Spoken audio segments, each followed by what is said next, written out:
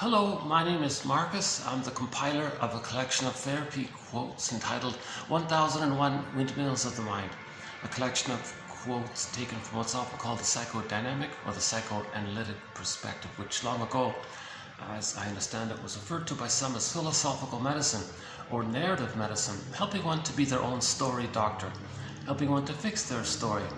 The idea being is that the child, his life, a person's life, their story is considered broken if they're frozen in their emotionality early on due to what's called attachment trauma. Baby needs to attach to the mother. We all know about this. No baby can make it on their own. But this implies a secure attachment, like a regular, normal, good enough, secure, safe attachment with the mother. And the child feels safe to have his feelings, know that his needs will be met, know that his signals and his will be responded to, and there's a kind of reverie and a kind of attunement that takes place in the interaction between the child and the mother. If that's missing, or it's painful, or it's conditional, it's convoluted, or it's mixed up somehow, that's considered the child can't continue to really identify his needs, and then the feelings that come about, the memory is that the mother ignored his needs or didn't respect his needs. Then he kind of records that in his implicit memory system, his pre-verbal memory system. Okay, so this enters into the part of the brain some people call the non-reporting brain. So it does get recorded.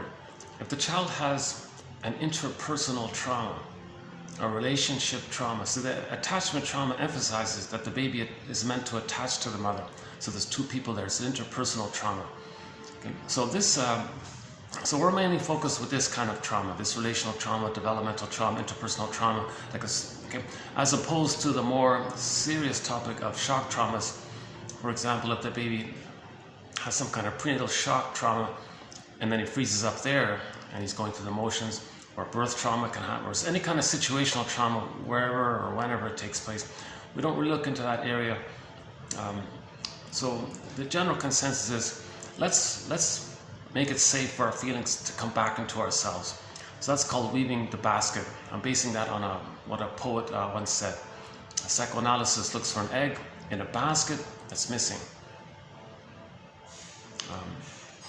So in trauma, the child's consciousness, his basket, to hold himself, to hold his feelings, hold his pureness, hold his true self, the egg, potentiality, true self capacities, all the treasure in the egg, the liveliness of the egg, the golden ball, like all the vibrancy. The firebird even, maybe, all of his, who he'd be if he got a secure attachment style. That's kind of lost, it's missing. We're looking for that. And that's in the nest, the ego. But the ego is damaged in trauma. So the reparative process is to first weave the basket. And that's what these 10,000 quotes, or these 10,000 advanced self-help therapeutic type of quotes sort of aim to address. And so we now have 10,000 quotes in this collection. So these quotes are sort of a nice bridge, in my opinion, between some of the jargon with the shrinks and some of the kind of wishful, maybe magical thinking of the self-help New Age kind of area. So the quotes that we have here are sort of in the middle ground. We could say they're mainly psychologically or psychoanalytically minded self-help quotes, or maybe they're more humanistic or more clearly written shrink type quotes. So that whole middle area there. So that's maybe one of the benefits of 1001 Windmills of the Mind. Its humble compiler, yours truly, is not a shrink. So my disclaimer once again, I'm not a shrink. I'm not a professor. I'm not a counselor or analyst or interpreter, none of these things. I just have a basic BA. I'm not a nutritionist, a midwife, a doula also, so keep that in mind. Also keep Robert Bly's advice in mind. Sometimes when he speaks to an audience in the auditorium, he says to the members there, "Hello everybody, thanks for coming out here tonight. Nice to see you all. Welcome. 30% of what you're going to hear tonight is wrong. It's up to you to figure out which 30%. Something like that. So he's emphasizing that each person has to be their own basket weaver. Each person has to be their own consciousness raising story medicine doctor. Each person has to be their own psychological detective, existential detective. Each person has to weave their basket, build their consciousness. So it's not, there's no like magic formula, there's no like, except for the one topic on called trance logic, except for that one topic, we don't cover at all anything to do with this hypnosis area. Although it does sound kind of interesting and promising, but that's out of my zone there. I'm not really going there. Masterson, one of our mentors, says, you don't look for kind of those kind of memories. Don't bypass anything. It's the opposite. You want to raise consciousness, and then the feelings will come back when it's safe to do so. It's kind of like making it safe for our own wounded inner child to trust us, kind of thing. So we want to make it safe for our feelings to come back into ourselves. And this general concept of this is weaving the basket. So just as a little bird, flies around, picks up little twigs and leaves to build its nest, then there could be an egg. Well, maybe we can be like that bird and pick around through these 10,000 quotes, for example, in reference to this collection, this encyclopedia of insights, and just pick around at quotes, and put some aside, let it percolate, revisit it later on. It's sort of a spiraling effect. Many quotes just maybe prompt a person to a better idea. They can be springboards for better ideas, or stepping stones for better ideas. So there's no set answers here. All of these quotes here are guesstimates, ballpark approximations, theories, hypotheses, philosophical wonderings. So there's no like perfect answer here. So each person has to be a detective. So all of these quotes are like little clues. Now these 10,000 quotes are the clues from our accumulated. These are the accumulated clues for thousands of years. This all started, one theory is from a guy named Etohop from ancient Egypt, and then it moved over to Asia with the Asian philosophers like Lao Tzu and Confucius and all these guys, and then it moved over into the playwrights, and then you get to the literature guys like Ibsen and Goethe. And then finally we got the analytic jargon, mainly I think Shor and Genet were before Freud, and he kind of synthesized previous material.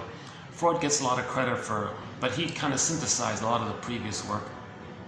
And then from Freud forward, there's been thousands of people making contributions. So, for example, James F. Masterson, a major contributor here, as is Karen Horney. Very humanistic approach to psychoanalysis. She's sort of the heart and soul of this in a way.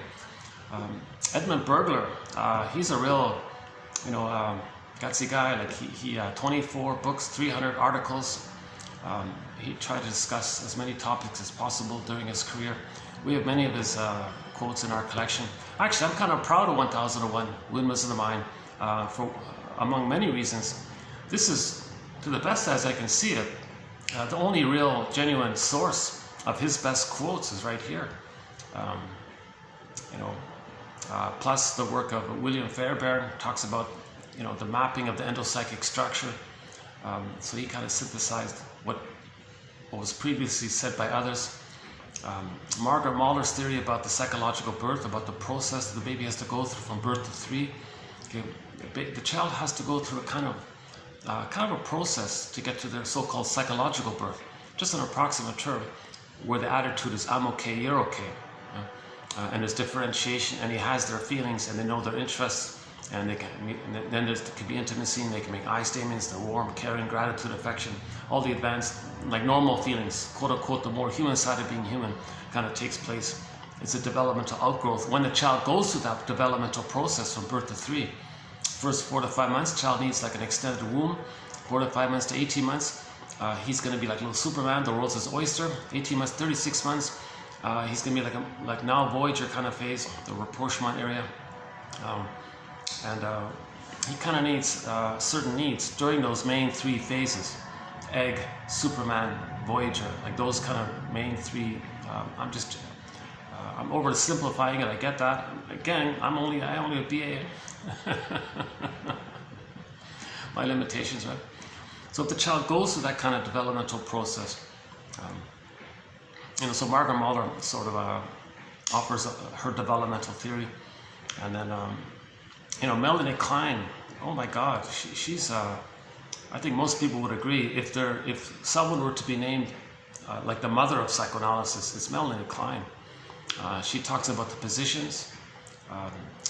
She clarifies many of the original defense mechanisms that the baby adopts to deal with the pain, like splitting and projective identification and so on.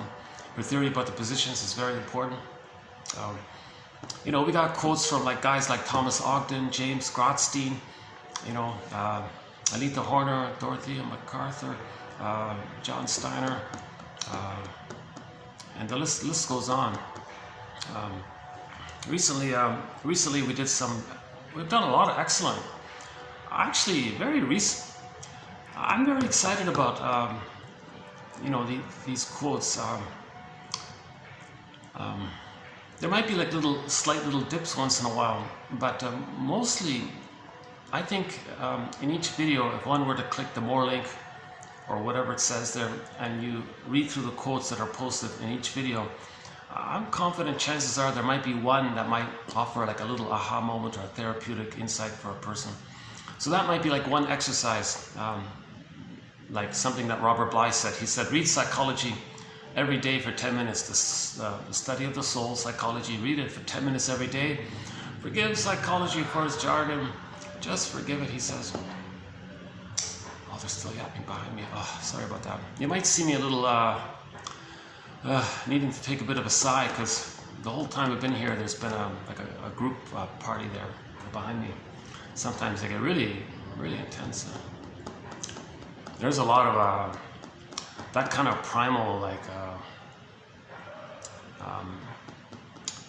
that's,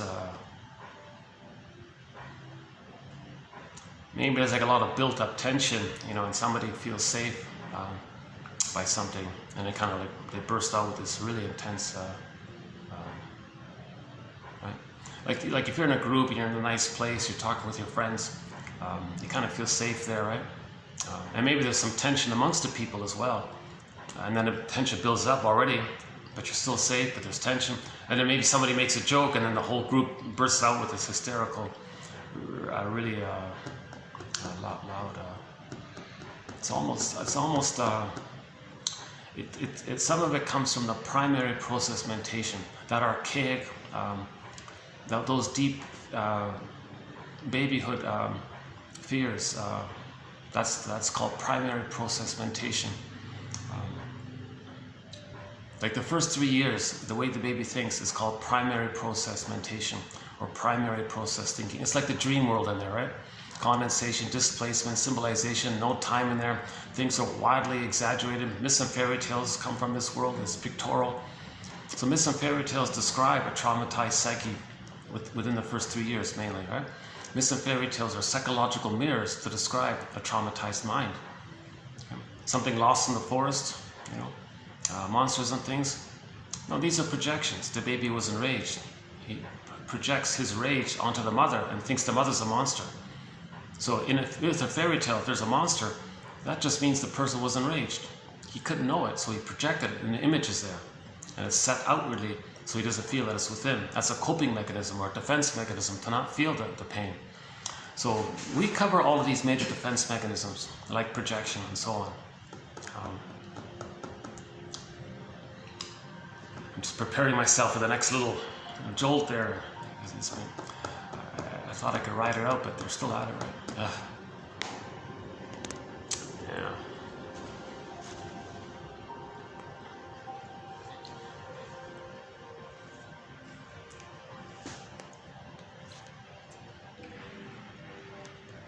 Okay, so the basic premise that we're starting up with is that a lot of children, too many children it seems, numbers vary, are getting an insecure attachment style from their mothers. Primarily due to intergenerational transmission. The mother herself got an insecure attachment style, so she didn't know it. So how does she give it? She never had it. She doesn't understand it. She never felt it, doesn't know it, can't give it, kind of thing. So that's part of the forgiveness process. Okay. Yeah, I'm still I'm still gripping myself for the next jolt of when the group does their little sudden, it's kind of like a psychotic kind of scream almost. Yeah, sorry to tell you about this. Yeah, I thought when I started the video it stopped and then it just flared up. They flared up again. But I guess I can understand it. I guess if I were in a group of people and maybe some of my unknown, lost, buried feelings might, someone says something that's validating, makes you feel safe. You see, humor, yeah, we do have some quotes on the psychoanalysis of humor. The basic premise is, in the first part of the joke, like there's some tension there, right? It's manageable, but you're tense, but it's manageable, that's the thing, right? And then the second part of the joke, you hear something, you get the knowledge, you get the answer. It makes you feel safe, whatever it is. That transition from the tension to the safety releases that kind of laughter sounds, right? And I guess it's going to depend a lot on the person's psychic structure, the types of jokes, right? If somebody has trauma very early on, maybe the laughter has a more greater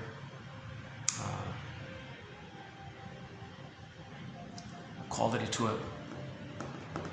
I haven't really looked in that area, but Edmund Berger, one of our mentors, yeah, he says if people laugh at the same jokes, they tend to have the same inner conflicts. If the humor is very sadistic, that means chances are, if they have a clinger personality pattern under stress, they may temporarily maybe indulge in that kind of joke, but they'll feel badly and they'll go back to the empathy place. But those are the stinger personality pattern, i.e. those personality patterns that develop when there's trauma prior to 18 months, the stinger personality patterns. The schadenfreude is the main humor there, the put down humor. Someone else is this no good and that, and then you feel superior, inflating your grandiosity, putting others down, you feel safe, and there's the release. So that's a very disturbed kind of humor. That's a pathological, abnormal humor called schadenfreude or emotional sadism. So a lot of people laugh at very sadistic jokes. Maybe that's the commonality. So let's take a hypothetical example. I don't even know who that group is. They're still at it. I didn't even want to go close to them, to tell you the truth. But let's say they're all stinger personality patterns. Let's say there's one there that's a clinger with empathy. They'd probably be uncomfortable, want to leave, right? So maybe that's part of the safety, that they all have the shared stinger personality pattern, bully pattern, iago pattern, narcissistic pattern, lower functioning BPD pattern, and maybe some of even the more troublesome patterns in that general area. Because the main humor is going to be schadenfreude. So schadenfreude is, the source point is when they were a baby.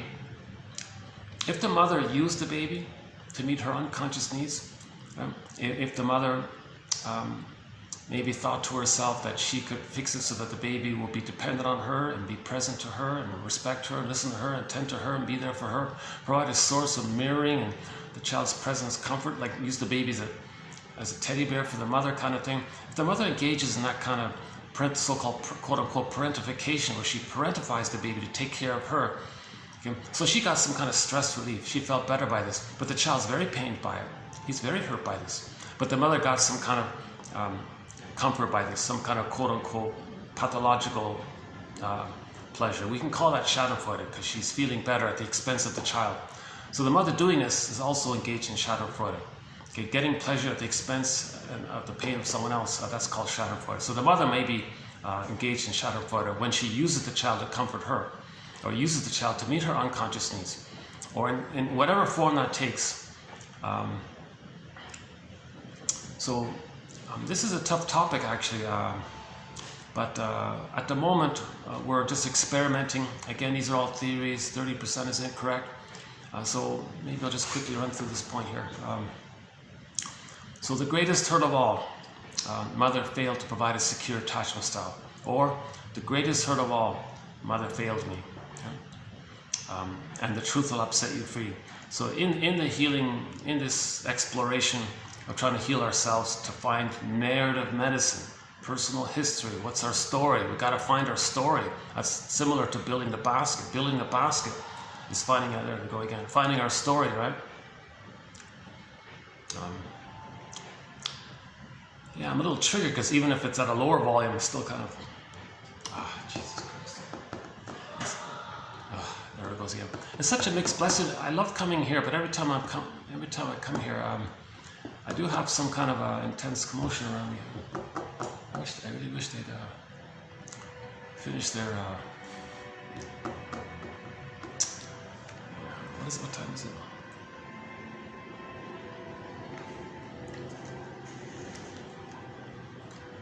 Let's see if I can just keep going.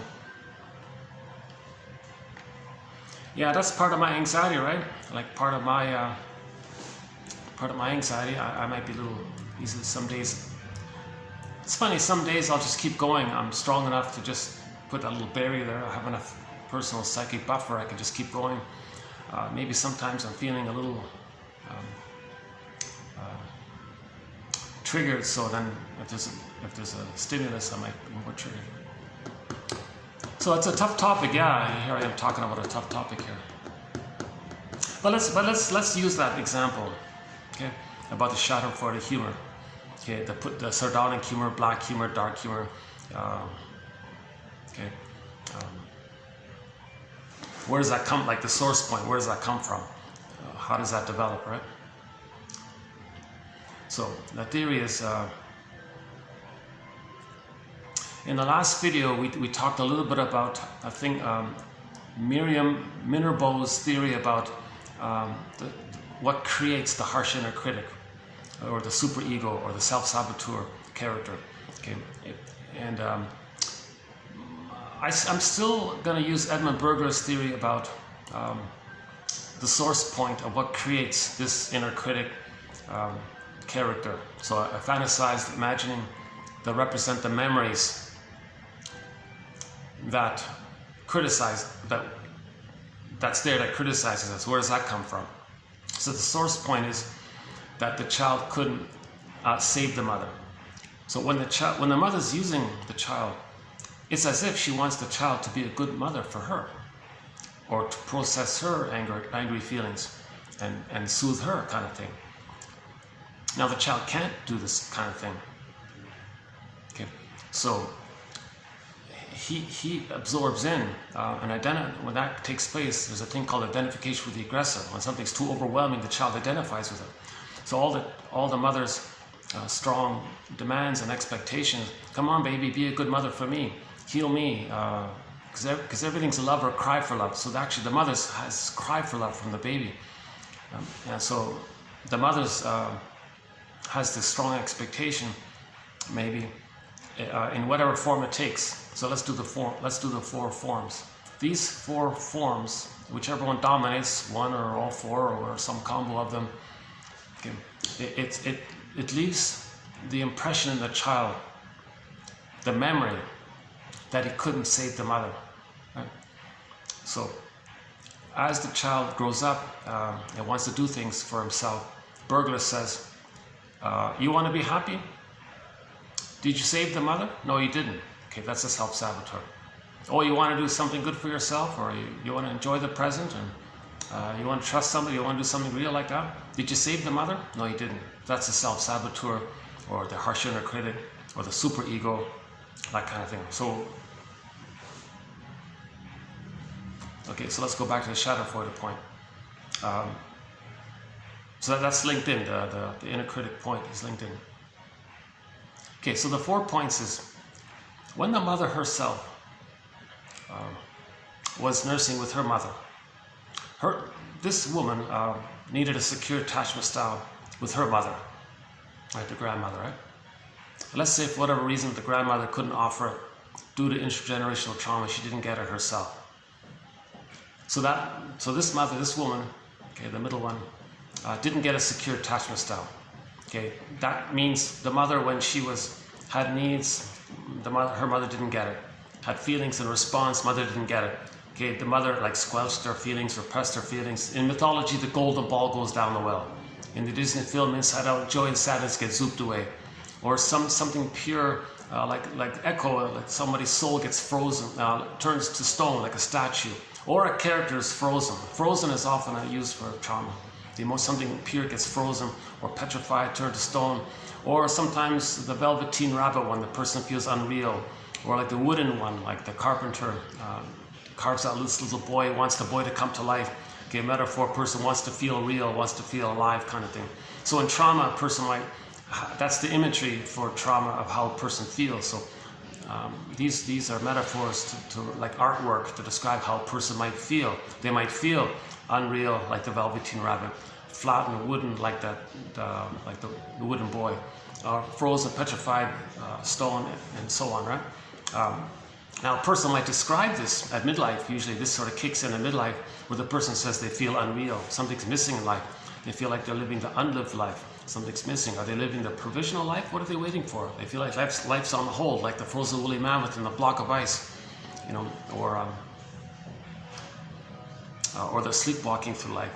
Okay, the endorphins that numbs over the pain. Okay, the endorphins. Okay, so they feel numb kind of thing, or so just going through the motions of life, feeling like there's missing something. They can still get 10 PhDs, but they feel something like what they're talking about is the golden ball went down the well. In summary, the golden ball went down the well, and we're trying to get it back. But to get it back, we got to face that inner critic. The inner critic is telling us every time we want to get the golden ball back, wait a minute, when you were a baby, did you save the mother? You didn't save her, you didn't correct her, you didn't cure her, you didn't be a good mother for her, did you? So no, the memory kicks in, and the golden ball, if it were to come up, would go back down again. So he's trying to bring it up, it goes back down. And maybe it's like Sisyphus, it rolls the ball up and the thing goes down again. Maybe we can say there's a Sisyphus-like quality to it. The person's trying to bring up the golden ball. Did you save the mother? No, you didn't. The golden ball goes down. Or you can't even try to get the gold. You want to try to get the golden ball up? Did you save the mother? Oh no, they don't even try anymore. So, yeah, we're starting off on a unique. This video is a little different from usual. I'm kind of going out of order here. That's okay. I'll hook back to the beginning point.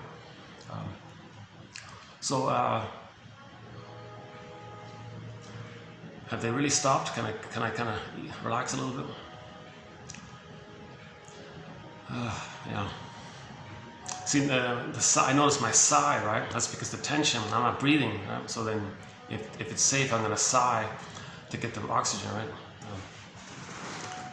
So yeah, I am triggered if I hear like those kind of group screams, I guess.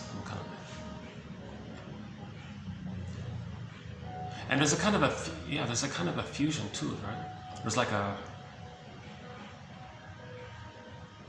it's almost like they want to create a fusion, like let's have that release at the same time or something, and we'll all feel together at the same time. That's something primal, a really emotional primal. Maybe it's the attempt to get the fusion with the breast mother.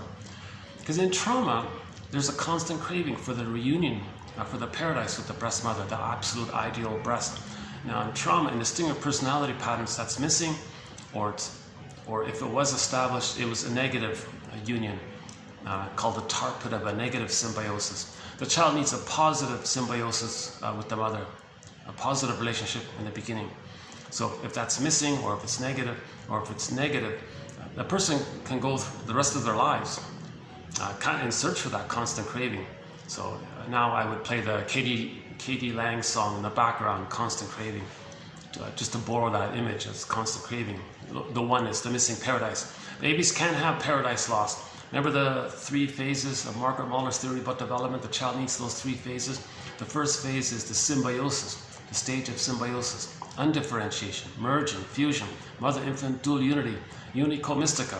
One child still thinks it's all about him, everything is to serve him. Child's relating to a part of the mother called the breast mother, not really seeing the mother as a separate person with her history and feelings and identity. The child hasn't reached that place yet. So it's just a one-way kind of thing. So that's why it's utilitarian. That's why if they're traumatized, they go through life with thinking very entitled that others should provide for them, and they don't have gratitude to give back or mutuality to give back. So that's the stinger personality patterns. Plus in trauma, they identify with the aggressor, treat others the way they were treated, hence the stinger idea. But let's finish up the point about Schadenfreude, because we haven't done much on that. Yeah, we haven't done much on that. Okay. So a lot of stinger personality patterns won't have like genuine humor that's enriching, that's therapeutic for everyone, that's helpful for everyone, like a fun thing that's therapeutic for everyone, and there's like a release there because we didn't know and now we're all better off for it. In Schadenfreude humor, it's the down someone else to get the grandiosity, and that's the issue of trauma early on. Early on, the babies think they're little gods. That's the grandiosity. His Majesty, yesterday, was it yesterday or the one before? There was a quote about His Majesty the baby, right? So all babies think they're little gods,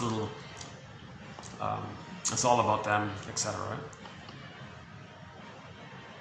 Okay, I'll pick up on that point. Let's finish the Schadenfreude one.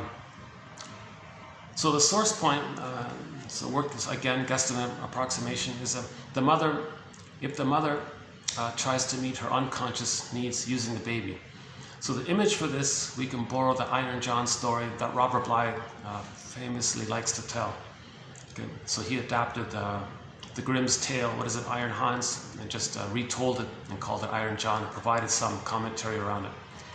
But the key, one of the key images in there is that, there's a forest. Okay, forest is a symbol for the unconscious, dark, unknown, what's in there, we don't see it. Because so often storytellers will talk about, we're in a forest. That means we're trying to know something about ourselves, or forgotten, repressed, amnesic knowing, amnesic memories, this dark forest, right? So in the forest, the protagonist is looking for his golden ball. Okay, so it goes through various other little mini adventures prior to it. For example, his dog gets yanked down into the underworld, into the lake. So in a myth or fairy tale of something pure or alive, like an animal or a child, like something innocent, like a maiden, or gold, vibrant, something kind of like related to our embodiment or our vibrancy of our feelings. I feel, therefore I amness, our whole total soul, kind of part of a self. Okay. If it gets zooped down, that's called repression. Okay. So if the child's nursing and has a need for safety and all this, and he's not being met, his feelings get zooped down. Okay, that's called repression. So in the beginning of Iron John, the guy's dog got pulled down into the lake, and when Robert Blythe tells the story, he pauses, looks around, and as the narrator of the story says, he didn't freak out. He simply said, "This must be the place." This must be the place. So you're feeling that moment when something kind of happened, right? When you lost your feeling, there was some painful thing, and as a child, okay, they had to put their feelings in a cold storage, so they froze up inside, right? That's the trauma. This must be the place. So he faced that kind of thing, the recognition that the golden ball is lost. And Robert Bly says that in his narration. He says the first thing we got to do is admit that the golden ball is lost. That's the first step. Admit it that it's lost. Okay, so later on in the story, he's looking for the golden ball. He's in the forest. He finds the golden ball, but it's locked in a cage. He doesn't have the key. How does he get the key? He wants to. Okay, so he finally learns that the key is under his mother's pillow. Okay, so the image is, so one guesstimate is under mother's pillow. Mother's unconscious, under her head. Unconscious is under her head, her dream, unconscious. And there's a key. The key. So what's the key? Okay, the knowledge we need to open the cage to get the golden ball back is the mother tried to use the baby to meet her unconscious needs. That's the secret. Okay, it's the mother's unconscious is under the pillow. Okay, and that's why the person's golden ball is lost. The mother used the baby to meet her unconscious needs. That's why the person's repressed, lost the golden ball, repression, right? So the dog going down into the lake, or the golden ball locked in a cage in a forest, similar things. Okay, in the dream world, it's not sequential. There's no time in there, so don't worry about, you don't have to think about, like, does it make sense? Why that? It's not, there's no direct linear things, right? There's no time in there, right? There's no time. So don't think about it in terms of time, right? Okay, so one guesstimate is there are 4 ways a mother unknowingly will try to meet her unconscious needs using the baby. Okay, number 1 is in trauma, that mother was traumatized, means she didn't get a secure attachment style. That means she was shamed by her mother. That mother's golden ball went down. Okay, so in general, when there's trauma, oh, they're still there. I was kind of hoping it. Finally, I was hoping they'd finally move on. Yeah, it's too bad, eh? Because it interrupts me a little bit.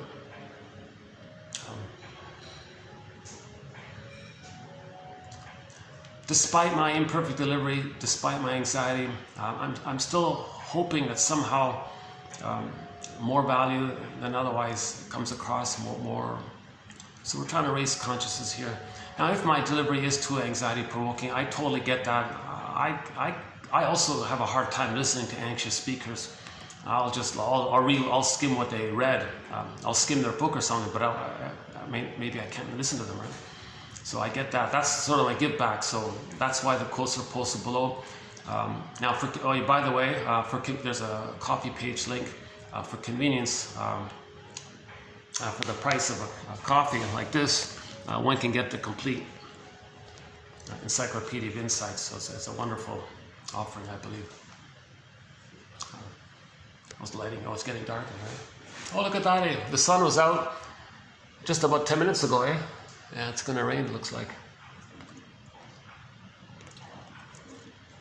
Yeah, I think the rainy season is starting up around this time. How's the lighting still okay here? I guess it's still okay, right? Is that better? No? It's still okay, right, the lighting? Okay. So, in general, when there's trauma, it clicks into the organism a thing called this innate drive for healing. When something's wounded, there's this drive for healing. In nature, if there's a wound, there's this kind of self-healing taking place.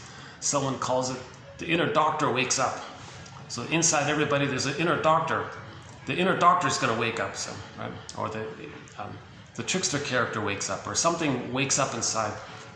That's a symbol for there's this innate drive for healing. So something's going to kind of try to heal the person.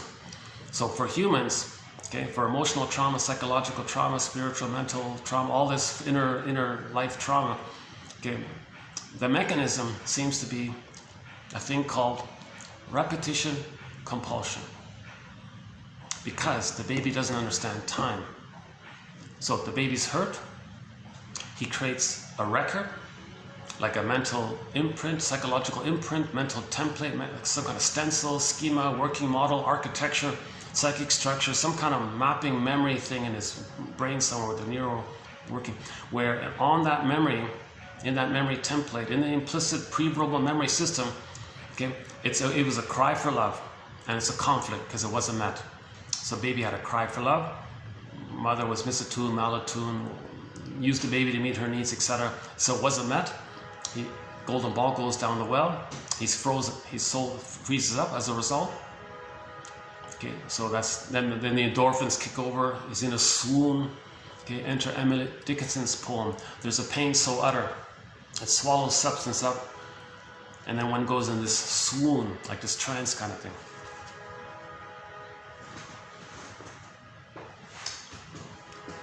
I'm still hoping. I keep hoping they're going to leave so I can really, really relax. And part of me is still like gripping myself. When's the next? Because I don't want to give up this nice little room here. It takes me a while to get here. And, venue. It's hard to find a place to do my videos, so I got to kind of make it work here. So it's part of it. But this is generally speaking, I would say this is a lot of hope. I have a lot of hope to be able to continue to do these videos here. Just a question of luck and timing. Who's behind me, right?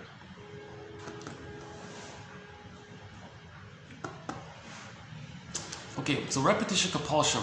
One of our key pillar quotes here in 1001, Windmills of the Mind, comes from a guy named Paul Libby Russell, TQ 2119 up to 29, and so he says they're synonymous. Just think them as synonymous.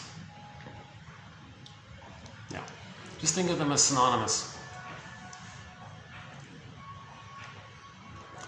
So Emma Burglar has a simile, a metaphor for this. Imagine that the baby creates like a tune called The Cry for Love on a vinyl music disc record. It's one of those old, flat plastic, made out of plastic, round. And you put it on a turntable, record player. Okay, so on that record player there's a tune, there's a song, there's a tune. Only one tune called The Cry for Love. The baby's traumatized, kicks in the repetition compulsion. Okay, the repetition compulsion is the child's going to replay that cry for love because he doesn't understand time. So on one level he's hurt and he's frozen. On another level, okay, he's going to replay the tune due to the repetition compulsion, this innate drive for healing. Okay, so there's like a dual thing there. So he's going to replay the interaction. Okay. So on the song, it says, baby says, "Mother, I need love." He's shamed, right? So let's just say love, not shame. He's shamed. Repetition compulsion, cry for love. "Mother, I need love." Shame, ouch. So repetition compulsion. Imagine that as a tune pressed on a vinyl music disc record. Okay? So this is the conflict, it's repressed, it's imprinted.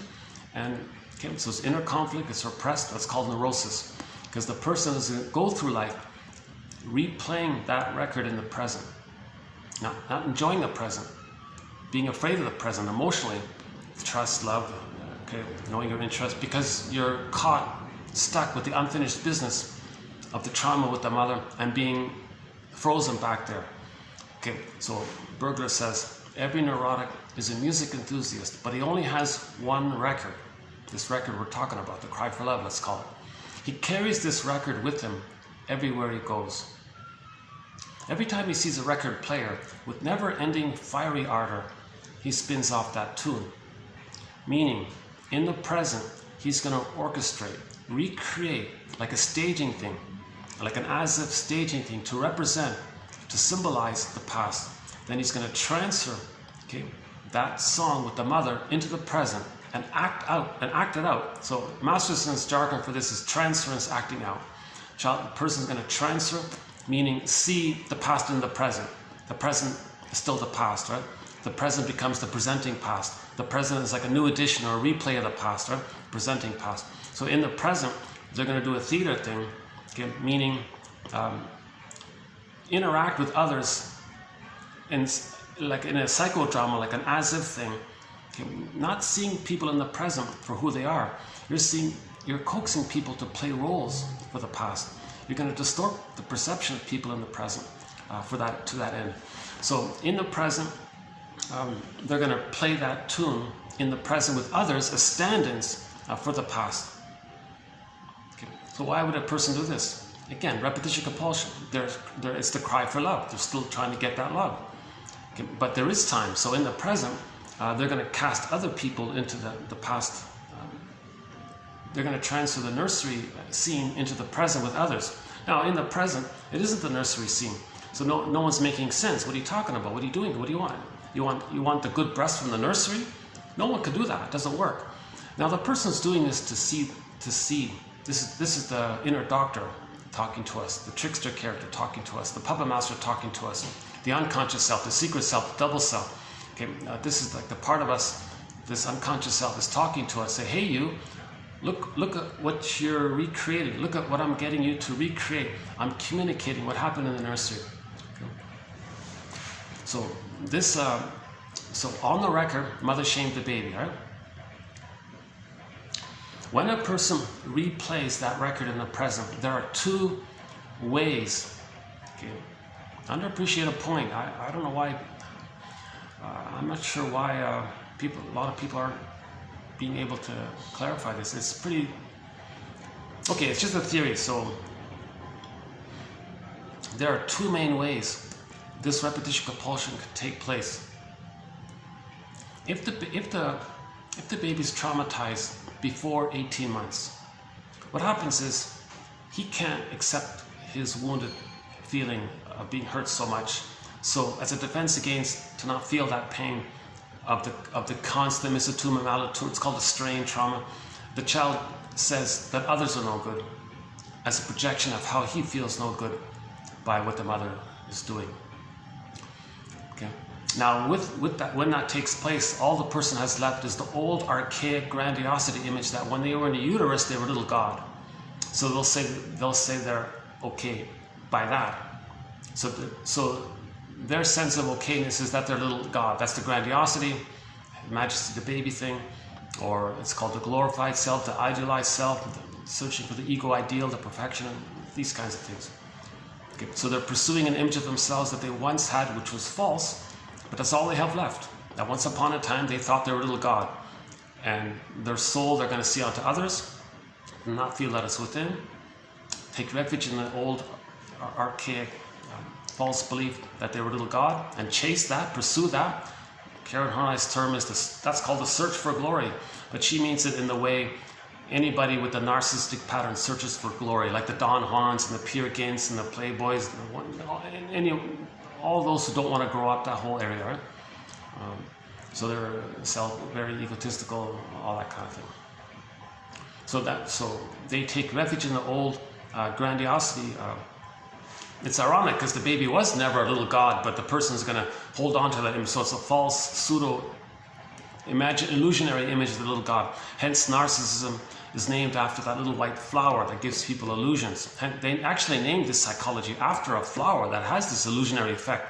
So they're going to just say, so there's your airy grandiosity attitude about the person. So they're going to say, I'm okay, and they're going to chase that. That's their identity. Now, no baby cannot attach to the mother, even if the mother was abusive.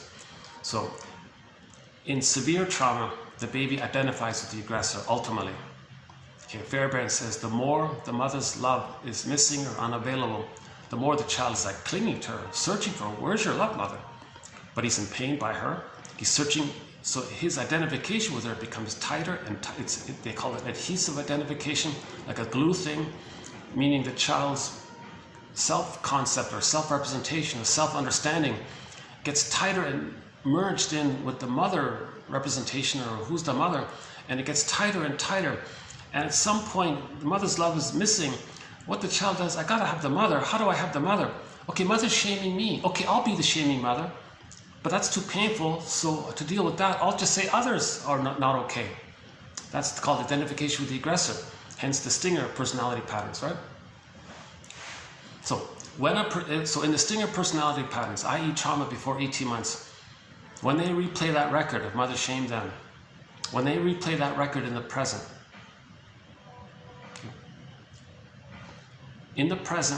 they're going to play the role of the shaming mother, shaming themselves. But where is themselves? They don't accept their human wounded self. They see it onto others. So to replay the record, they're going to shame others to replay how the mother had shamed them. Okay. So that's why they're the stinger personality patterns. They're hurting others the way the mother hurt them. And now they're doing this to know that the mother hurt them. So the ultimate convoluted attempt to heal is for the person to see that they're treating others to know how their mother treated them. If someone's has schadenfreude towards others, that's for them to know the mother had schadenfreude on them. And it was so painful, they identified with the aggressor. That's a record. They replay the record in the present. They act like the mother onto others, standing in for them to know how the mother treated them. So that awareness is a therapeutic turning point, if they can see that. If they think all of their humor is based on that, that's a clue. That's the stinger personality pattern, right? Oh, 1 second. Okay, let me just take a 10-second break here. Hold on a second. How's the...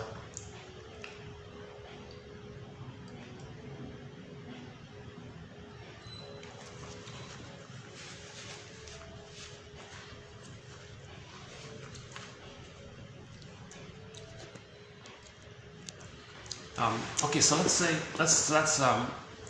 so I'm laying down the groundwork here to finish up the 4 points.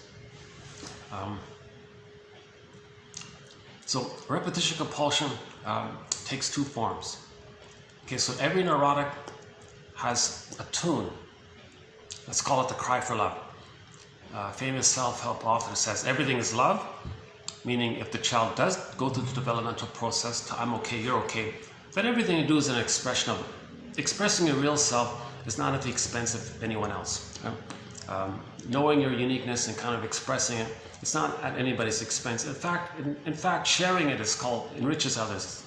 You know, everyone's better off, that kind of thing. So, and gratitude's there, reparation is there, tenderness, affection, you know, like a warm personality is there. So when they say hello, they say, oh, I wish you health and happiness. And apparently the word hello traces back to that. I wish you health and happiness. Right? So if a person has the psychological birth, they're coming from the natural psychic memory system template of I'm okay, you're okay. So their interactions are loving. We can use to simplify it. Now, but if there's trauma, okay, everything's a cry for love in this frozen repetition compulsion to get the love, to reach I'm okay, you're okay. That's health, that's wholeness. Health and wholeness is I'm okay, you're okay, where what we're doing is acts of love or expressions of love. And these people become elders usually, and there's affection in there. The humor is kind of warm and playful. It's not, it's like a little more playfully ironic sometimes, or it's like creatively in an inventive way, or it's like it enriches people. It helps, it's helpful, it's more therapeutic. That's when humor is therapeutic, right? In that area, right? It's not at somebody's expense or someone's in pain by that, right? The jokes might be more simpler, put it that way. No, that's not true, right?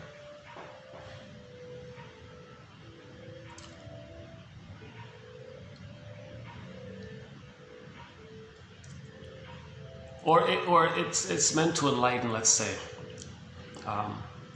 There may be like a little, the person might feel a little sting by it, but it enlightens them. So for example, I remember one joke a therapist told, a comedian. One comedian told a joke whereby the interviewer asked the comedian, "Hey comedian, I'm curious about this reincarnation stuff. What's that all about?" His reply was, "Oh, it's funny how things work out. I knew this guy once who, wanted to make a lot of money. Didn't work out for him, I guess. And that guy was reincarnated as a pigeon. He then made a deposit on a BMW." Something like that. So he was acknowledging that the interviewer, wanted to, maybe had the pursuit for glory, but to dissolve that, you're going to recognize time. So there's this issue of maybe she wanted to misuse the idea that if they live forever, they're not going to face mortality, but she wanted to make money and all this, right? So he kind of acknowledged that in a little bit, and then she had and she got the joke and felt a little relieved by it, right? So my understanding was the interviewer, from the comedian's understanding, I'm guessing, got the impression that she was afraid of mortality. She was afraid that she was getting older. She doesn't want to admit the loss of her grandiosity, because you do that when you get older. So she doesn't want to admit that she's getting older, losing the grandiosity. What if she lives forever? Maybe she can maintain the grandiosity, not face all that, right? So the comedian's reply was, "Oh, it's funny how things work out, It's really funny how things work out. Once there was this guy who wanted to make a lot of money. He was reincarnated as a pigeon and then made a deposit on a BMW." See, maybe that addresses her anger as well, right? Because maybe the woman didn't make money, the pigeon, spoiling the BMW, that's maybe her and her fantasy expressing her angry discharge or something at not making money. Anyways, it kind of loosens the whole thing up for the person. The joke kind of recognizes her unconscious fears about getting older. It expresses her anger at not making money. It validates that she has the fear of getting older. He said it in a kind of easygoing, friendly way. It's funny how things work out, So now with the stress relief, she can think more reasonably. Like if humor makes you calm down, then you can think more reasonably afterwards, right?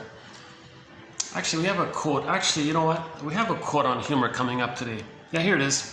Humor softens hard times, gives us emotional distance from despair, and provides us with the means to make something big much smaller and easier to handle.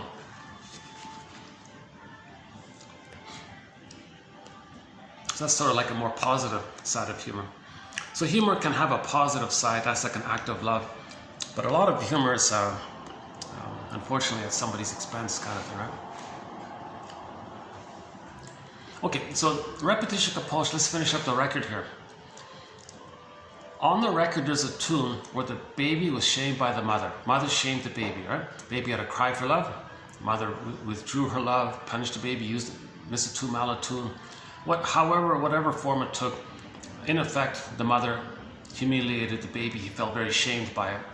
Okay. His golden ball, okay, his pureness goes into the underworld. That's Miss Core, who gets yanked down into the underworld. The backdrop of the underworld is the fiery imagery of the hell scene, the inferno. Okay, so that symbolizes shame. The hell scenery is a metaphor for the emotion of shame. The emotion of shame, this burning, biting feeling, right? So the baby felt a lot of shame. Plus he's enraged, so that can like add to the fiery imagery of the hell scene. So we can just simply say hell is a metaphor for shame and the rage, let's say. But mainly it's shame. Let's just keep it simple. I mean, baby felt very shamed by this. So on the record, oops, hold on a second, sorry.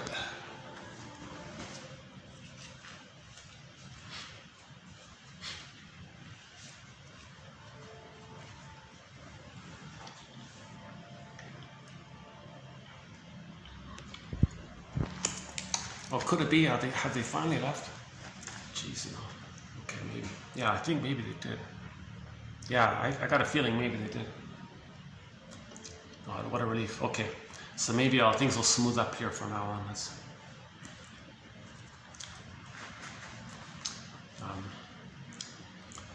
Okay,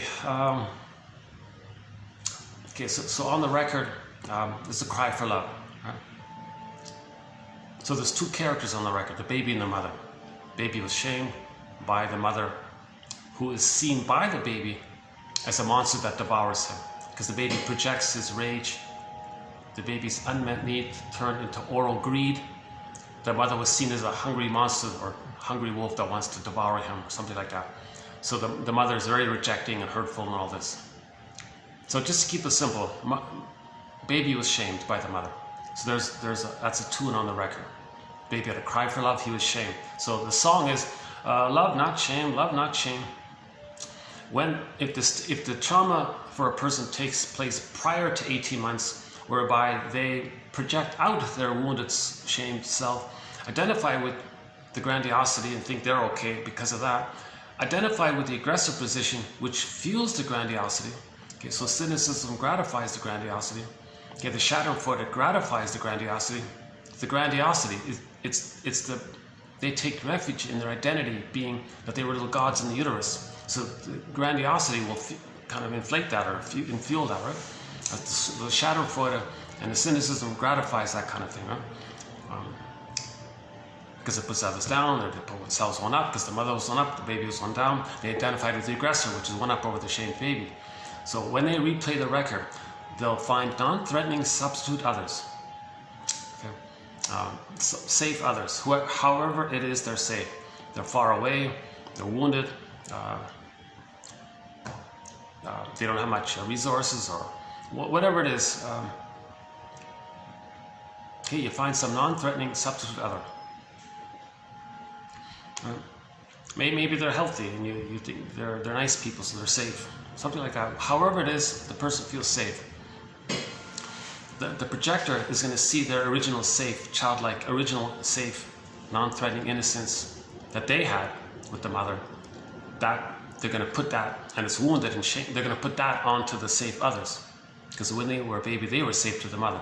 So they find some safe others to see their original safety onto. They identify with the aggressor, the shamer. Okay?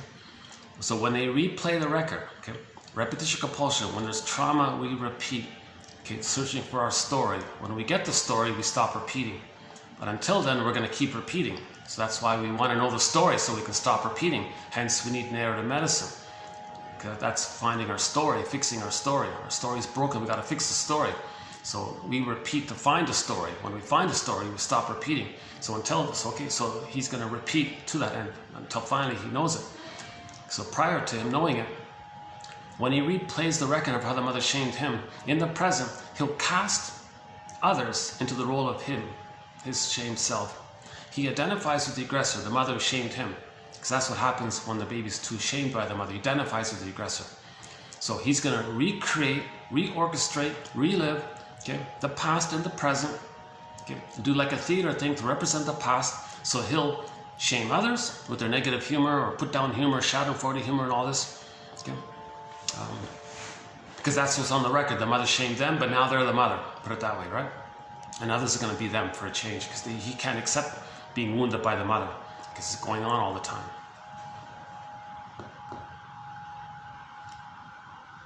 So when the mother originally shamed the baby, you know, she got some kind of comfort by that.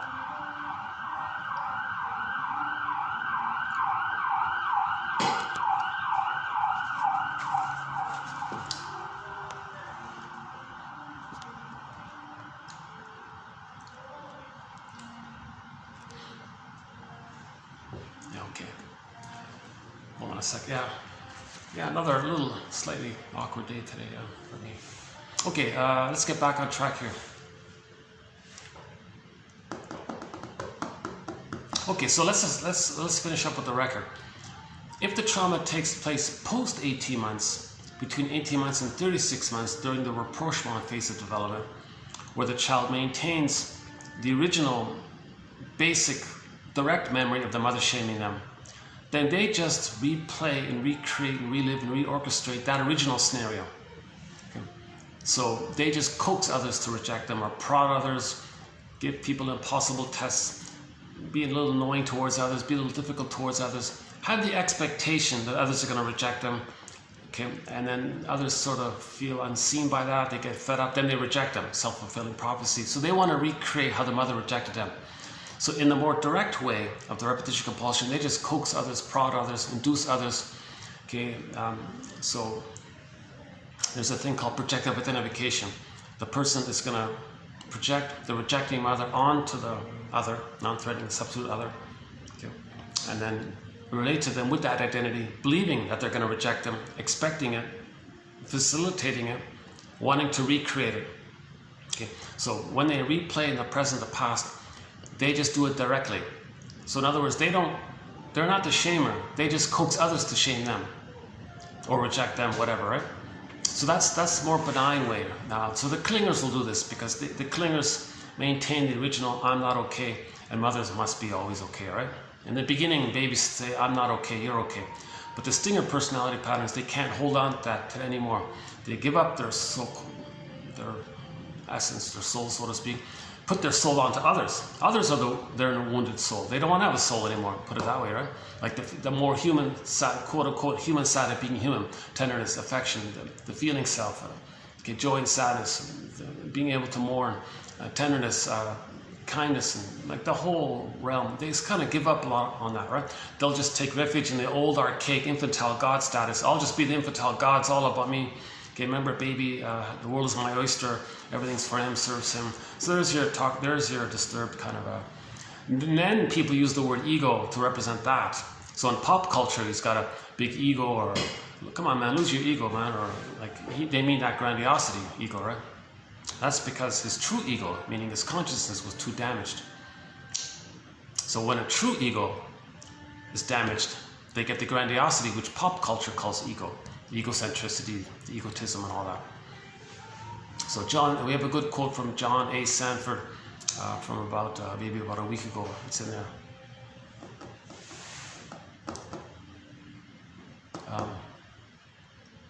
Okay, so the two main ways. So we're currently talking about the two main ways the reenactment, the recreation, the reliving takes place.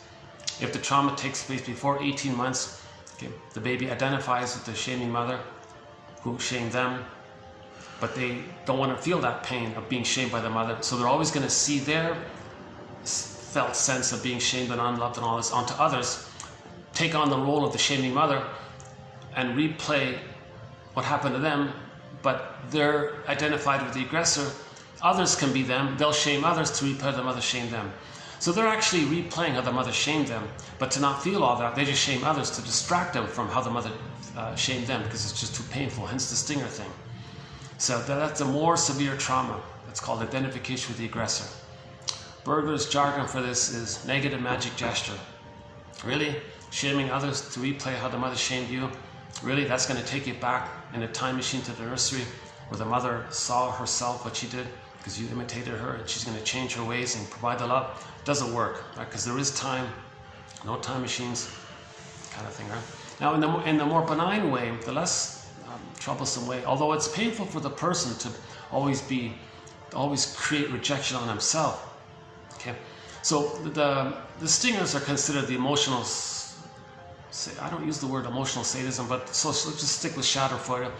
And the clingers, they're considered the emotional masochist. Let's just call it the self-defeating one, or so, that kind of thing. We don't have really good terms for this, but so when the clinger replays, they hold on to the human, the quote-unquote human side of being human, but it's flawed, it's wounded, but they kind of held on to it. They don't want to project it out. They're still maintaining the original childlike impression that they're not okay, mother's okay. Again, all babies must think the mother's okay, even if it's a lie, to feed safely, to make themselves feel safe to take in even the powder stuff. Okay. So just a quick footnote, a side note on this point: when the baby thinks he loves God, needs his paradise to continue, the paradise is not there. He's everything, he's the universe, but he's in pain, and where's his paradise? Where's the blissful reverie and attunement with the mother? Where's all that? And he's in pain now, and he's everything. Maybe he concludes he's defective. That's called unconscious shame. So he thinks he's no good. So he might start off with, I'm not okay, just out of that. That's part A. Part B, baby can't parse out where he begins and ends and where the mother begins and ends. So if the mother's quote unquote defective, he thinks he's defective. Part C, the baby might think that there's an expectation on him to save the mother, because that's what the mother's communicating. Baby, save me. So he'll try. Okay, mother, I'll try to save you. Oh, do my feelings and needs, does my identity bother you? Okay, mother, in my attempt to save you, I'll give myself up and I'll try to save you. It doesn't work. No baby can sacrifice their golden ball thinking the mother will change her ways. It's not going to work. The baby will try. Okay, so it doesn't work. So he thinks he's defective because he couldn't save the mother. Okay, so you add those 3 points up, he thinks so all babies begin briefly, temporarily, because small size, mother, big power, no mother's perfect. The baby might briefly, temporarily begin with, I'm not okay, you're okay. But that's just for a few weeks kind of thing, right? Insult to injury. The child's got to deny that the mother's hurting him. She's got to deny the bad breast. The first mother for the baby is the bad breast, basically, right? The breast, but it's bad for the baby. And then he projects his rage and oral greed onto the bad breast and inflates the image of the bad breast into a Cyclops character, like in the Odyssey. In the Odyssey, the Cyclops character was eating the people, right? Or in Hansel and Gretel, the witch was one that eats the people.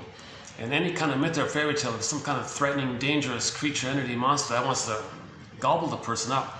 Okay, in the White Bear King Valamon, poor Valamon was about to be gobbled up by the Boar Queen.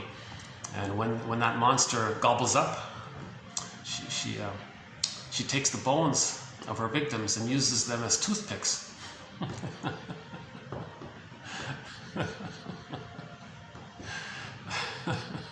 It's just so wildly exaggerated in there, right? In the primary. So the primary process mentation is the imagery of myths and fairy tales. Things are wildly exaggerated in there. But they're projections. They're projections of psychological, emotional aspects. They're not real. It's just the psychology is projected into the imagery world. The imagery world is like artwork for the psychological. So mythological motifs, fairy tale motifs, even many religious story motifs actually, and then dream motifs. Okay? This whole area of the primary process mentation, all these imageries and stories and all that, that's metaphors for inner life. They're true on the inside. Myths and fairy tales are true on the inside, not on the outside. Okay? Every character in a myth or fairy tale represents personified characters to embody a psychological trait, like an emotion or a need or something, or use of a defense mechanism, or some phenomena taking place in the unconscious processes. You know, like doublethink or translogical when there's trauma, or identification with the aggressor, the flipping around. See, in doublethink, like for example, somebody with the bully pattern, they'll be hateful towards others and think the victim just hurt them. That's the doublethink. So in the myth and fairy tale world, there might be like a flipping around thing going on. So it's mad in there. The cat in Alice in Wonderland said, "Oh yeah, in this world here, it's mad. Don't apply your conscious reasoning to this unconscious mentation, so-called primary process thinking." I don't use the other. Some people like to use the beta elements versus our conscious, the beta, our alpha. I don't. I find that I don't. Maybe later I'll check into it. I notice I mentioned it because Miriam Minerbo, whom I like, I just discovered, she uses that idea. Yeah, so in the last video we talked about Miriam Minerbo from Brazil. Yeah, I like her work. We discussed her some of her ideas, and I played a clip of hers.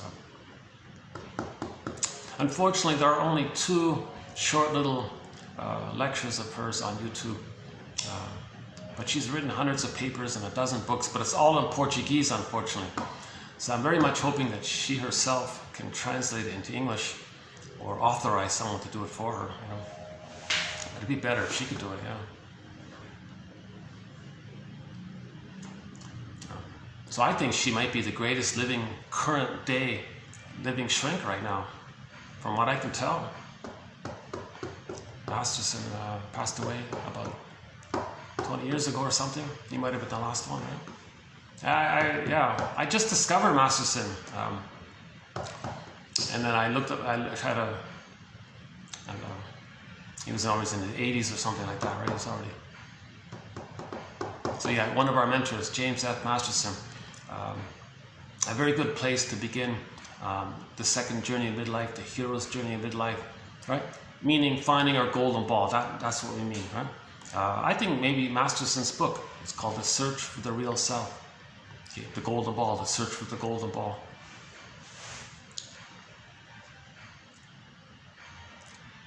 Okay, let's wrap up the thing about the record. Okay, if the trauma takes place prior to 18 months, that's because the child was so pained by the mother again and again and again, he gives himself up. So he projects his true self, wounded as it is, doesn't want to know it anymore, sees others as no good. He can't feel him being so shamed by the mother, so he'll say others are no good. Then he takes refuge in the old so-called quote-unquote primitive idea of him being a little god, archaic, whatever. So he'll say, oh, I'm okay.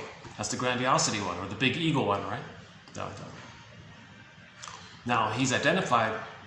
Now when he replays the record, since he has identified with the aggressor, he rejected himself, identified with the aggressor. So when he replays that record and having identified with the aggressor, he shames others to replay how the mother shamed him. He's doing this again and again and again until one day the person can sort of step back and say, like when a person watches a film on a screen, you know, he's going to observe his theater thing. Am I acting? Am I doing this? Where did I learn this? Wait a minute, am I treating others this way for me to know that that's how my mother treated me and I've become like her and I'm treating others the way she treated me for me to know how I was treated? Holy, you know, like, oh my God, there can be like a real moment there, and that can be a therapeutic turning point.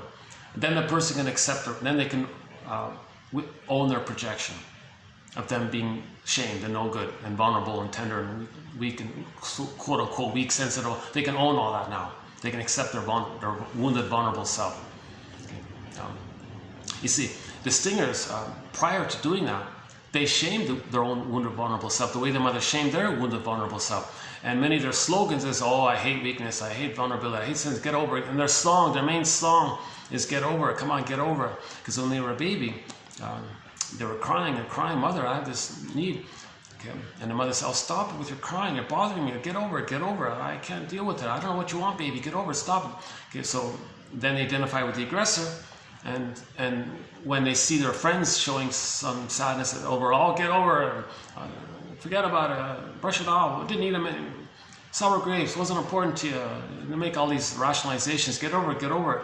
So that annoying song, get over it, that seems to be the main tune for this. The denial of femininity. Because in that song, it's, yeah, you have feelings, he says in the song, I want to kick your inner child or something. Like, come on. Like, it's a very sad song, actually, to replay the abuse. But the person is singing that song ultimately to know how he was treated. He's saying this to know how he was treated. It's projected. Okay, so projection is the means of bringing repressed material into our consciousness. It's called a mirror. You create a mirror, you look at the mirror, you see know what's going on within. You're knowing your endopsychic structure, your template, your intrapsychic mapping, your memory system. Okay, your fantasies are there, your unconscious motivation is there. You're replaying the trauma, the record, the cry for love. But when they replay their record, the cry for love, they play the role of the shaming mother, shaming others. So that's a very disturbed way to cry for love. Really, someone is negative towards others, that's them crying for love while they're hurting others. Do you think someone being hurt by them, oh, he's crying for love. Ouch, but he's crying for love. Okay, let me help this person. So the victim invents a time machine, takes the two back to the nursery. Okay, the victim becomes the good breast mother that the person wanted. Okay, the aggressor, whatever, becomes the baby again. And then the baby gets the love that he was supposed to have gotten originally, gets the wiring laid down of I'm okay, you're okay, hop back in the time machine, come into the present, morph into their respective places. Then the projector says, hey, I can enjoy the present. I don't need to shame you to know that my mother shamed me, because I was loved by my mother through the exercise, through the time travel thing. It's not going to work. No person in the present can recognize the cry for love like that, invent the time machine, take the two back to the nursery, change the whole thing in the past, and come back to the present where the person doesn't shame others anymore. It's not going to work. That cry for love, it's not going to work. But the person doing it is for him to know that it's a cry for love. It's his cry for love. But he's identified with the aggressor. So the victim saying ouch and all this, that's him saying ouch as a baby. See, he's identified with the aggressor. Now he wants others to express what he could know and feel. So when he hurts others and others say ouch, and that's actually what he tried to say. So he externalized it, he's trying to bring it up to the surface. That's okay. So babies shouldn't be traumatized, no.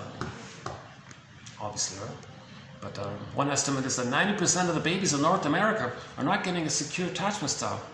Roughly half of those 90% end up with the stinger personality patterns, the bully pattern, Iago pattern, narcissistic pattern, etc.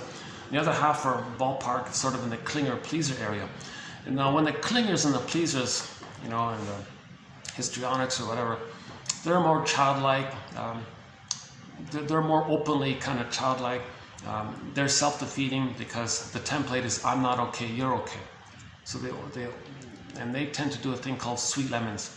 They'll say others aren't hurting me. Oh, they're wonderful. Oh, they're hurting me. Well, that's because I'm no good. They're distorting things because their lens is I'm not okay, you're okay. By the way, if a clinger marries a stinger, there's a very painful collusion taking place because the stingers are thrilled at this arrangement. Oh, clinger, you think you're no good? And I'm good? And I think I'm good and you're no good? Okay, that fits. So the stinger has somebody to shame, to replay how they have been shamed by their mother. The clinger goes along with it by distorting being hurt by the stinger, saying, no, that didn't sting, they're sweet. The mechanism known as sweet lemons.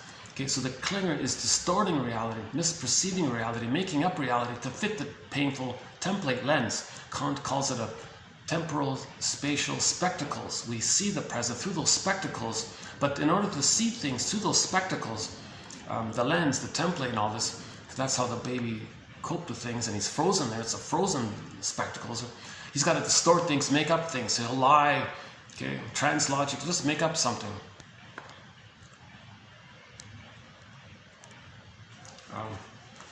Yeah, we'll get into the trance logic in a minute here. 2 videos ago, I started a complicated idea. I heard on a podcast somebody talk about trance logic. What's that? So yesterday I followed up with it. Now today I want to follow up again with it, and maybe even the next video, because I have a huge question mark, like a lot of people seem to have, about this trance logic, meaning the logic of the dream world, where a person suspends reality, and because they're trying to heal, like trying to feel kind of thing, right? Okay, so I'll get back to that. I stumbled a fair bit in the past couple of videos, the past 2 videos on trance logic, but I think I got some of the points out, despite my bumbling and stumbling, and stops and starts and ums and ahs, and self-corrections, and being a little distracted and taking me time. Despite all of this anxiety you're seeing in me, once again, I haven't been analyzed. I'd love to be. I'd love to have that process. I'd love to engage in that process where I can really make the links and let the feelings come back and have a new kind of healed place in me. Like, I'd love to have that where I can feel more my golden ball, right? Joseph Campbell, his whole career, his conclusion of his whole career was, we're all looking for that golden ball, but it's locked in a cage. We need the key. That's part of it, right? So that's called the greatest hurt of all. Mother failed me. Or we can modify it, the greatest hurt of all. Mother used me, exploited me, because she herself was exploited. Intergenerational trauma, right? So we have one quote where a woman was about to have a child. Before having a child, she said, you know what, let me go to the shrink first. She replayed her childhood with the shrink. Shrink said, you're replaying your childhood with me. What do you mean? You're letting me know what kind of mother you had and how it felt being with her. What do you mean?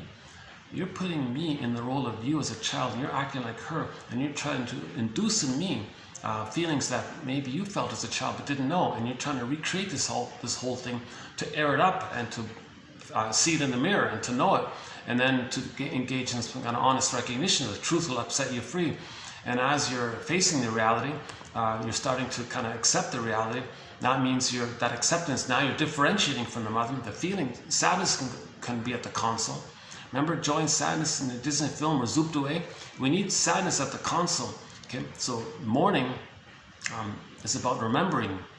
Okay, that's the natural feeling in the grief process. Natural response is sadness. We need sadness available. But for sadness to be available, we need a floor, like a ground, called differentiation, separation from the mother. Okay, so it's a simultaneous thing. As you're facing the truth about the mother, that means you're knowing yourself, because you're facing the truth. That's a floor for sadness to be on. So it's this verdict of reality that makes the work of mourning so difficult. Mourning is about remembering, not just saying get over it, brush it off. That's a manic defense, because sadness is frozen away. People who say get over it, it's because sadness is frozen away. That's a sign of trauma. This whole toxic masculinity attitude in any person, okay, that's a sign of trauma. Okay. Rejecting affection and tenderness and the quote-unquote more human side of being human. Or you're being a fool to trust. And there's many of the slogans of the Stringer personality patterns are very grandiose. It's either they're going to say, one of them is either be eaten, my greed or your greed, my envy or your envy, because that comes from the infantile baby trauma, that when they were enraged and their unmet need turned into oral greed, okay, and they projected those psychic traits onto the image of the mother and created a Cyclops character or a hungry wolf character. Okay, and they identify with that aggressive behavior, and they're going to say, well, if I'm not going to be greedy, I don't want to be the baby being eaten by my mother in their imagery. So that slogan talks about babyhood trauma. So many of the stingers might say something to that effect. Well, it's my greed or your greed. So they're going to be greedy and not care and regret, because they believe they're maintaining the existential conclusion that they created when they were nursing, that the mother was a monster that wants to eat them, like in Hansel and Gretel. No, the mother doesn't want to eat the baby, but the baby thinks that to cope with the painful situation, i.e. he can't admit his rage and oral greed himself. It's too much excitation, too many cortisol, stress hormones will be sent into him. It would cause organ failure, immune issues. He's trying to survive, protect himself. So he's got to say the mother's a monster. Then he acts like her and says, well, eat or be eaten, because he can't accept the original memory of his own projected traits. And now he's got to accept that when he was a baby, he was enraged and had oral greed. He's got to accept that kind of thing. So why was he in that position? Because the mother was using the baby. So you got to forgive the mother. Now you got to go on the journey to forgive the mother. Okay, so one place to start is on YouTube. Type in Bruce Springsteen, the singer. Okay, his song Independence Day, when he sang it in Toronto. Listen to the intro he gives to that song. That's just a starting point. Okay, and there's a whole thread that goes down from there. So we have a whole separate thread on forgiveness. Okay, forgive your parents, heal yourself. Okay, understanding, recognition, empathy. Okay, forgive your parents, heal yourself. Okay, and there's a whole thing that goes on there. Like, how do we do that? Okay, get the psychobiography of your parents. Okay, were they a stinger or a clinger? If your parents were both stingers, they had a scapegoat hunger. So now you go on to the WIRT, W-I-R-T thread on the scapegoat hunger. Because they cut more losses, sadness is frozen. So the conclusion is we got to get sadness back at the console. But the sadness needs a floor. The floor is differentiation. The differentiation of the self-recognition is we accept ourselves, wounded as it is, and sadness can be there. It'll be a tenuous kind of floor, but as sadness is there, he's holding on. You can create some kind of artwork there where he's kind of holding on to things and trying to, then the floor can be more developed as he's crying. So as sadness is crying, the floor kind of builds up underneath him, kind of thing. Feel it to heal, that whole area, right? You can imagine an interesting metaphorical science fiction story about this. As he's hanging on a cord somewhere, not much of a floor that's crumbling, but he's crying, and as he's crying, the ground is stabilizing. Then finally he can stand. Oh, and he can jump up, and now he's stable now. Hey, it's very safe here. Okay, sadness can swap seats with joy. Now joy comes at the console. Now he has himself. I feel, therefore I am. That's the hero's journey. Ultimately, we want joy at the console. Then we enjoy things because joy is there. You need joy to enjoy. Okay. So that when the true self is there, the psychological birth is there, we have our golden ball. Now we enjoy the present.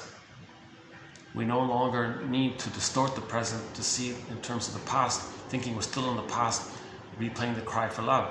Okay, if we have joy at the console, we're enjoying the present. So we're enjoying the present. I want to know, have you ever seen the rain? So we can enjoy the present, kind of thing, right? Have you ever seen right? Have you ever seen a cloud? Have you ever seen a bird?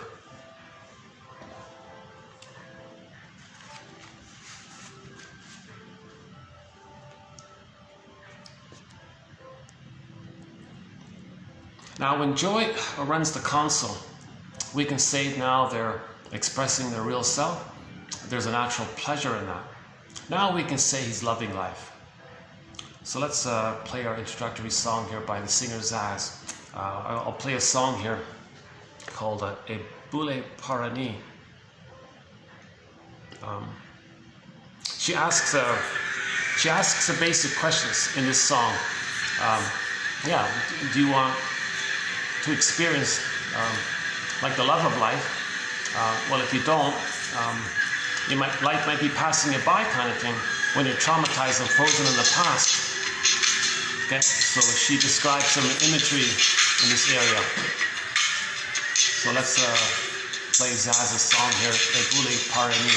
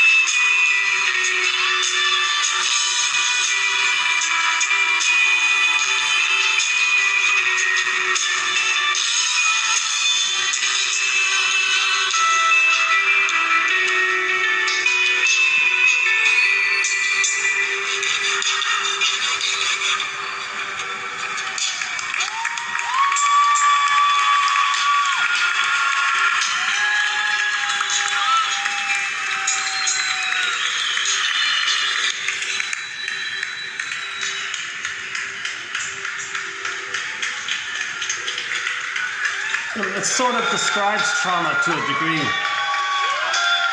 As I understand it, the song is entitled something like, watching life. The song seems to be about, just watching life pass you by kind of thing.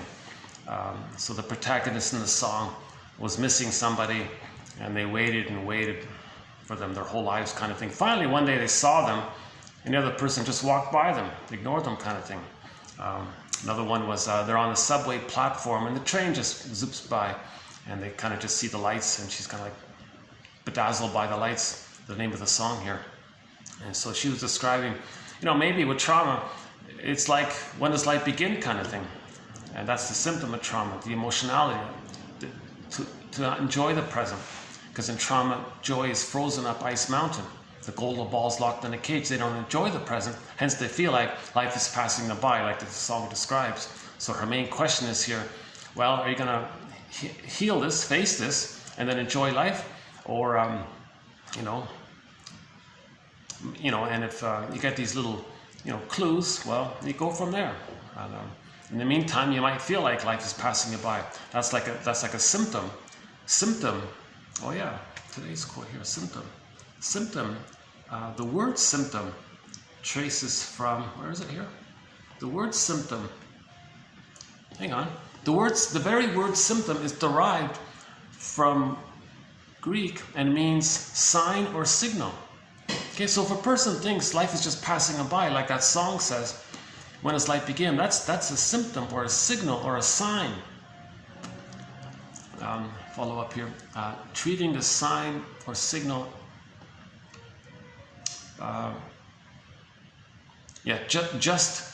Okay. So if you just like eat some cookies, right? Let's get rid of the signal. Life's passing me by. Okay, let's just eat some cookies. Then you got rid of the sign. Well, that's akin to unscrewing a flashing oil light. You know, the engine light, the flashing oil light, the engine light, telling you you're low on oil or something, the engine light. So let's say you're driving and got the little light coming on. Well, that's a symptom. Well, that's a sign, a signal that your engine needs oil or something, right? So the person stops the car and removes the light bulb. Although it works, i.e. the light goes off, it doesn't solve the fundamental problem. That's as clear as it gets. We may get psychosomatic symptoms, bodily symptoms, little aches and sores in here and there. That's a signal. So the word symptom, psychosomatic symptom, means signal. The signal, the sign, is like the flashing oil light in the car, telling you there's something fundamental in the engine that needs addressing. You can't if you just remove the light bulb, you didn't cure the thing underneath. So we got to look under the hood, as they say, right?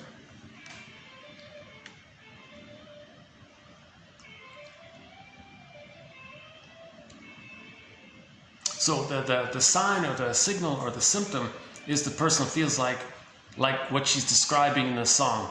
I feel like the light train, I'm on a platform and the train is just passing by. All I see is the lights passing by.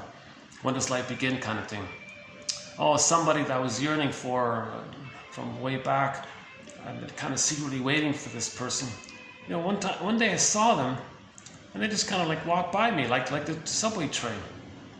So I feel like when does light begin? It's that feeling that something's missing. Right? It's considered a symptom, a sign, or a signal that we didn't get the golden ball. Okay. Sanford says all such physical, or most or nearly all, Sarno says 90 plus, well in the high 90s, whatever it is, of physical symptoms are because there's emotional stunted development. So that's the freezing. So a lot of physical symptoms refer to our emotional development being frozen early on.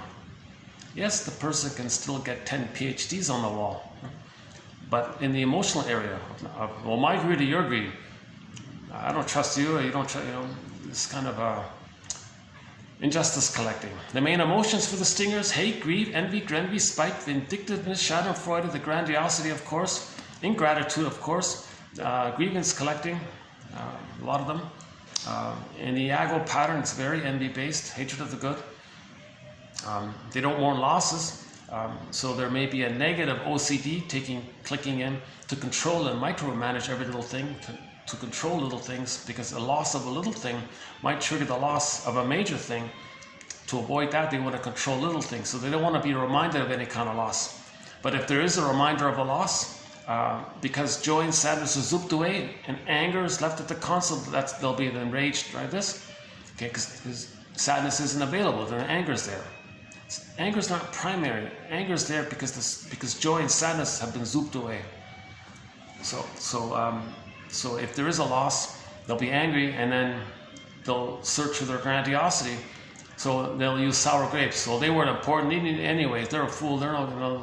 And they'll have a dictionary of insult terms. Oh, they're this, they're that, and they'll rationalize it with some excuse to trick themselves. Rationalization is like a fake logic, a pseudo logic, a nonsense logic. But you want to make it sound convincing to hide the underlying issue that they can't mourn. Sadness isn't at the console. Sadness is frozen.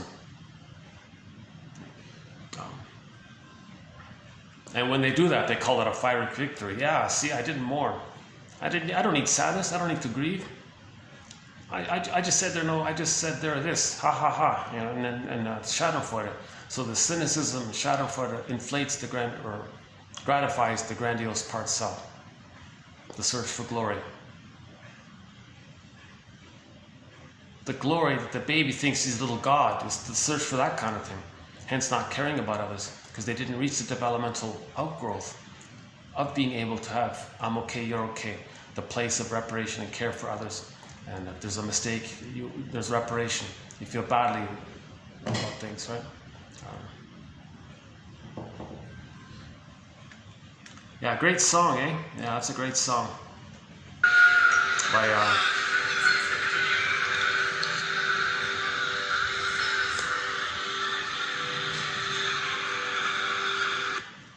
okay, maybe we can play it again later on. How's lighting still okay? Lighting's still okay here, right? I'm gonna turn on the light soon. Okay, maybe I'll just begin with the quotes here. This topic about trance, so I'm going to mainly continue on this topic of trance logic. So this is part 3 of 4, let's say, on this very confusing topic called trance logic. Yikes. I'm struggling with this.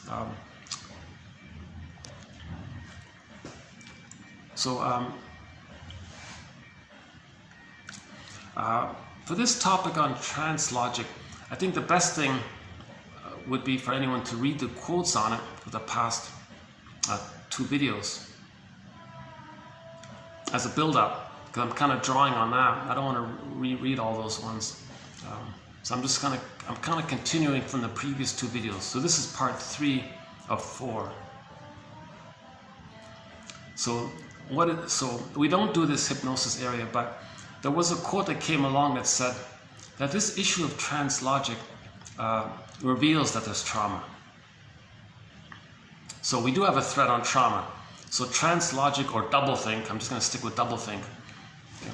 That's a symptom of trauma. And salespeople, right, might tap into somebody's trauma by using trance logic. Something that's irrational and nonsense, something that's reasonable. Oops, oh, hold on a sec. Oh, hi, come in, yeah.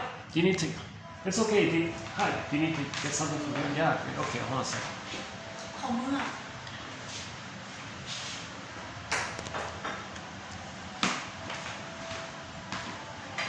Okay, thanks.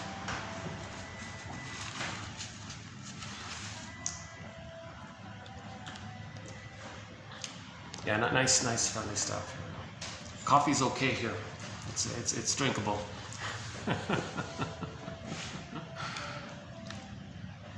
I've learned a lot about coffee lately, to tell you the truth. I'm not much at all. Who cares? Sorry.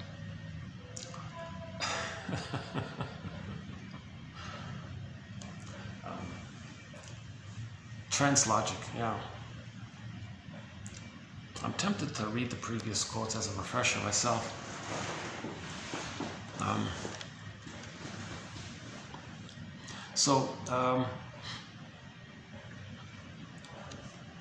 It's part of the primary process thinking, the Alice in Wonderland thinking, the madness in there of this trance logic. So as I partly understand it is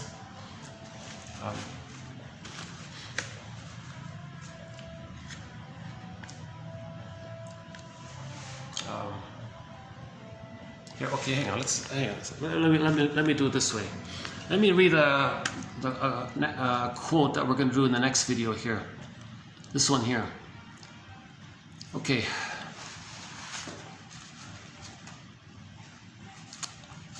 Okay, so the commonality between dreaming, like night dreaming, and hypnosis, both share a characteristic called trance logic, a term created by a guy named Martin Orne back in 1959, in which the coexistence of incompatible images and experiences becomes possible, and a variety of cognitive distortions are supported by the suspension of reality testing. In this way, the child who is being abused can use their innate capacity for disassociation to escape a personal reality in which painful and unacceptable stimuli can be segregated, stored, compartmentalized, and reconfigured to defend against the trauma.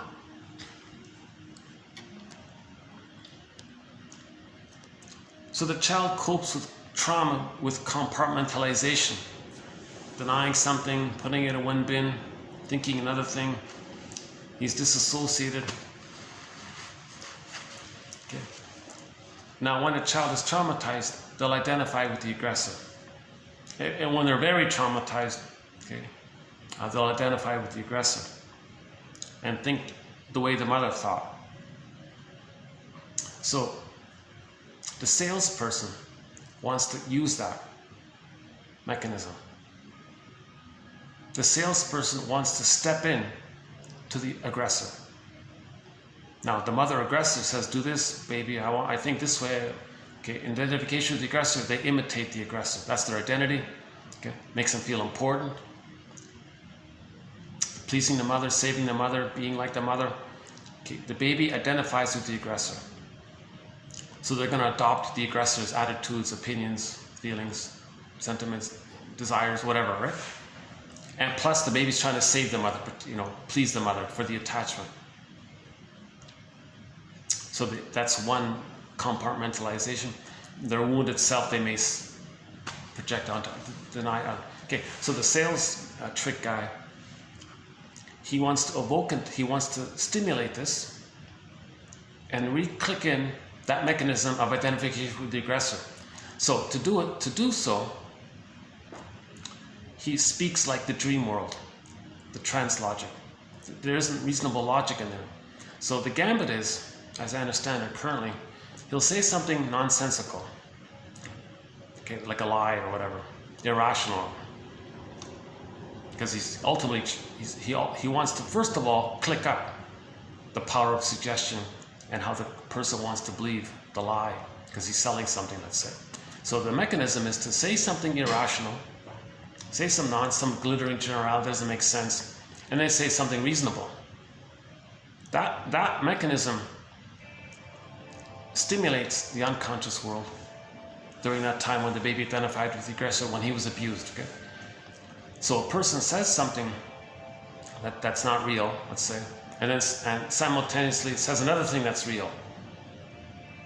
That clicks up the trauma of the baby, where he identifies with the aggressor and adopts the mother's attitude. So the sales pitch guy or whatever wants to stimulate that by saying some nonsense and then something reasonable. Nobody questions it, because the baby can't question it. Okay? Now, when the hypnotist salesperson does that, and he clicks that, then you're open to suggestion. Meaning, the baby was open to mother's suggestion. The baby adopts the mother's opinions as for his. So the sales guy, when he evokes that, says, okay, I think this product is wonderful. I'm going to buy this. You're going to buy this. I'm going to buy this. This is a wonderful product. Then the victims in the audience, whatever, they feel this uncanny thing to emotionally want to please the mother, i.e. please the sales lady, the sales pitch guy, whatever. Okay, so they'll actually buy it, thinking emotionally from the place that they want to please the mother. So they're actually buying the thing that's unreasonable or nonsensical or too expensive or they don't need it, whatever, because they want to please the sales guy. Something like that. I didn't perfectly clarify it here, but okay. So this is the mechanism. When the baby's traumatized, he identifies with the aggressor and becomes like the aggressor, adopts the aggressor's mind. Okay. Okay. So the so-called corrupt salesperson wants to tap into this mechanism to sell his product through the power of suggestion, where the audience members will want to please the sales guy and adopt his opinion for the product, and you think it's your opinion because that taps in to the emotionality of wanting to please the mother, save the mother. Now, all this taking place means there's trauma. Okay, to not think critically and to accept some nonsense that the guy's selling and paying a big fee for some useless little thing. right? Again, okay, so dreaming and hypnosis both share a characteristic called trance logic, in which the coexistence of incompatible images and experiences become possible, and a variety of cognitive distortions are supported by the suspension of reality testing. Yeah? So in the dream world, we don't want reality testing, right? It's different, it's mad in there. In this way, the child who's being abused can use their innate capacity for disassociation to escape to a personal reality in which painful and unacceptable stimuli can be segregated, stored, or reconfigured to defense against the trauma. Trance logic. The client can accept a suggested reality. When you're hypnotized, you tend to use trance logic, which is no logic at all. You tend to accept illogical situations as truth. And there's something to do, okay, to heal all this, the image is the horse and a rider. So the healing image is higher and lower cortical functions need to operate together, as does a horse and a rider. Okay, so let's just jump into, that's tomorrow. So let's begin today here. Trance logic involves two simultaneous levels of perception: the accurate registration of reality and interpretation of this reality through rational thinking. Again, trance logic involves two simultaneous levels of perception: the accurate registration of reality and interpretation of this reality through rational thinking, and an imaginal experience suggested by the hypnotist that is in contrast with the perceived reality. In trance, the subject is able to tolerate what, from the perspective of normal waking consciousness, would be incongruous perceptions or logically inconsistent ideas. In each instance of trance logic, the hypnotized subject fails to experience a contradiction even when confronted with it. So this all started a long time ago, and somebody's experiment was to please the hypnotist, i.e. the mother unconsciously. The person said there was a chair in the room, and the hypnotist said something irrational, something logical. Oh, he was hypnotized or something. So then in that place, he would say, I want you to walk around the room, but I want you to understand that there's no chair in the room. No chair in the room. So walk around, walk around. So he would walk around the room, but he would avoid the chair. Do you see a chair? Well, there's no chair here. You don't see a chair? I see no chair. What are you talking? There's no chair here. So they believe there's no chair here. But they would walk around the room and avoid the chair. So a deeper knowing, viscerally, there's a chair. They know it. But it's a split. There's like a split screen thing. Part of them knows there's a chair, but they don't believe there's a chair. So they don't believe there's a chair. Huh? They really don't believe there's a chair. So they're accepting what the hypnotist said, there's no chair. But another part of them is avoiding the chair.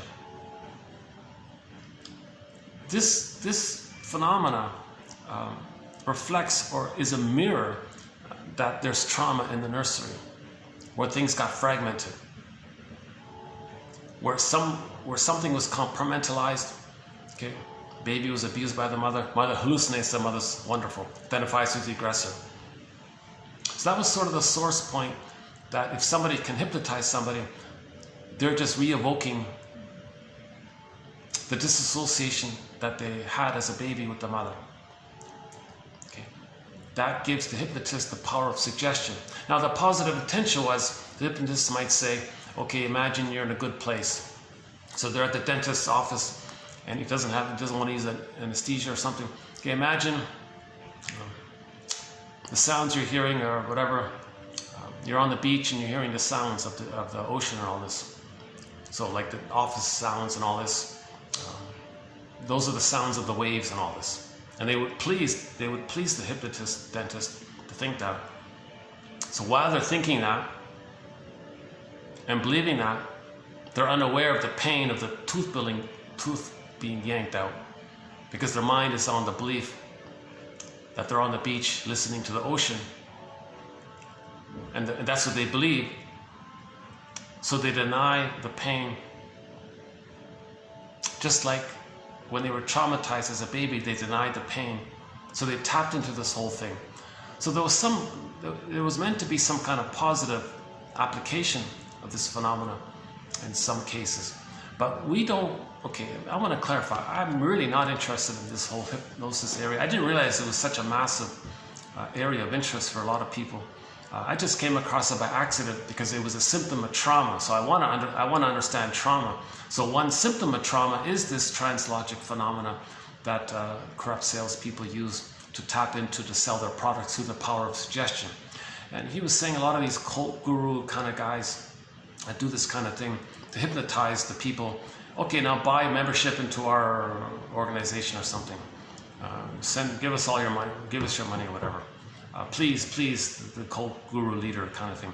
And he clicks all that by saying something nonsensical and something reasonable. That's the clicking thing. And if someone is like spellbound or bedazzled, hypnotized, they're like in a little mini trance or something, they don't question it. In the same way, the baby couldn't question what was happening to them. And that's why a lot of people see all sorts of propaganda and lies and all this, and they don't really question it. Maybe part of them knows, just like the person knew there was a chair, part of them knew. But they go along to please the hypnotist, the PR, propaganda, PR, whatever, liar on the camera, whatever, reading a script written by some hypnotist or whatever. And they believe it. Oh, I believe it. A part of them knows it's not true, but they'll believe it. So they don't contradict it. They accept the inconsistencies, and they want to please the speaker, the script writer, whoever the script writer was. They want to please that script writer, and the person who's reading the script is the proxy for that script writer, I guess. And you want to please the two of them, I suppose. I don't know. Just the way the baby wants to please the mother, and the baby believes what the mother told him. Baby believed the mother told him he was no good. Oh, I'm no good. He believes it to please the mother. Okay, so in the propaganda thing, we want you to believe this. Yes, mommy, and they adopt that for theirs, because the mother's attitude is going to be their attitude. Okay, the scriptwriter, hypnotist, propaganda, whatever, it's going to be their attitude kind of thing. See? So the advertising guy will say something nonsensical, buy this product and you'll be beautiful, whatever. And maybe they might say something reasonable, like, okay, you loved it, you're gonna love this. I love this product. He loves it in the testimonial. Oh, I love this product. We all love this product. Oh, we all love this product. Oh, I love this product, and they buy the product or something. It's something about the trickery of trance logic, tapping into the trauma and the coping mechanism of trauma, ultimately accepting what the abuser said. So the sales pitch guy, advertising guy, PR guy, propaganda, they're trying to tap into this whole thing. But I'm interested in the phenomena that's a symptom of trauma. That this double think is a symptom of trauma where we compartmentalize things. So let's continue on this area here. Hypnotized subjects tolerate logical inconsistencies. This is described as trance logic. Trance logic resembles our lack of concern, just like when we're in a dream. Yeah. So when we're dreaming at night, we're not going to wake up and say, hey, wait a minute, this doesn't make sense. So trance logic mirrors this dream world area. Now, when we're in the dream world area, we want to go along with the irrationality of the dream world, because in the dream world, there is this positive attention to kind of process things and feel things and have wish fulfillment. So we're accepting the irrationality of the dream world, because when we dream at night, we have wish fulfillment of our fantasies. Okay, so we feel lonely in the day, you want to have a happy dream. So to get that, there's no time. Something from your childhood, something from you saw on TV can be in one scene, and you're in the scene or something. You're not going to say, hey, this doesn't make sense, and you wake up. No, you're willing to go along with it because you're trying to meet your needs, or process something, or feel something you couldn't feel, or admit something that you couldn't admit during the day, or like in the day something happened, it bothered you, you denied it, and it comes up in the dream. So the dream world is like the processing world, right? So you don't question things because you're trying to process it. So that might be like an added element that underlays why a person goes along with lies, like the trance logic lies, because there's the feeling that, well, we're processing something. It's like I'm in a dream, we're working through something in a dream, right? So that might be like a persuasive element to the hypnotist guy and the PR propaganda guy engaging in this kind of double talk, double think, because on some level, yeah, that's like the dream world. Yeah, when I'm in the dream world, I get to ultimately feel better and have my fantasies fulfilled. So maybe that's an added element to why they're willing to suspend the disbelief in the inconsistencies in the present, because we do that in the night world. So they're triggering the good feeling and the positive intention that when we're sleeping, we're willing to accept condensation, displacement, double think, things are flipping, you know, this means that and that means that. And, you know, maybe you're angry at somebody, but now you're angry at somebody who's safe. But you're getting anger, but you're saying what you need to say to someone who's safe. I don't know. Or you're sad at one thing, but you can't admit it, so you're sad at another thing. So you're admitting your feelings, wish fulfillment. You have the wish that you could feel sad, but you can't to the source, so you displace it onto someone else. It's inconsistent. For example, somebody dreams about someone they barely knew. Maybe there was a classmate in grade 4, I don't know. They sat at the other edge of the room. You never even spoke to them. You just saw them a couple of times. You don't even know them. And suddenly, you see them in the dream, and you've transferred your sadness towards some major loss, a loss of a sibling or something like that, and you think that you're going to lose that classmate you barely knew. It's irreasonable. It doesn't make sense because you didn't even know that person. You never interacted with that person, but you see them as safe. So you displace. When you're safe, you transfer it. You're trying to feel, so you're just going to displace it because you're trying to feel. So the trance world, the dream world, is we're trying to feel and process things. Okay? So when we're dreaming, we're not going to question this kind of thing. Okay, now you think about that classmate you barely knew. You don't even know might not even know their name or something. I don't know. And then you're now kind of feeling sad in relation to them, like you're seeing them as not available, or you wanted to be their friend. It wasn't available, and now you're kind of sad in that place. So we don't question this because in the dream world, we're trying to face and process things, right? So there's like an appeal to this dream world because that's the so-called spiritual world, right? Our so-called, it's a different world in there. Some people call it the spiritual world even, right? Because we project it out and create myths and fairy tales and things and gods and God. Okay, that's like, okay, never mind that terminology for this point. So maybe that's like an added appeal that the hypnotist has in their toolkit to get away with the power of suggestion. The audience members want to live some of that dream world or want to be reminded of that dream world place. So the speaker at the podium will say something nonsensical and something reasonable, click, click, apparently it triggers it up. I don't have any good examples of that in the moment, but I'll look for it.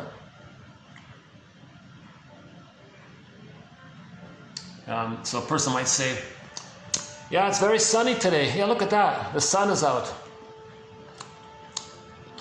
Gray sky. Yeah, there's a gray sky. What? I don't know if that works, but there's like a lie there. It's not sunny, but you say there's a gray sky. Oh, that's reasonable. That kind of confusion or something triggers up the confusion we originally had in the dream world. So this so-called outer trance logic is sunny, the sky is gray. What? It triggers the emotionality of the baby, that dream world area of the primary process mentation, where things might be displaced, where we're in that world, we're in that Alice in Wonderland world.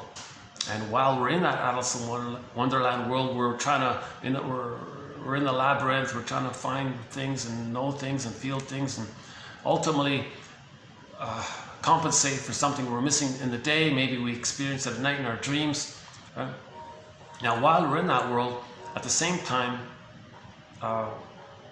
that triggers into how that world is related to trauma And then when the baby's traumatized, he wants to please the mother, identifies with the aggressor. Okay, so now they're back to the stage, sales guy. Oh, this product, you gotta have this product. Oh, I gotta have this product. People line up to buy the product. They get home and don't even care about it. Trance logic, similar to the reaction of dreamers who are not upset by bizarre effects occurring during night dreams. Trance logic, the essence of this phenomenon seems to be the suspension of critical thinking. Yeah, so there's no critical thinking in dream world, in the trance logic world. When you're hypnotized, you tend to use trance logic, which is no logic at all. You tend to accept illogical situations as the truth. Yeah. So myths and fairy tales are true on the inside, not on the outside. We accept the truth of the dream world because it stimulates our physiology and all this, right? So we accept that because we're trying to get our wishes met through the illusions and the fantasies called wish fulfillment. So we're accepting it to feel a little better, right? Hypnosis results in the shift from left hemispheric to right hemispheric activity. So something to do with the split brain issue here, left brain, right brain here. Trance logic is a voluntary acceptance of suggestion on the part of the client without the critical evaluation taking place that would, of course, destroy the validity or meaninglessness of provided suggestions.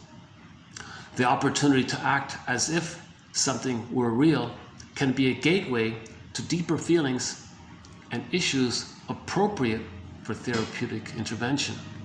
That's sort of the positive intention. Maybe the hypnotists want to use all this to some therapeutic way, but I'm not interested in that area. I don't really buy it, personally. Some clients don't even recognize themselves as traumatized until the therapist says some version of, oh, that's okay, that's it. Okay, that little section there was sort of an add-on to the previous quote. I feel like I gotta go back a minute here. Let's see if I can dig up, hold on a second. Okay, let me run through some of the other ones here. Hold on a second.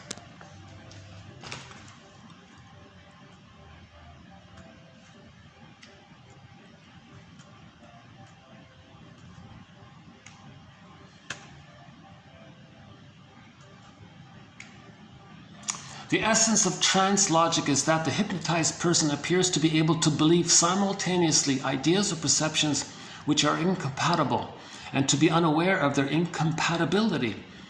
Orrin reported that if hypnotized subjects were instructed to negatively hallucinate a chair, i.e. imagine that it is no longer there, then when instructed also to walk around the room with their eyes open, they refrain from bumping into the chair while maintaining that they are unable to see the chair.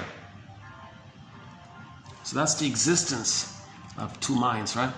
Orrin suggested that hypnosis was characterized by trance logic, which he described as a kind of peaceful coexistence between illusion and reality. All right. Gardner interpreted trauma as involving the repetition of an infantile mechanism of emotional identification with the mother that entailed such a hypnotic fusion between self and other as to preclude all possibility of cognition and self-representation. Yeah, so part of identification with the aggressor is that they lose their self-concept. So their self is the mother. The mother's the hypnotist, put it that way. The mother hypnotizes the baby. Mother says, you're no good, I'm no good. But then they see them being no good onto others. Oh, you're no good. So that's, I'm okay, you're not okay. Hypnosis was the means by which Shor legitimated the concept of trauma by proposing that the hysterical crisis that he suggestively induced in his patients were reproductions of traumatic scenes. Yeah, so there's the key quote here. Huh? Reproductions of traumatic scenes.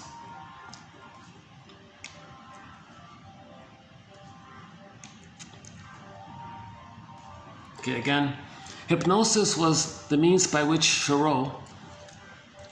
By the way, before Freud became the famous Freud, he flew to France to study with this Shor guy in the very beginning, because he wanted to learn about hypnosis. And then Freud gave it up. No, forget it. This is not helpful. We got to raise consciousness here. We need some theories and build consciousness. Forget about this hypnosis thing. You're bypassing yourself.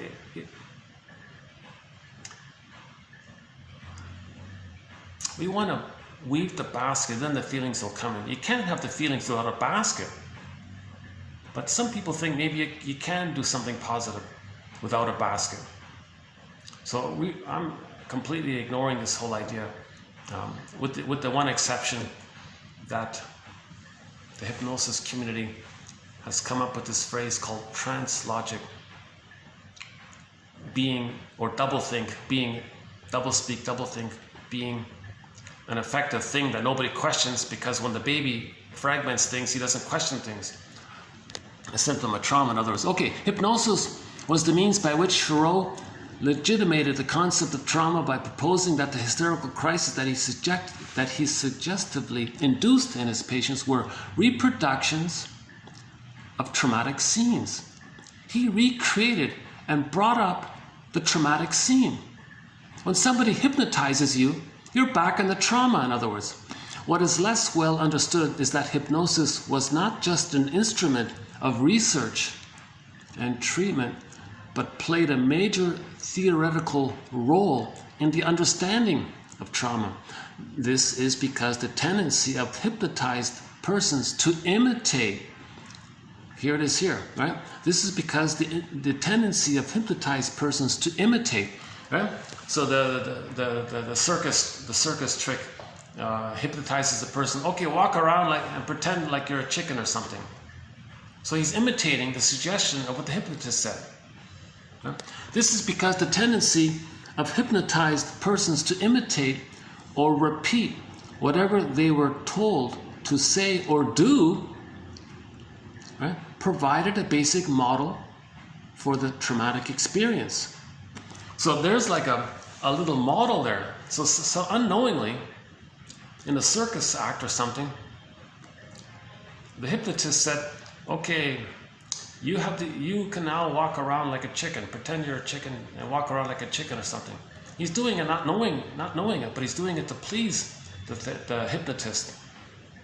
That's a mirror that in the unconscious world, the baby accepts what the mother says, believes what the mother says, does what the mother says. So his mind will be in there, but his visceral bodily reality is no, he's not a chicken. He knows that, right? But there's a split there, and he accepts the contradiction. This is because the tendency of hypnotized persons to imitate or repeat whatever they're told to say or do provided a basic model for the traumatic experience. Trauma was identified as a situation of disassociation or absence from the self in which the victim unconsciously imitated or identified with the aggressor, or the traumatic scene in which a condition that was likened to a state of heightened suggestibility or hypnotic trance. Yeah. So in other words, when the mother traumatizes the baby, she's hypnotizing her baby. Be there for me, baby. Need me, baby. She's hypnotizing the baby. Now the baby goes in a trance, lifelong trance. I gotta please the mother. I'm always there for the mother.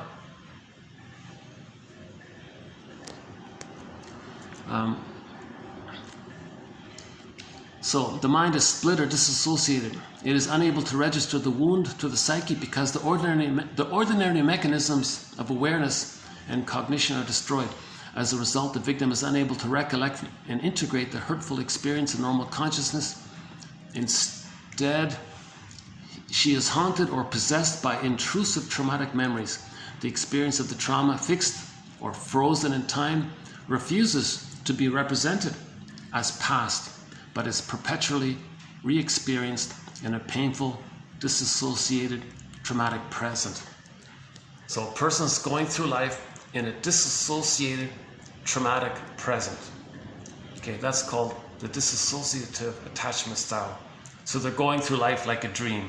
They're going through life like they're sleepwalking through life. They were traumatized early on. They went into this endorphin dreamlike thing, and they're in this trance.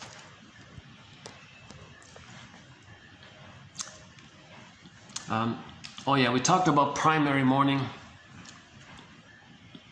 Yeah. Okay, this quote here about primary morning, that's in yesterday's video. That's a good one.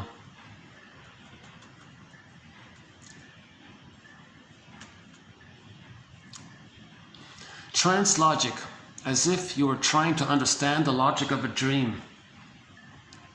Dreaming is the purest form of primary mentation accessible to most individuals. If the hypnotic state involves a shift toward primary process mentation, then it should be no surprise that both hypnotized individuals and dreamers report their experiences as visitations, not something they create. Okay, never mind. Yeah, okay, so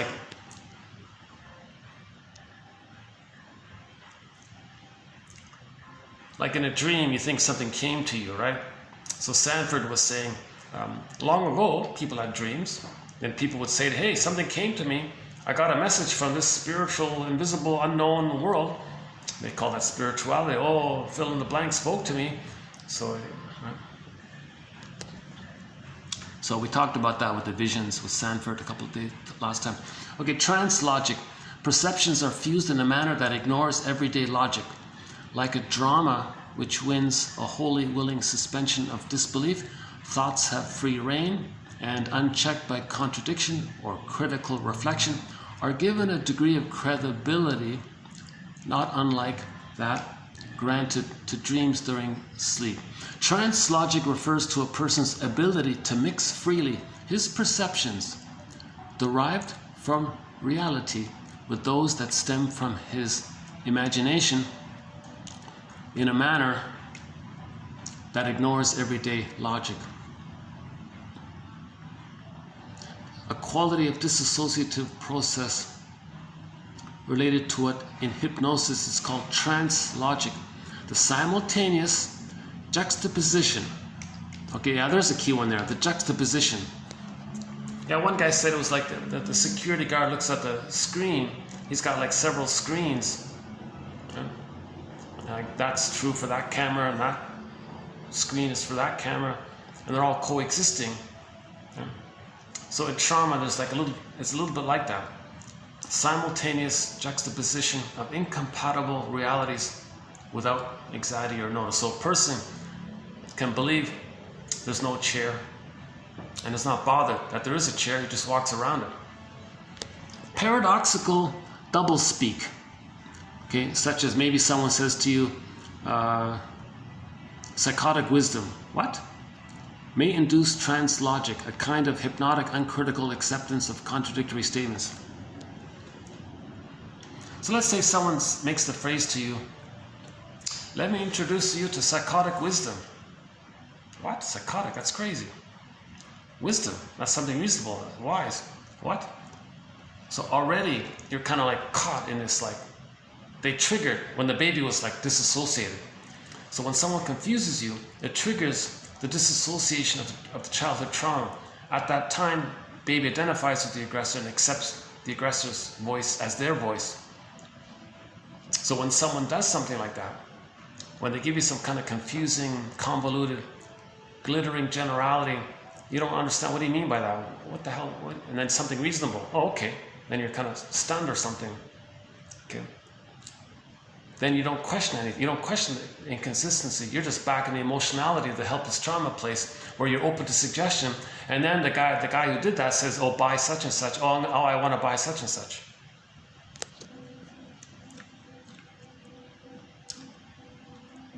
But a person doing this who doesn't know it, then they can know there's trauma. Okay, trance logic, an altered mental state in which a person's normal capacity for critical analysis is suspended. Yeah, right?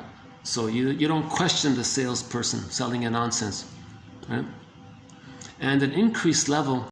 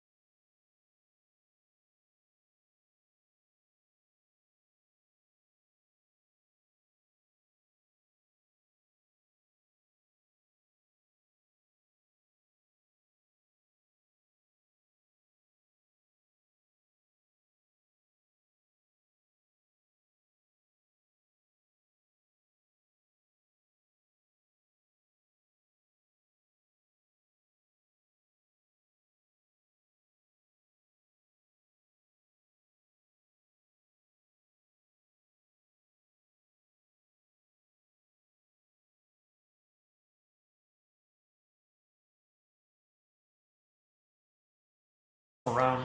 Doublethink is in there. For example, somebody with the bully pattern, they're the aggressor, they think the victim caused them the pain that they're feeling.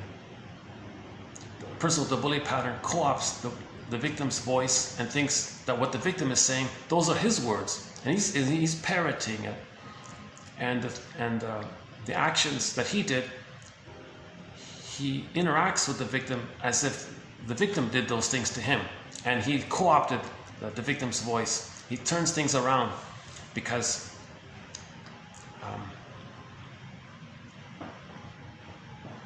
that's a symptom of trauma. If a person maintains the symptom of trauma and not know why the trauma is like that, they're being loyal to the mother. They're protecting the mother, saving the mother. The mother caused them doublethink. They engage in doublethink. They're loyal to the mother. In trauma, the person's loyal to the mother. So dysfunction, repetition compulsion is being loyal to the mother because they become the mother waiting for her love. But they can't get her love unless they save her. But nobody can save her. That failure is called the inner critic.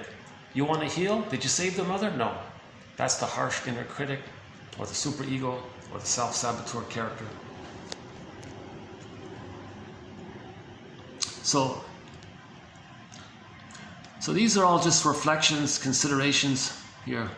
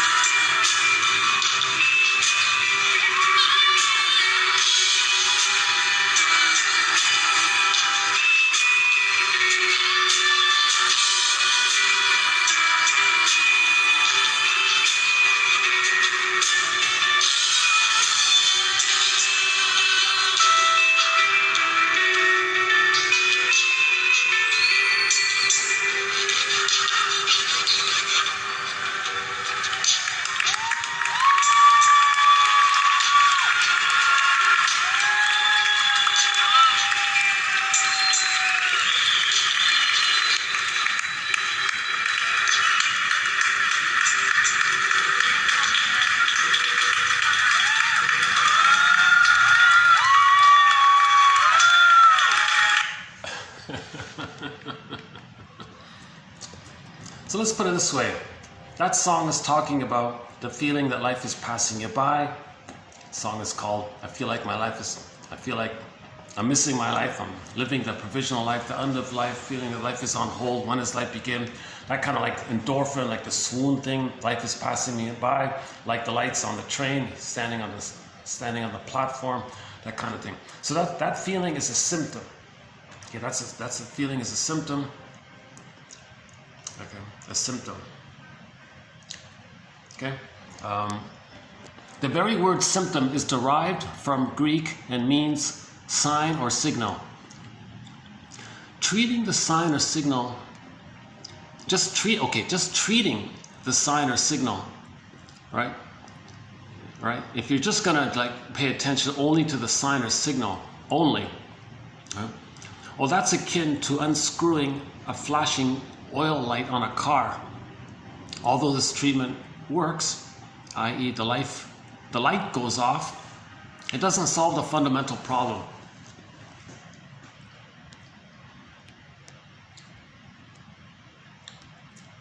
So the recognition of the symptom, like the song says, I feel like life is just passing me by kind of thing, that's a sign or signal. So to just eat some cookies to get away from that doesn't solve the fundamental problem. But let's recognize the midlife signal, the midlife call, the midlife flashing light, the midlife symptom when someone says what they're saying in the song here.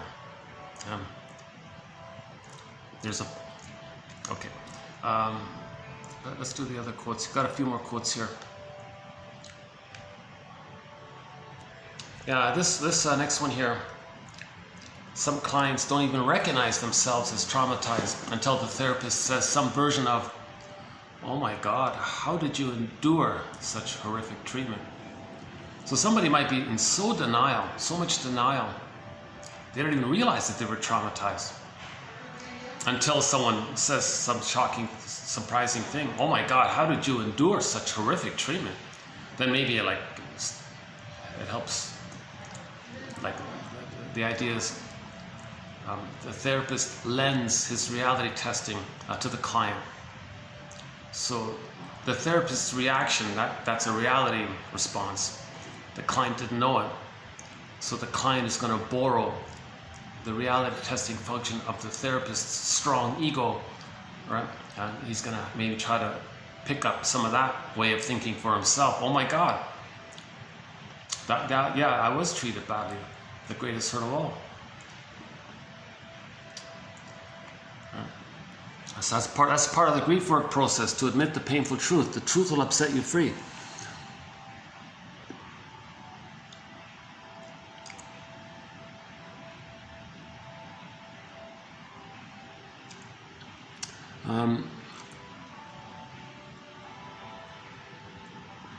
Okay, this is just a basic one here. The existential conclusions one makes after a trauma plays a huge role in the rate and degree of recovery. So the baby makes these existential conclusions about himself and others, right? That he's defective? Really? No baby's defective. Babies were born to get their needs met and be themselves. Nature's greatest miracle. If the baby doesn't get his needs met, he believes he's defective. That's a false existential conclusion. What? He's guilty? It's his job to save the mother. He couldn't? He's guilty? Oh, come on. So these existential conclusions, depending on it's going to influence the rate and degree of recovery. Okay, we did the humor one already, right? We can all live like nomads, where I nomad at you and you nomad at me. No one consciously says, quote, "I can't accept responsibility for my feelings, so I think I'll attribute these feelings to that person over there." Okay, so he was saying that projection is usually unconscious. Something about yourself you don't want to know, admit, face, because to do so would trigger the anxiety that you couldn't feel it earlier. Now, as an adult, you have more skills. You can kind of be a caring witness to yourself. But if we don't do that, as a defense against not admitting something about ourselves, we project it. It doesn't fit the situation.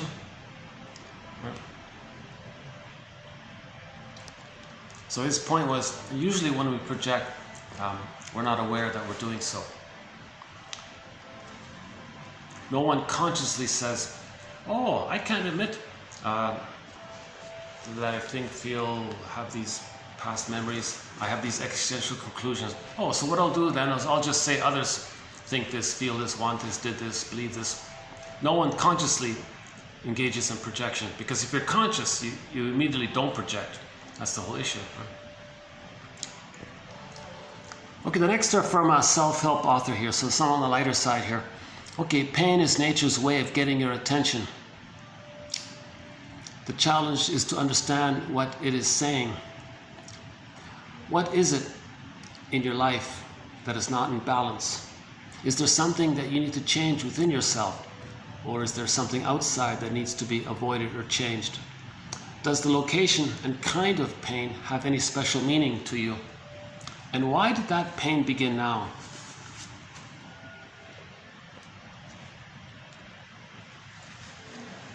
Okay, so these are from a self-help author, so these are sort of on the lighter side.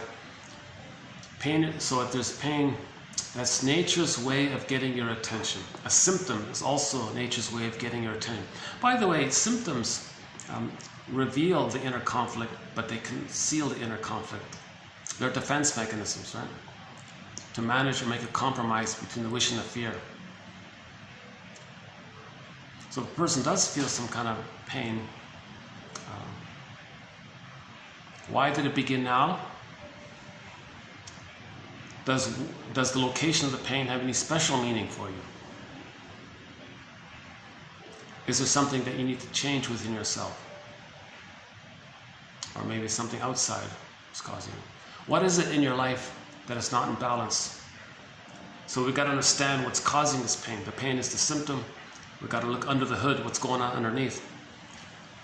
How many times it thundered before Franklin took the hint? How many apples fell on Newton's head before he took the hint?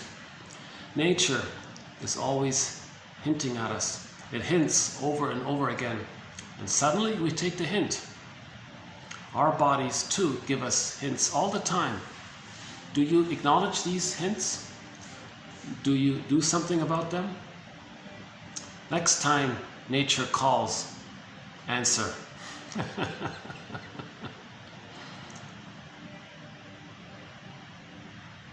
So nature's calling you, right? So if you're getting a physical issue, a psychosomatic symptom, backache or sore ache or whatever, well, that's nature's calling you. Next time nature calls, answer.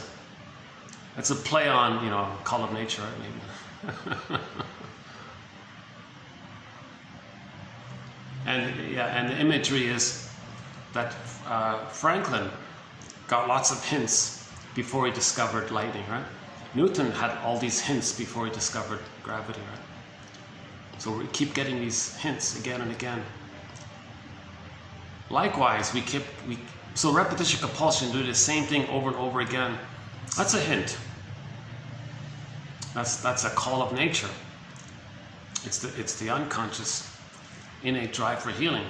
It's a hint. Hey, look what happened to you in the nursery. The present is a symbol for the past. Interpret the present. Know the past. Whenever the headache results from the stress of a relationship or overwork, a response to overeating, drinking too much coffee or whatever, treating the head pain with a painkiller does nothing to address the source of the symptom. And to make things worse, the body now has to deal with a drug that is suppressing the body's effort to call attention to the problem. Oh yeah, okay, so the body's making an effort to call your attention to the pain. But if you suppress it with an aspirin or whatever, now you got to deal with that. So you got more work to do, right? So flow with it, accept it. be with it, like accept it. There's a message here, as best you can, right? It's been said that the best time for anyone to start the healing process is 10 years ago. Oh, here it is here. Each person carries their own doctor inside them. All healing is really self-healing. The body is wonderfully creative in producing whatever symptoms it needs to get our attention.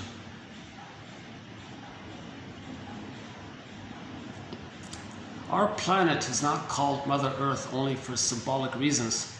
We have been born of this earth. We are not simply on this planet, but of this planet.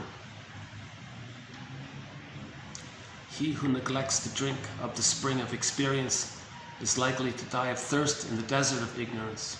So let's learn, right? If I told patients to raise their blood levels of immune globulins, no one would know how.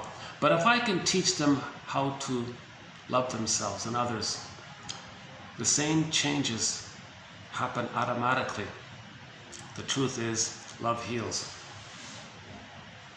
If I told patients to raise their blood levels of immune globulins, so whatever I guess there's something called the immune globulins, that gives you a strong immune system. So can you just do it? No one would know how to do it. What are you talking about? I can't do that. But if people learn to love and forgive and heal, then it happens automatically. Love heals. That's what he means. Psychosomatic symptom, right? Love is a developmental achievement. All symptoms are because we're not emotionally developing. If we resume emotional development, okay, moving towards I'm okay, you're okay, right, then our symptoms disappear. But if we're frozen and we insist on playing infantile God, okay, shaming others to repay them, others shame them, or coaxing others to reject you to replay how their mother rejected you, then you're going to get symptoms because you're emotionally stuck at some place. So we want to make therapeutic turning points. A little, you know, you want to reflect on when you repeat and transfer and recreate. That's a therapeutic turning point. Then you're getting back on the track of development, making better decisions, being more realistic, setting down new circuitry to draw on, and not be too dependent on the old. Gee, if I recreate when I was a baby, I had pain and I got endorphins. Okay, well, and you're just recreating that over and over again. So the only way to feel better is to trigger up the pain to get the endorphins. Oh my God, that's like a person who purposely stubs his toe to get the numbing feeling afterwards. Something like that.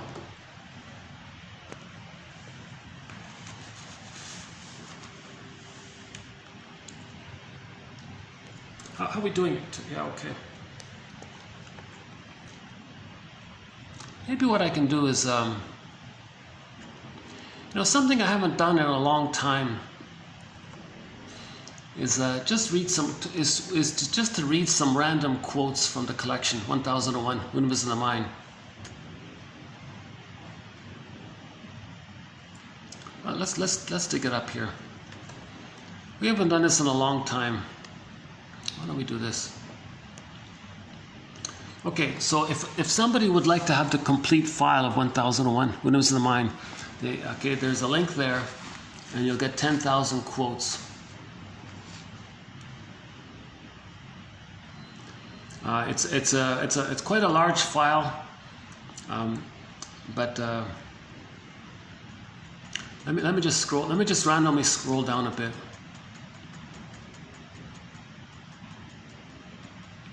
Yeah, let's play. You know what? Let's play a song here. Hold on a second. Brian Andre. Okay, Nikai. Okay, one of our musical voices to 1001 Windmills in the Mind is Brian Andre. One of his songs is called Nikawi. It's he sings it in his first language, Inuktitut. Nikaui. Yeah. This is Inuit. The language is Inuktitut, yeah.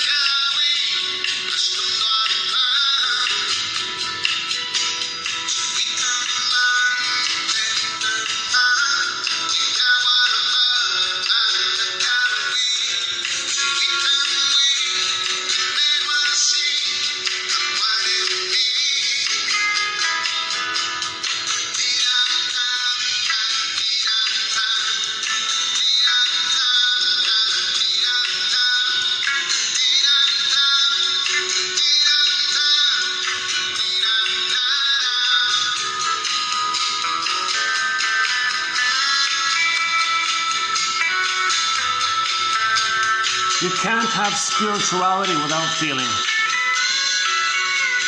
Mythology, the projection of a unified complex of psychic values into the roaring loom of time.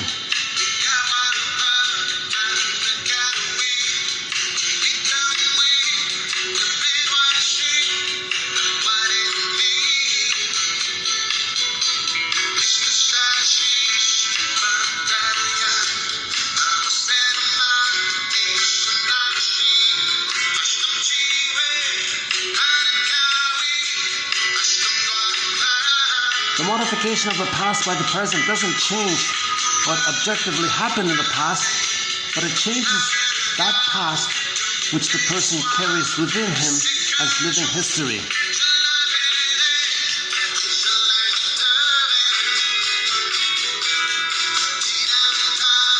Again, the modification of the past by the present doesn't change what objectively happened in the past, but it changes that past which the person carries within him as living history. Yeah, he was saying, if we add secondary mentation, if we can lend or link in secondary mentation to the primary world, like create like a little thread there, like a line there. We don't change the past, but we reorganize the memory. The past is considered to have been given some recognition, empathy. So the ghost calms down a little bit or something. And we feel a little relieved by that. Now, ultimately, we want the ghost to become an ancestor, he said.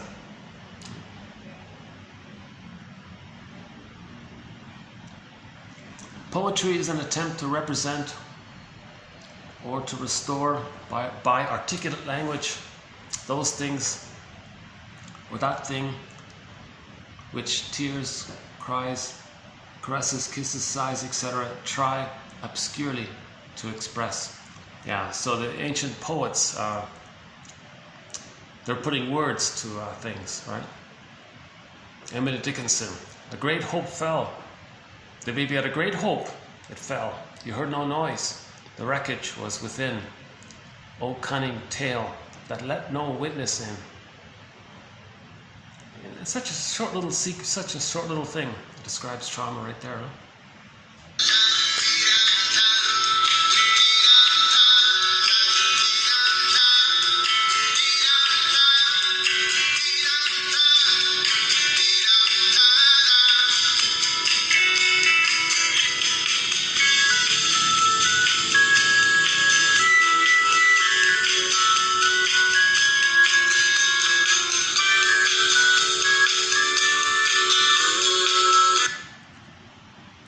Okay, so I'm just reading quotes we haven't looked at in 2 to 3 years here.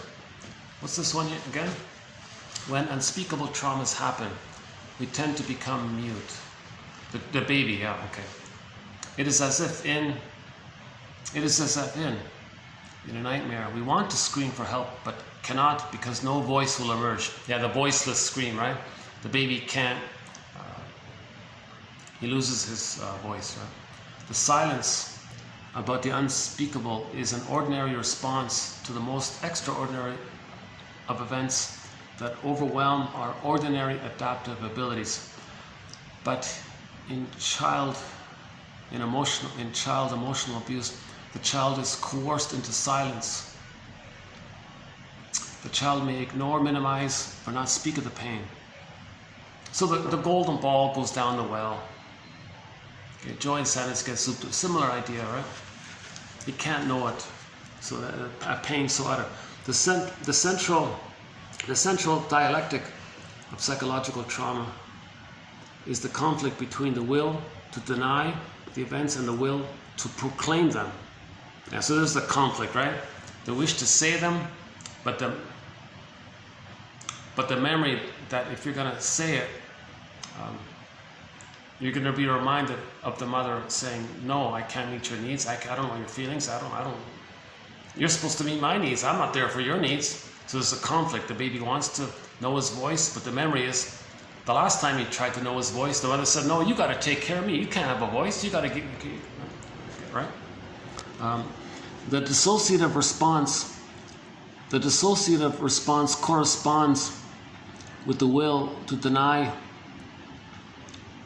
the events, while the hyperarousal response corresponds with the will to recognize and proclaim them. The conflict between the two leading to doublethink, or maybe trance logic, right? Doublethink. In dissociation, there's a split in the ego between the emotion surrounding the traumatic event and cognition of the event. Okay, so this scenery of a split between the emotion surrounding the trauma, that's the Tin Man, and the cognition of the event and this compartment, that's the Scarecrow off in another place. So at the beginning of that film, they weren't together. Dorothy had to bring them together. So in trauma, we don't know the loss of the feelings. We don't know what happened. We got to link up the Scarecrow, have a link there between the Scarecrow and admit that the reason, and have the knowledge of why the Tin Man's like that. Why do we lose our feelings? We need the knowledge. That's the Scarecrow. So we got to kind of link it up, kind of thing. In dissociation or trauma, there's a split in the ego between the affect surrounding the traumatic event and the cognition of the event.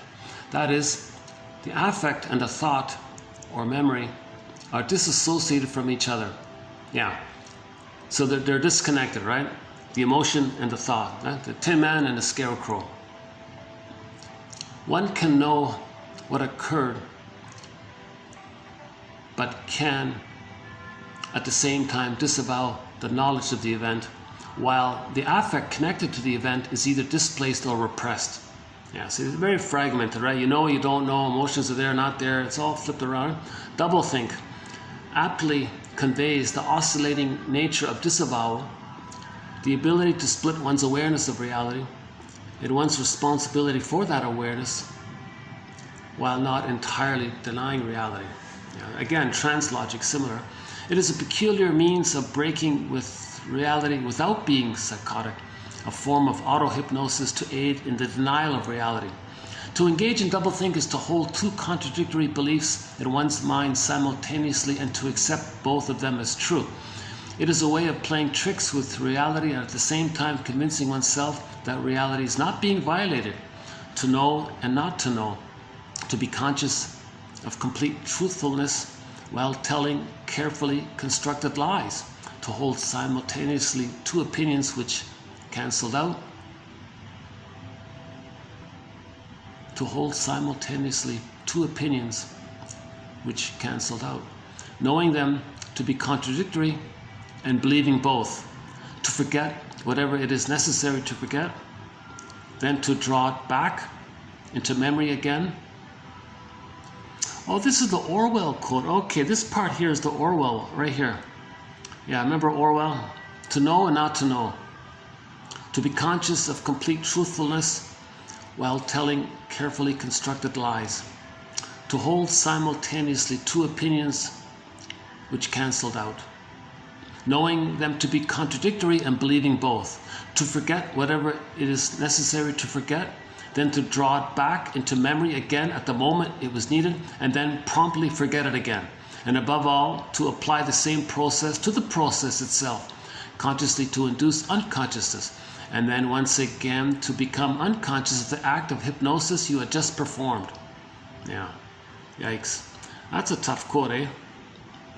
In the individual with PTSD, these two opposing psychological states of hyperarousal and disassociation and their corresponding knowing and not knowing form the oscillating but unpredictable rhythm. Hyperamnesia, hyperactivity to stimuli, and traumatic re-experiencing coexist with psychic numbing, avoidance, amnesia, and anhedonia, unpleasure. Doublethink can convince the abused person that her abuser is good and that she, the child who was abused, is bad.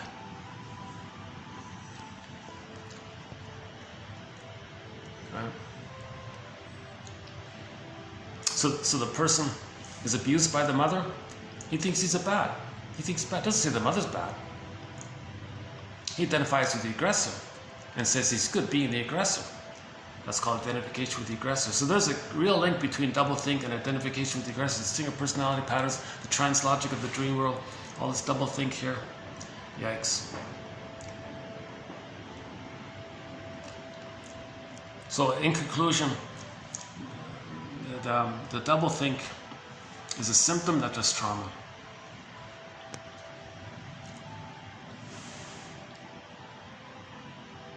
Well, here's a Lowald quote. Okay, psychoanalysis predominantly is concerned with unconscious history. By this I mean not only the events of childhood and later life that have been forgotten. I mean that mass of past living and experiencing which took place without self-awareness, and often, and this is more important, without the ego's mediation. The idea of personal responsibility is to make use of our conscious, differentiating and objectifying mentation to understand more about the other unconscious form of mentation from which our more complex mental processes derive, making possible the conduct of responsible individual life.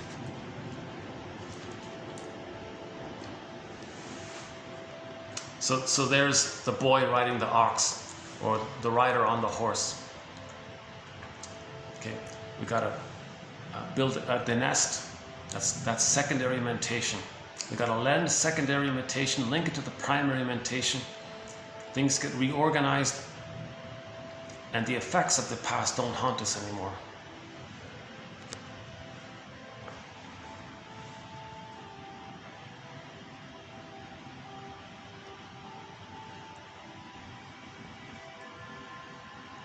We have a lot of quotes on transference, very important thread here, transference, repetition, compulsion.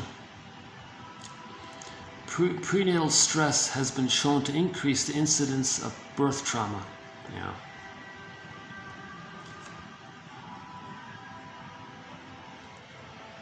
So the child is more vulnerable to birth trauma if he's already under immense prenatal distress syndrome. He doesn't have the reserves to handle any difficulties at birth trauma.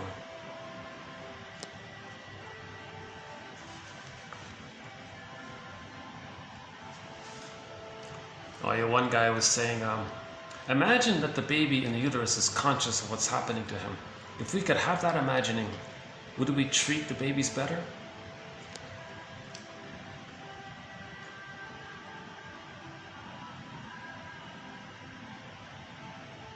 Yeah.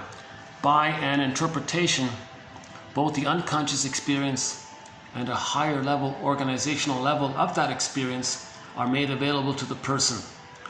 This is a creative act similar to that in poetry, where language is found for phenomena, connections,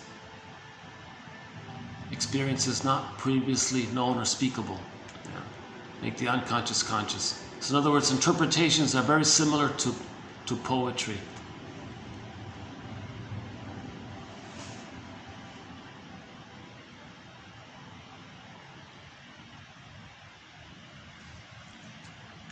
Yeah, we have some quotes on prenatal trauma. Yeah, Frank Lake, oh yeah, I remember him. Oh yeah, here's the religious, okay, here's the religious one, yeah. All religion, my friend, is simply evolved out of fraud, fear, greed, imagination, and poetry.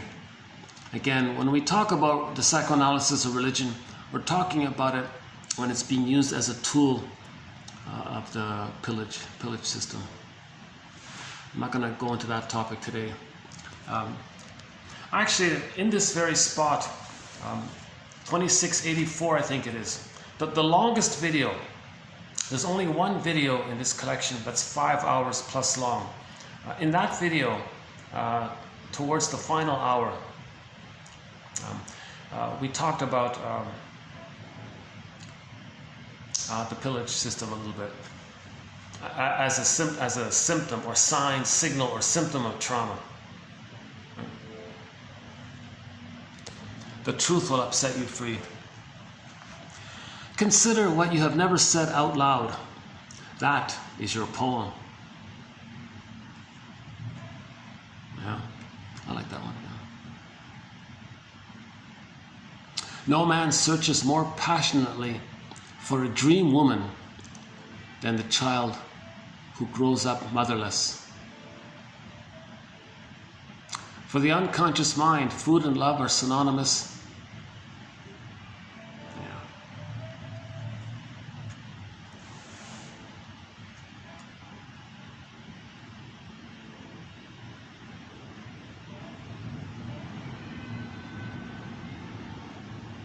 Transference is an attempt at reparative mastery of the traumatic failure of the infantile dependence displaced to substitute objects.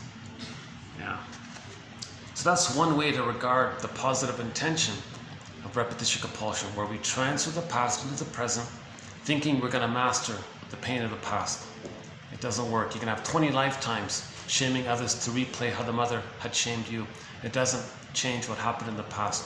A person can have 20 lifetimes assuming others are going to reject them, goad them to do so. It doesn't change what happened in the nursery. The whole idea of this is to be aware of it. That awareness is what Lowell says.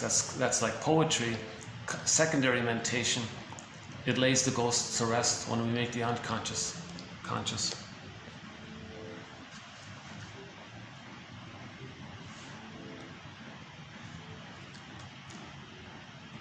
Okay, Lloyd Damas, oh my God, yeah. If the world could treat children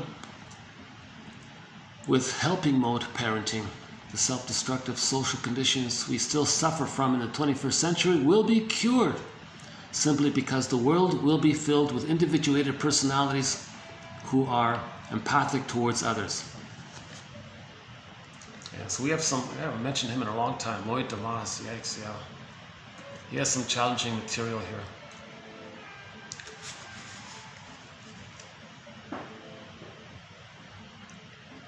So he emphasizes the link between nursery time trauma and how we're not making sense in the present later on, although we may think we are.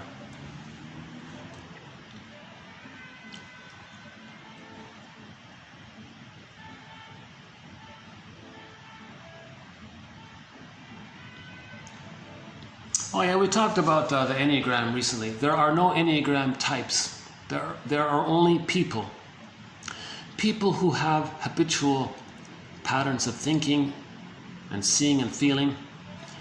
Getting a handle on these habits can make a person understandable, especially if that person happens to be you. More than anything else, it is a tool for compassion. Knowing something of someone's process doesn't mean that you know them. Knowing something of how they see the world does not mean you know their struggles and their aspirations. Indeed, knowing someone's Enneagram type or number may actually get in the way of knowing them. So ultimately, it succeeds best when you leave it behind. The truth is, all of the types are connected. By knowing your frame, you can get out of your own way, call on your natural skills and gifts with authority and without reservation. Work effectively with heart and power and bring spirit into the world. That is what the guardians of the system intended. He says first you want to know the Enneagram so then you can lose it. But don't think about yourself as a label, yourself as a point. Think about that you're in relationship to all the other 9 points. Think in terms of dynamics and movements.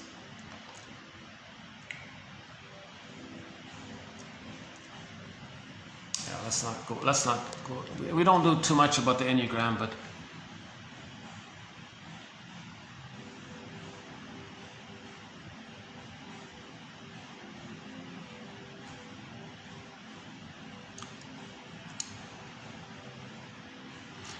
prenatal distress syndrome. It generally appears postnatally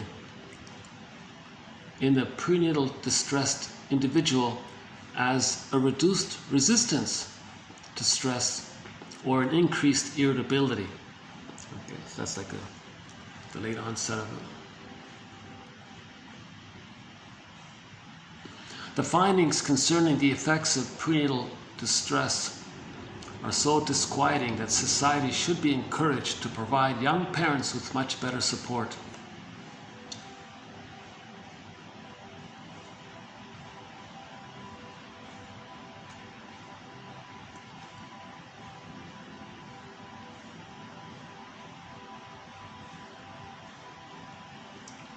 Do ye hear the children weeping, O my brothers? Psychohistory looks at the role of maturity in human advancement primarily stemming from the better treatment of newborns and children. Yeah.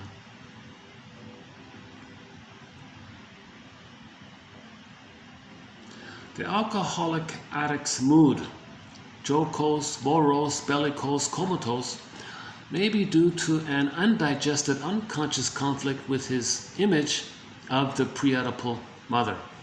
He is fighting intrapsychically his masochistic attachment to the fantasy of a bad, depriving, and refusing mother, but also identifies himself with her.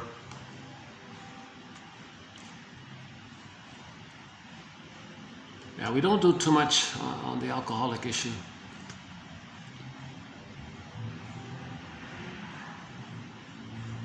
In the traditional transference narration, one tells how the client is repetitively reliving and re-experiencing the past in the present relationship with the analyst. Yeah, again, in the traditional transference interpretation, one tells how the client is repetitively reliving and re-experiencing the past in the present relationship with the analyst. Yeah. Again, in the traditional transference interpretation, one tells how the client is repetitively reliving or re-experiencing the past in the present relationship with the therapist. Yeah. A symptom, a sign or a signal, a symptom is an expression of an unconscious conflict, a desperate personal communication about one's fears, wishes, and fantasies presented in condensed form. It communicates what the person has experienced but cannot express. In it is contained a fragmentary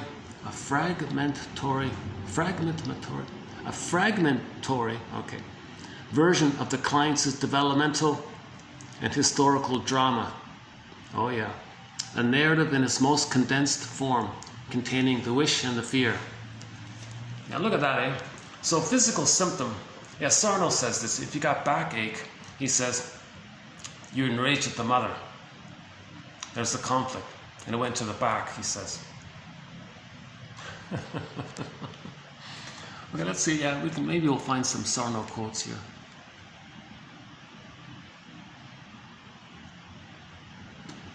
From the Star Trek series, Spock says, curious how often you humans manage to obtain that which you don't consciously want.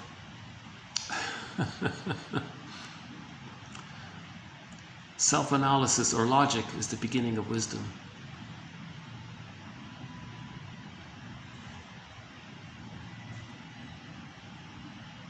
Edmund Burglar, do you really expect the conscious and the unconscious to be identical?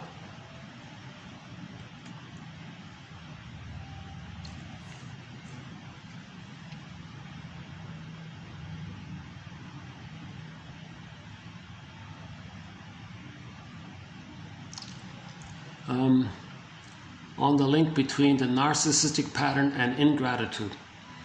The very young child doesn't feel gratitude for food, loving care, attention, and gifts, since he misjudges reality by the most amazing way. His yardstick is his own megalomania. The child learns only gradually to distinguish between himself and the outer world. Consequently, he regards everything good as a gift he gives himself. Yeah, so babies don't say thank you, right? Another one here. Okay, since by Burglar, about the imposters. Okay, since women are often victims of imposters, con men, playboys, Don Juans, Peer Gynt's, narcissistic types. Now, he's writing in the 40s and the 50s, right? Okay, so since women back then were often victims of imposters, a few characteristics may be mentioned here. In the first place, okay, he's a social climber. He behaves charmingly, disarming others and inspiring their confidence by his pseudo grandiosity. Generally making fun of social institutions, reducing them to absurdity for his own inner purposes. Yeah, so he's cynical, right? Preserves his grandiosity. His identification is that of an actor, yet he is always aware that he is faking and inwardly laughs at his disguise and the people who are taken in by it. Yeah, right. So he looks down on you if you believe his lies. He is full of bombast and braggadocio, and when discovered cheating, maintains appearances until the last second. Yeah. He has a child's approach towards time. Depression is hidden. Unable to enjoy his self-created success for any length of time, tries to appear tough. So what? Suckers ask for it. Yeah, well, that's more like the bully pattern, that one there. The cheater remains a lifelong cheater. Yeah. So that's the Peer Gynt's and the Don Juans, the narcissistic people. Basically the stinger personality patterns. Consciously he feels superior to the poor slaves who accept work as a natural way of making a living. Okay, so he's kind of cynical, right? He is incorrigible. Imposters are psychopathic personalities laboring under an unconscious conflict referred to as the mechanism of criminosis. They represent a specific case of failure to overcome early disappointment, a case unique in its specific solution. There is a feeling of pre-edible disappointment in the mother and the absolute helplessness to take revenge on her. I see. So if he thinks he can't even get any kind of reaction from the mother, he may be over the top cynical like this. But if some people think they might get some reaction from the mother, maybe they're not that like this. Yeah, that's a tough one. Yeah, we don't have too many quotes in that area. The Ulanovs.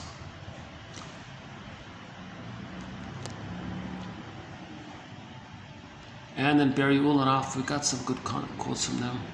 What's this one again? Whether the projection is positive or negative, withdrawing and owning projections is hard work, frequently resisted because it requires a rearrangement of self-images to make room for the new content arising. Yeah, from the new knowledge, right? Signs of projection appear to often involve excessive agitation. Okay, signs of projection often involve, exaggerated emotions inappropriate for the situation, a compulsion to act and react in repetitive, sterile patterns, and a sense of being caught in an unconscious state of identity. At one extreme, a person can project onto another without any reference to that other person's reality, with no support for it. That's called a direct projection as opposed to a mote beam projection. In that case, projection can achieve the intensity of, okay. On the other extreme, all right, let's not, maybe that's, I think that's a quote in our honorable mention. Okay, so in the complete 1001 Windmills of the Mind, we have 9,000 of the core quotes on the TQ quotes, plus there are another 1,000 plus quotes that are sort of like bonus material called the honorable mention quotes. So I just have them in there. Oh, I think here's a good one. Yeah, here's a TQ quote by Philip Bromberg. Okay, so here's how Philip Bromberg describes trauma. When there's trauma, i.e. the baby has to escape where there's no escape, there's going to be gaps in emotional reality, spaces that surround multiple ego states, the mind that's got minds of its own, not me presences, ghostly intrusions, ineffable experiences, reality blinks, ourself behind ourself, concealed, Emily Dickinson, unnumbered spirits around thee fly, though unseen or ever on the wing, Alexander Pope, haunted, sort of knowing, a dramatic ensemble, unformulated experience, pre-symbolic experience, a chaotic intersubjective field, disconnected, disassociated schemas, unrepresented self and object representations, a missing dialect, a dialectic between seeing and being, anesthesia of the personal interactive field, flight into the extended mind, whoa, damaged capacity to organize experience, quote, it never entered my mind. Disassociation narrows one's range of perception so as to set up non-conflictual categories of self-experience as different parts of the self. Yeah, so there's your trance logic, right?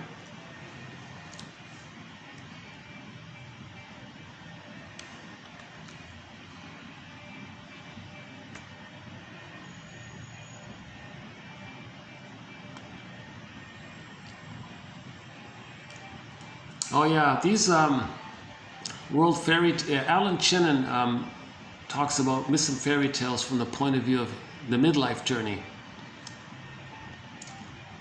Middle tales, yeah. Okay, the elves and the shoemaker, the magic purse, the fisherman and the mermaid, stubborn husband, stubborn wife, the wife who became king. Oh, that's a good one there. The wife who became king, that's a good one. The lute player, another good one, the lute player, yeah.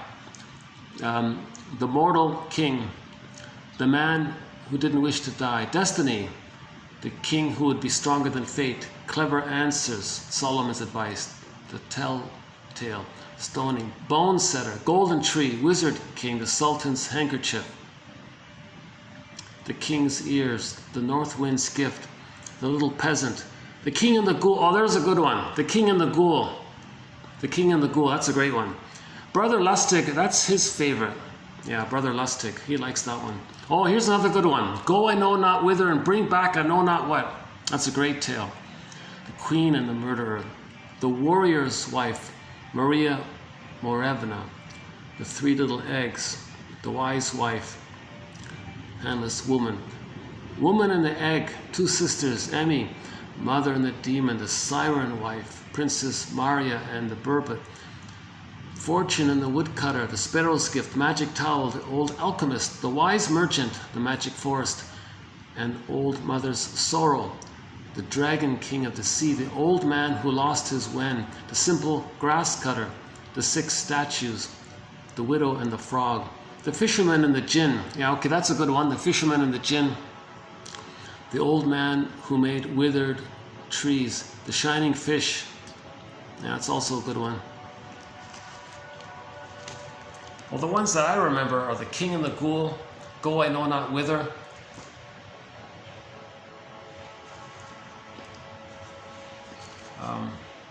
The lute player, and the one about the wife who saves the king. What's that one again? That's a good one. The wife who became king. Oh, that's a great one. The wife who became king. I think a lot of women would like that. That's such a great tale. That's in the book called Waking the World. So Chinnen read 10,000 fairy tales, according to him, and plucked out 50 that he believes sort of best represent the midlife journey, the hero's journey, the second journey midlife. Okay, so this relates to people who at midlife recognize something's wrong, and the stories go from there. So if a person has the symptom or the sign that they're sleepwalking through life, going through the motions in life, okay, maybe the thing to do might be to check out his 50 fairy tales. Once upon a midlife, in the ever after, beyond the hero for men, and beyond the princess for women. But that last one got renamed, called Waking the World. Because women's world gets awakened for themselves. They find their voice, and others are awakened around them because of this. Another good place to begin the hero's journey, or the second journey of midlife, is the comic psychoanalysis. Dark Horse Publishing, type in psychoanalysis. They digitized the comic. The original comic, the classic 1955 comic Psychoanalysis, got digitized. That's awesome. That's a huge boost for healing the soul. Another huge boost for healing the soul came with that Disney film Inside Out, I think. 2015. Okay, 2020, the comic Psychoanalysis. And now here, 2022-3, we have 1001 Windmills of the Mind.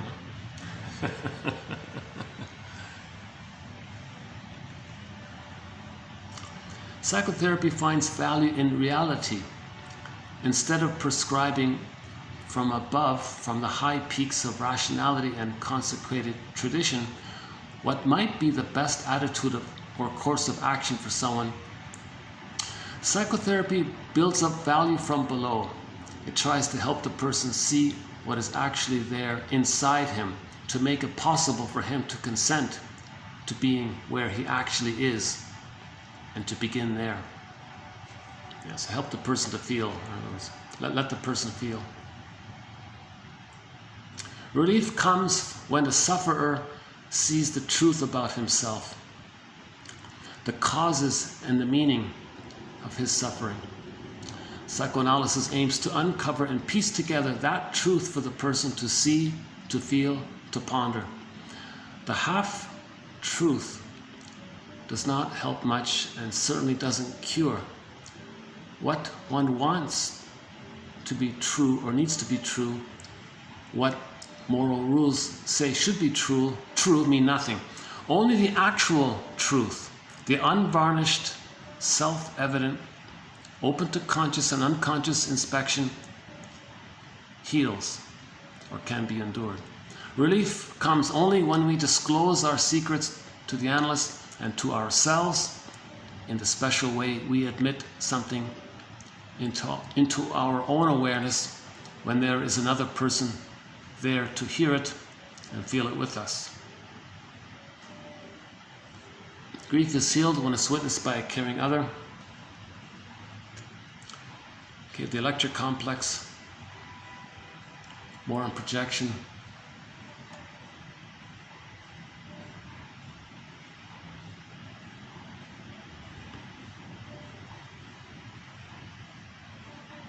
The superego is corruptible and can be bribed with dysfunctional beliefs and behavior to accept disguised good wishes. Okay.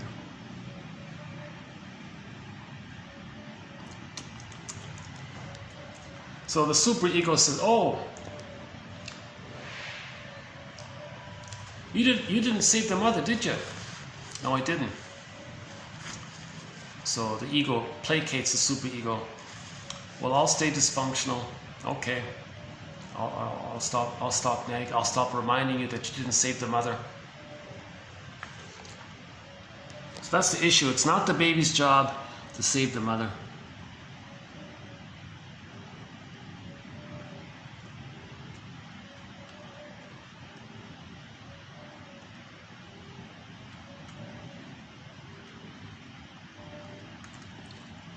Should we do this? Okay, maybe next time. Here's a nice long quote from Edmund Berger, one of our mentors. Yeah.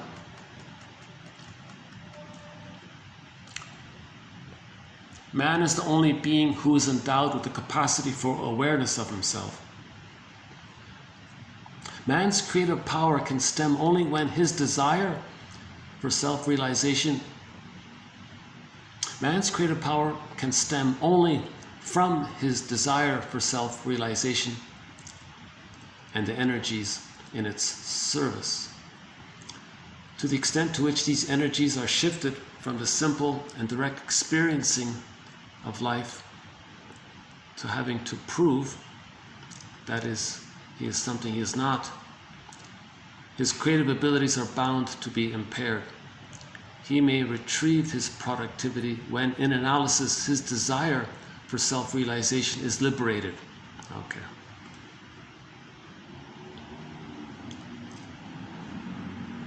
Man's creative power can stem only from his desire for self-realization. Yeah.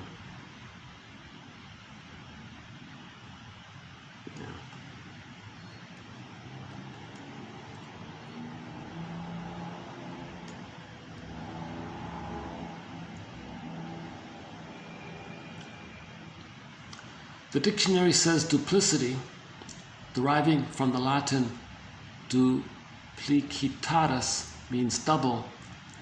Also, it means doubleness of heart, doubleness of speech, deception by pretending to entertain one set of feelings and acting under another. Bad faith, double dealing. Duplicity has to do with something double, operating on two different sets of premises, with feeling one way and acting the other. The analyst's task is to help the client become aware of his duplicity. Yeah. Helmut Kaiser said he calls that duplicity analysis. Games people play, Eric Byrne.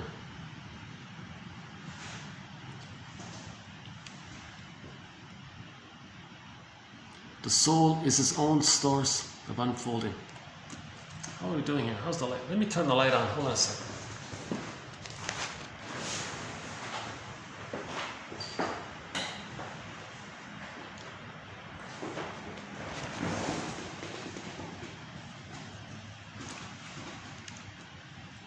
Oh, here's the king and the ghoul. The king and the ghoul. That's a great tale. I like this one. In presenting two valid competing viewpoints, the ghoul attacks one of the foundations of negative thinking, stinger thinking. The assumption that there is only one right answer to any problem. Yeah, the either or thinking, put it that way, right? My greed or your greed. In attacking stinger thinking,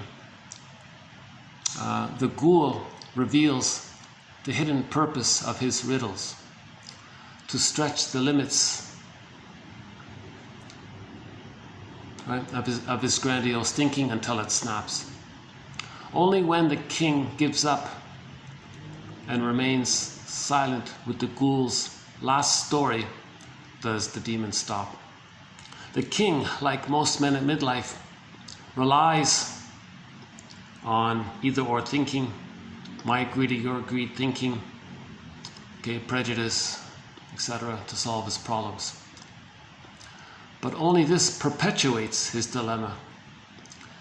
The king has to keep retrieving, the way Sisyphus had to push his stone uphill.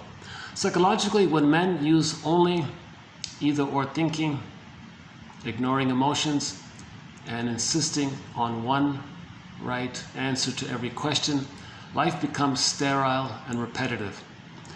Tricksters like the ghoul help in the process of facing paradoxes, seeing the third side of the coin, to deal with the quote-unquote irrational side of life, meaning the feelings, the feminine side, the feminine principle, right?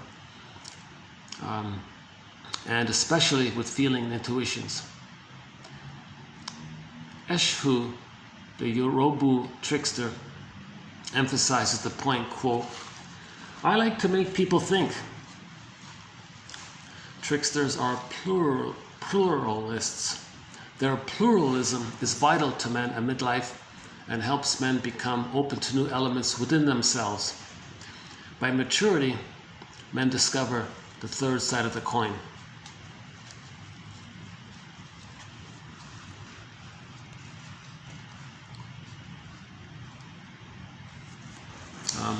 Okay.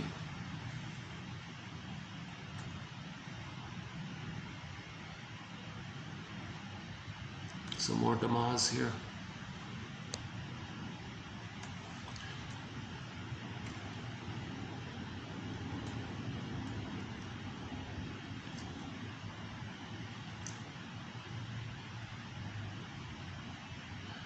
We paused to soak in the deep cathedral quiet of the rainforest.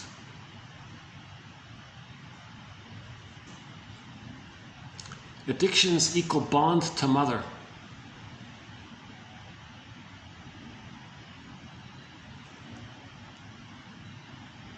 Every man is my mirror, every man is my teacher. If you love or hate a person, you love or hate something in them that is a part of yourself. If you want to know where your shadow is, what is in your shadow, you look at a person you truly hate, but then you break the contact and look down to your right, and you'll see your shadow there.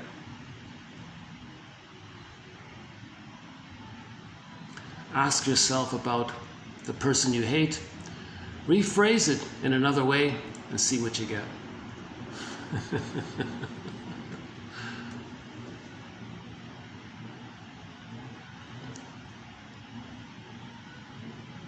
Yeah. You know, the video that has received the most views in 1001 Windmills of the Mind is this one here. On those who hurt others, who then proceed to hate the ones they hurt. A variation of the technique of rationalization makes use of projection.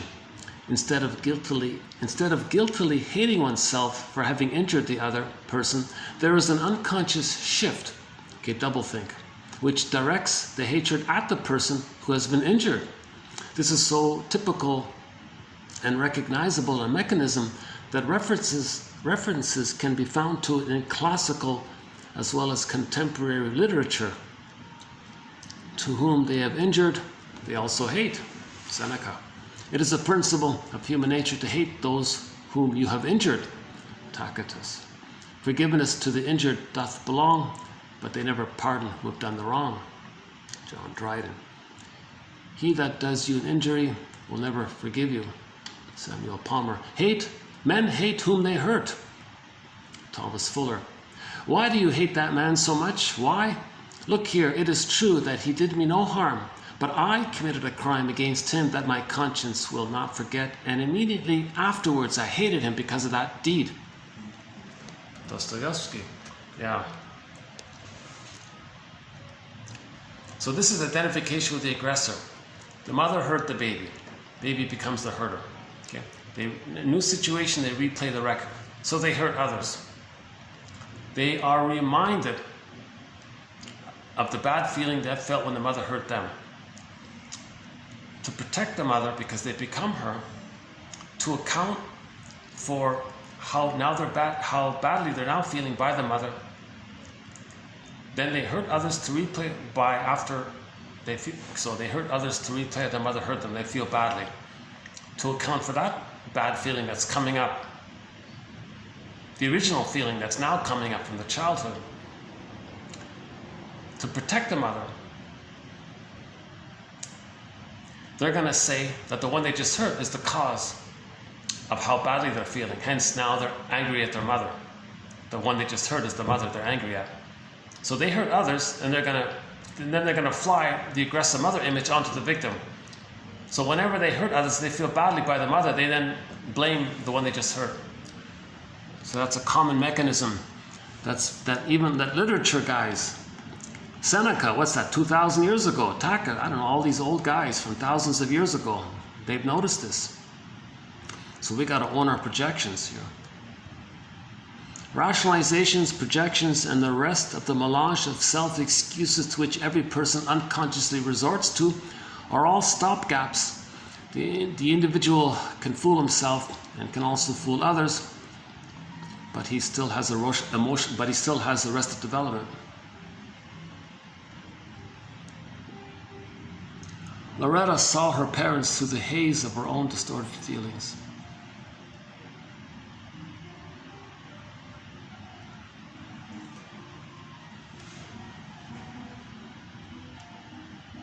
Yeah, the flute playing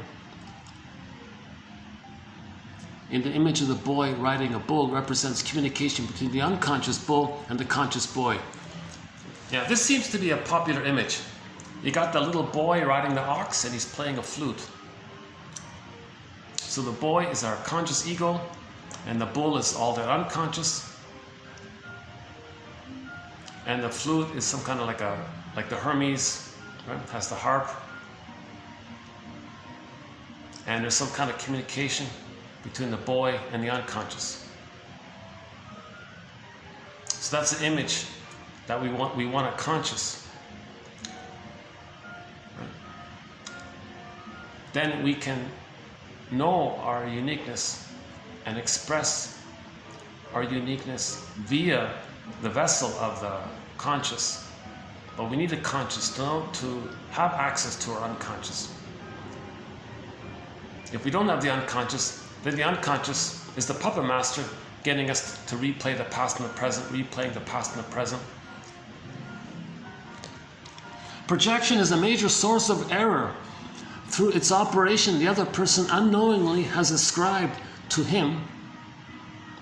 Through its operation, the other person unknowingly has had ascribed to him attitudes, feelings, and reactions which were not consciously recognized by the attributor as being his own.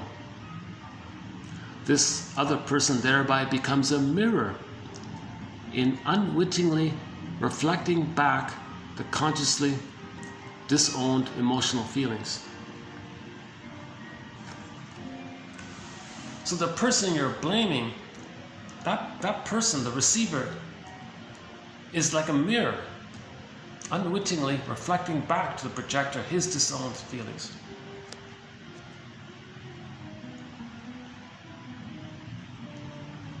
Oh yeah, the chronic tendency of neurotics to repeat over and over the specific pattern of an infantile conflict is technically called transference. It is the only emotional attachment neurotics are capable of. Superficially and subjectively, it seems to be love. The analytic microscope, however, reveals a repetition of an undigested bygone conflict. I have compared this repetitive tendency with the attitude of a man who possesses but one Victrola record, which he carries with him everywhere, playing it endlessly whenever he finds a Victrola. Oh, that's the third version, yeah. The Victrola is the original record player, the first one, right?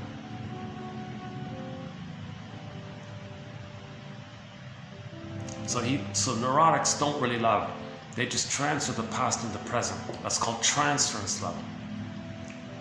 And again, I find that quote very interesting about the wiring. Right? So the baby lays down the neural circuitry in relationship to the mother. Okay. So we're talking about the painful mother, right?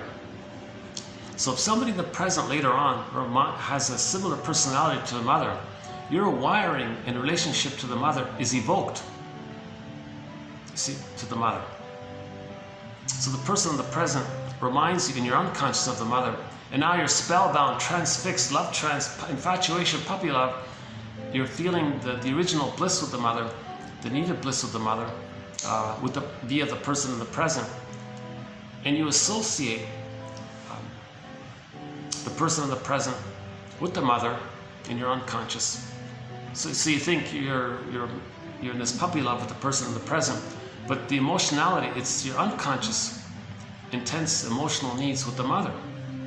Hence all these songs, can't live with you, can't live without you. The baby's in that place. Mother, I can't live without you, but I can't live with you like this. So the person in the present, it's like a second chance at it. So I love you, you're perfect, oh please change. Mother 2.0, please be the good mother now, still in the past, right? That's not love, that's called transference love.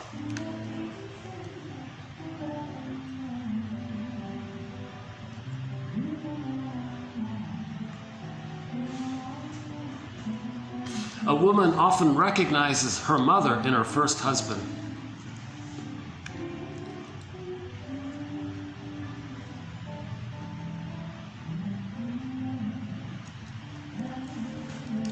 Right? So a woman might choose a man who has the psychology of her mother. So now she wants to control the guy, henpeck the guy, thinking she's trying to control the mother. See, the baby had a fantasy at some point that he wishes he could control the breast. And so if the daughter is having a problem in the nursing experience with her mother, baby girl or boy, all babies are going to have the fantasy, oh my God, what do I do here? I can't flee from this bad breast. Now I'm angry. The anger is going to turn into a fantasy. I wish I could control this breast so it'll be reliable and under my control and I can get the love that I need. Problem there. Okay. Later on, woman meets a man who reminds him of the mother. Now the wife is going to henpeck the guy, wanting to control him. Back in the nursery, wanting to control the breast. That's not going to work. It's not logical, it's psychological. She likes him.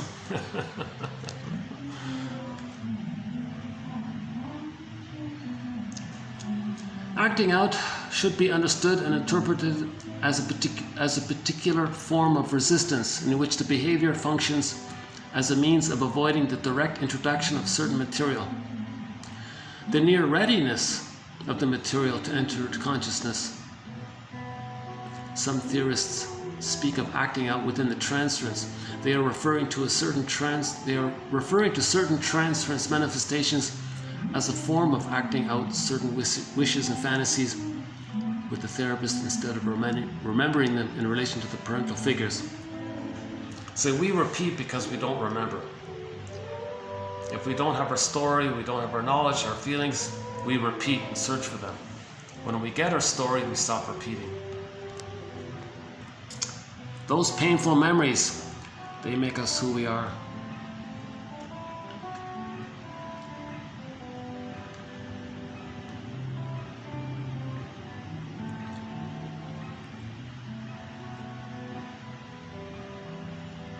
He that pities another remembers himself.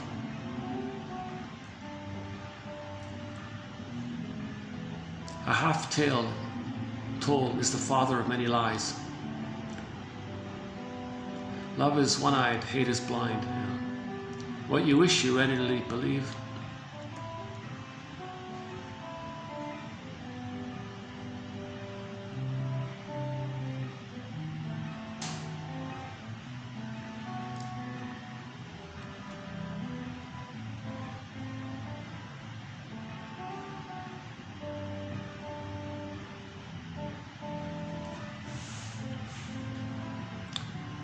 Marriage is a challenge to our narcissism. Yeah, because the partners cannot be the absolute perfect one for you. So you're gonna face your narcissism. Dreams are largely a reliving of the unresolved emotional problems in human relationships.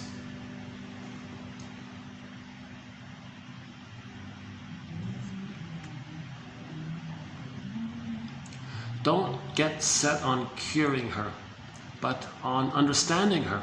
If you understand, and she understands, or you understand, then cure will follow naturally. It is almost always a relief to experience one's true feelings.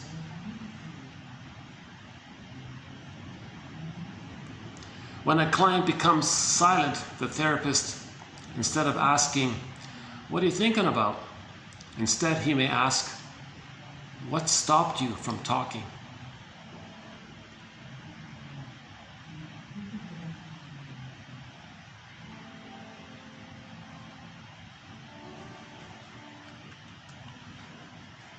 Oh, Rinsley, here's, okay, we got some good quotes from Rinsley.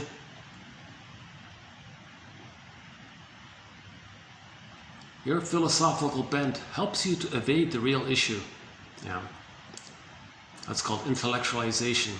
Some obscure philosophy. Huh?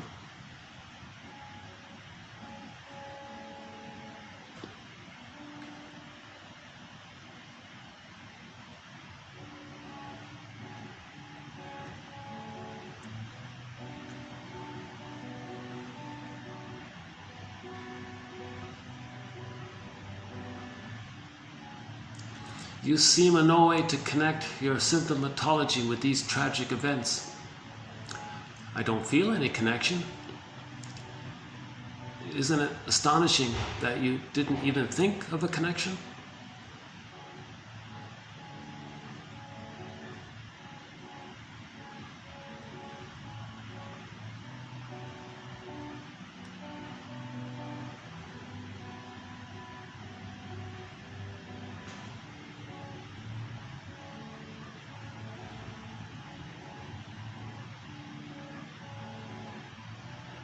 Some clients, the basic symptom with many clients is duplicity in communication. Yeah, duplicity in communication. That's a sign of trauma. But it's an attempt to process and feel at the same time. According to Helmut Kaiser, the top 3 influencing factors with neurotics are the search for an illusion of fusion as a defense against the feeling of being alone. Now that's the magic bubble they're looking for. Not being behind one's words, thereby requiring duplicity analysis, and the relationship is the healer.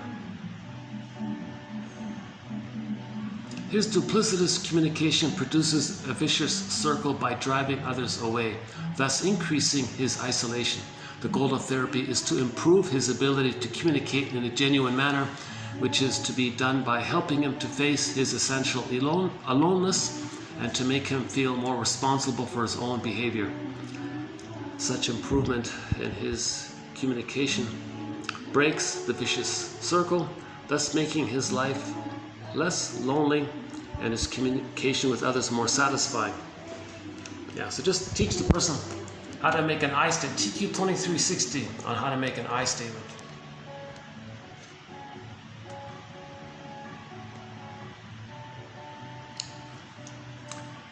I want to say something to you, estranged father. I want you to understand that I don't accept anymore my mother's view of you.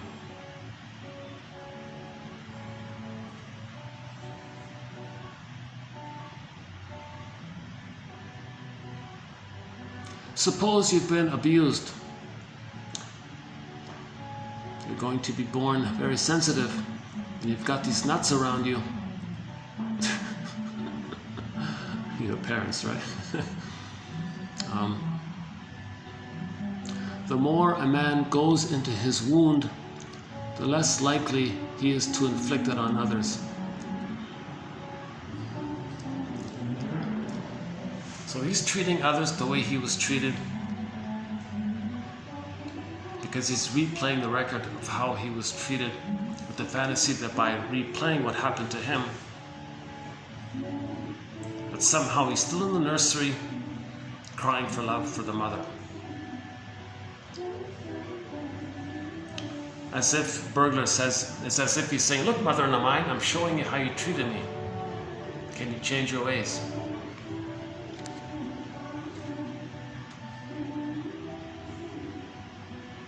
Oh, here's a good one. Okay, yeah. Oh, should we do this one?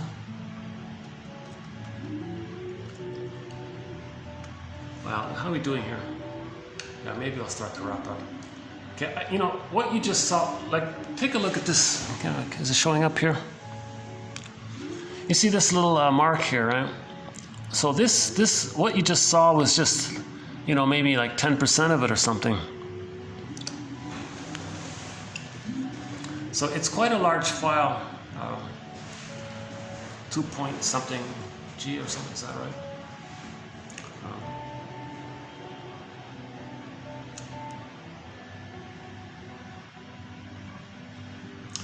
I'm confident if you read 10 quotes, you'll find one that goes, okay, whoa, I love that one.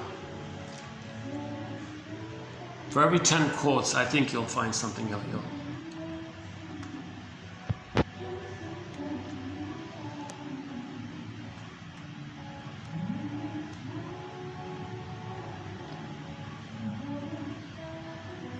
We have a lot of quotes about projective identification.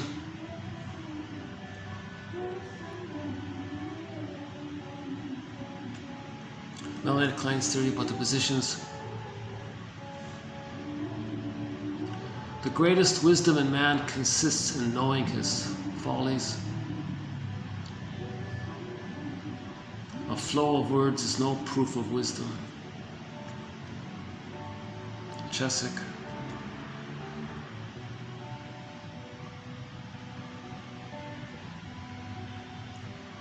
Oh yeah, she's got some good, okay, Jean Knox, yeah, she's got a few quotes in here.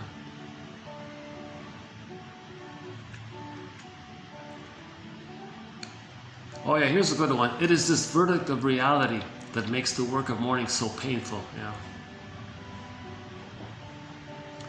Transfer. Do the facts support the transfer of feeling from A to B? See, yeah, that's from the 1949 film called Propaganda Techniques, right? They want you to transfer your feelings in one place to another. Do the facts support this transfer of your feelings from A to B? Glittering generalities. Is this person's idea of fill in the blank the same as yours?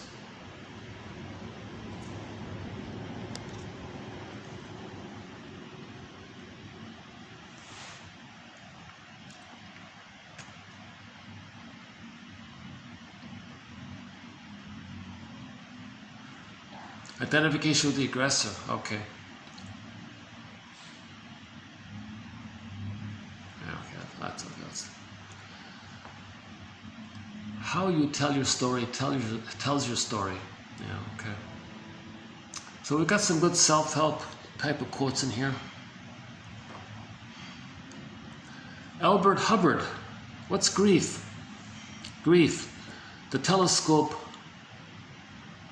of the emotions that unfolds to your eye the meaning of all worlds, the overtones and all joy, the pleasure that lasts the longest. He means the psychic masochism, the tears of memory, the vice of weakness and the virtue of strength. Some aphorisms. Look for the other half who walks along next to you and tends to be what you aren't.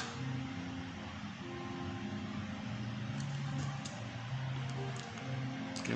So that's the double self character. In literature, all of us that we don't know about, our potential, our golden ball, who we would be had we been loved. Create a character. That's your double self. He's your other half. He walks with you.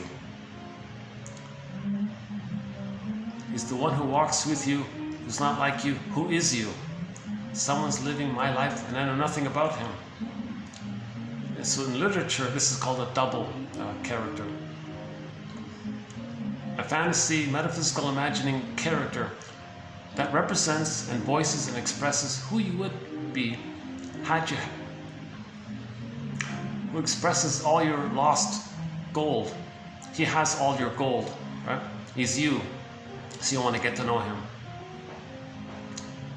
But he's also the person that can mourn, that can process, that can...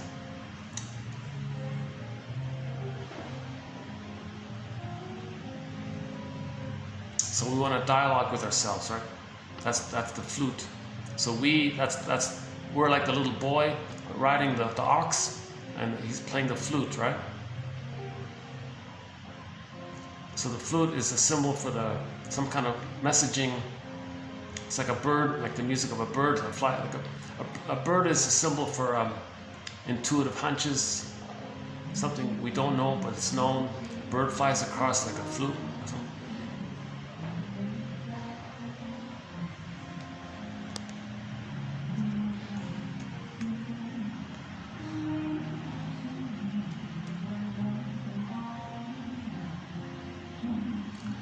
Oh yeah, equivocation, yeah. Misleading use of a term with more than one meaning. Who's on first? Changing the meaning of a word in the middle of an argument. Calculated ambivalence. Deliberate evasion in speech. Your equivocation when asked where you were last night is not reassuring. Often used in order to mislead or hedge. Intentionally vague. Unclearness by virtue of having more than one meaning. Falsification by means of vague or ambiguous language. And evasion of the point of an argument by raising irrelevant distinctions or objections. Intentionally non-committal or passive-aggressive, an expression or term liable to more than one interpretation. Double talk. Why doesn't he just say what he thinks without equivocation? Circular reasoning. An argument which says A is true because B is true and B is true because A is true. Lucy to Linus cartoon. You don't believe me, do you? It's a fact that girls are smarter than boys. And do you know who discovered this? Women scientists. I.e., girls are smarter because scientists have proven it. And we know scientists are right because they are girls, and girls are smarter. When someone tries to support an argument by just repeating its main premise, he is using circular reasoning.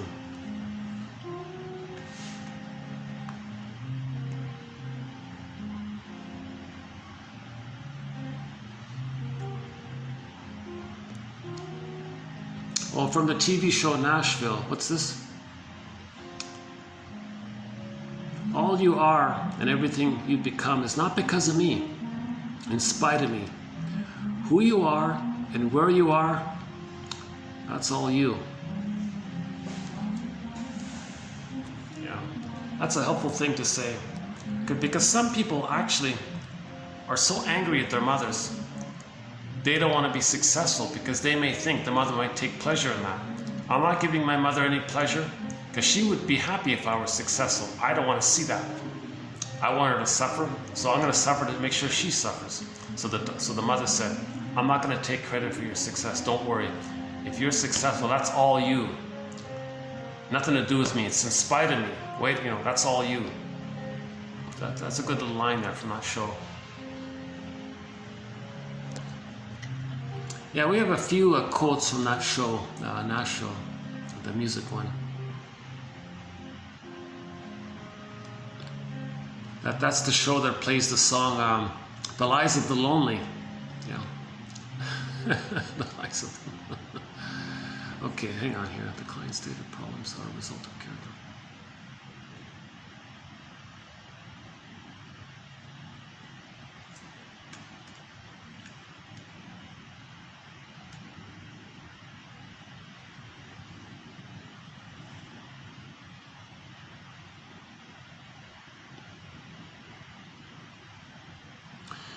Many sons experience conflict when their own development is experienced as an unconscious threat to one of their parents.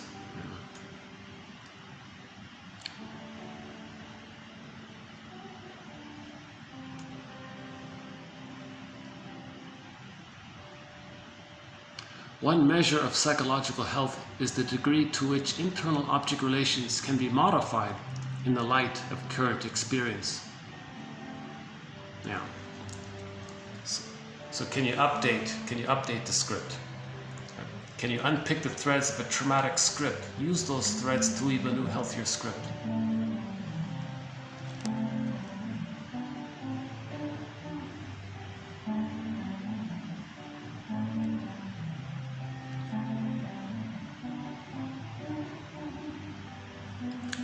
What did people expect from you as a child?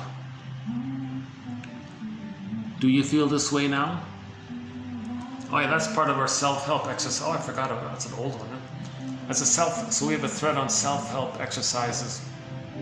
One of them was this fill in the blank one. What did people expect of you as a child? Okay, fill in the blank. Do you feel this way now?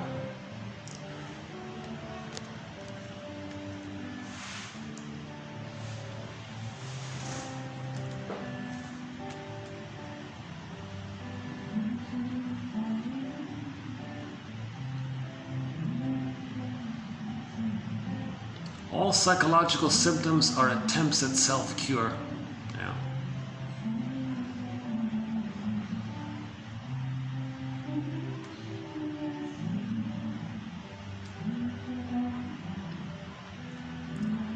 A superiority complex is a sign of arrested development.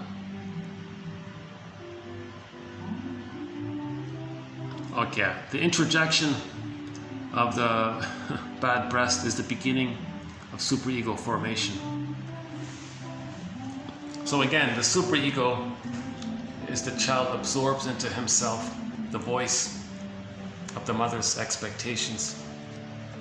That it's the baby's job to save her. The reminder of that. Did you save the mother? No, you didn't. That's the superego, the harsh inner critic, the self-saboteur kind of thing. So in other words, the conclusion is mothers shouldn't try to use the babies, to parentify the babies, to soothe them and take care of them. But they may do so unknowingly. That seems to be the source of it all.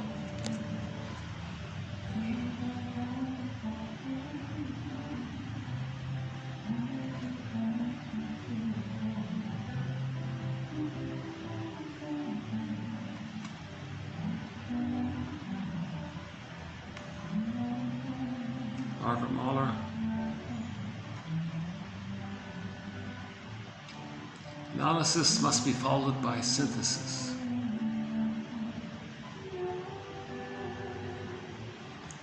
The subjective experience of immortality is a regression to an infantile mode of thought. Or maybe that's back to that pigeon joke. Maybe the woman was feeling stressed, right? So she was feeling stressed, infantile mode of thought, wants to live forever. Hey, comedian, what about reincarnation? Can I live forever? Well, that's funny. That's a very funny thing about that. I once knew this guy who wanted to be wealthy. He came back as a pigeon and made a deposit on a big...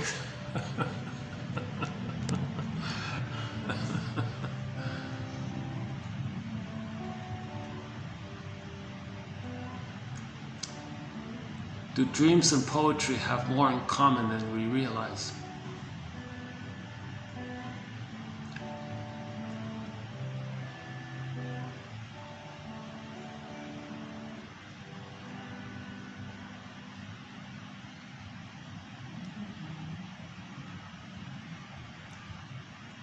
The baby feels shame if he can't receive mother's love. Yeah, okay. Okay, some synonyms of projective identification. Projective identification has moreover been widely written about under a number of different guises and aliases, such as irrational role assignment, trading of disassociations, externalization, defensive delineation, evocation of a proxy, the family projection process, scapegoating. Yeah. Projective identification is, in brief, a way of ridding oneself of unacceptable parts of one's inner world, and then perceiving in someone else's thoughts, feelings, expressions, and behavior what one simply cannot tolerate or take ownership of. Yeah. Major topic.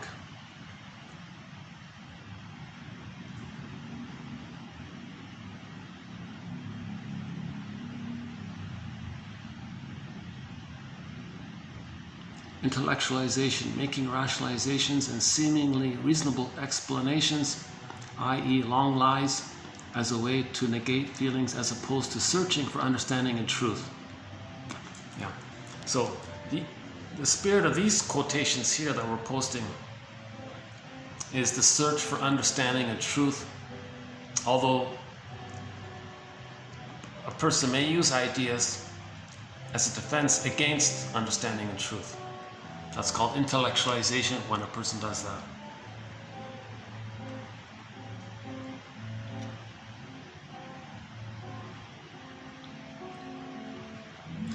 No one wants to think that their mother never wanted them and always really rejected them.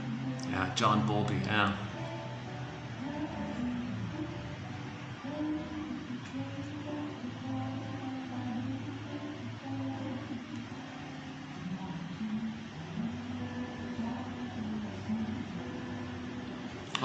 While the client has to experience the past and observe the present, the analyst has to experience the present and observe the past.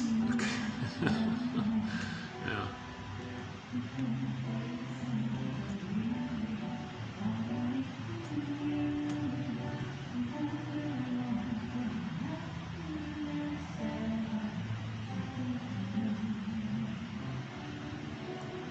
His unconscious attachment to his mother accounts for his lack of self-agency.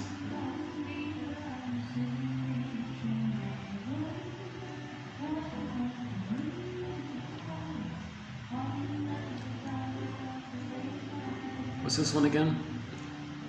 I came to explore the wreck. The words are purposes. The words are maps. I come to see the damage that was done and the treasures that prevail.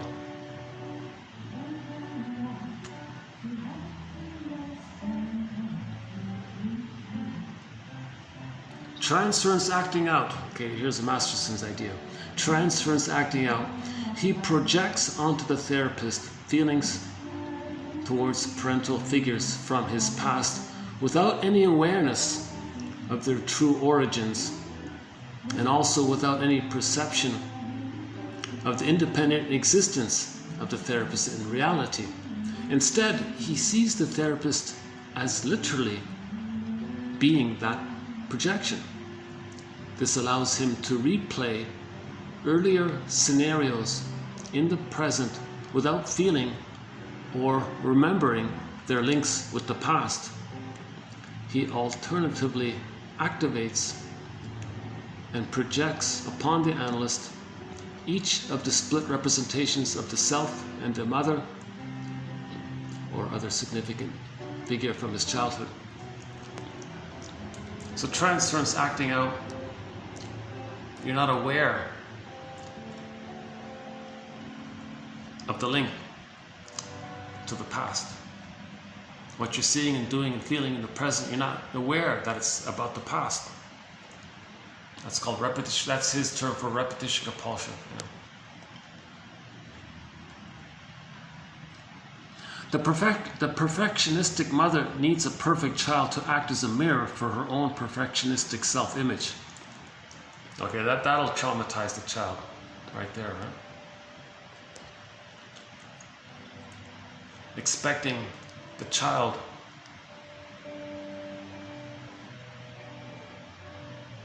to provide fusion for the mother. No child can be the good mother, the perfect mother that the mother needed in the nursery. No baby can. So let's imagine a baby's born. Oh, my mother. Oh my God. When she was a baby, she was traumatized. Oh, let me as a baby invent a time machine. We'll go back to her nursery 20 plus years ago. I, as the little newborn baby, I'll be the good mother that she needed. It's all ridiculous, right? But that's what the mother wants. That's what the baby believes the mother wants. Something like that, right?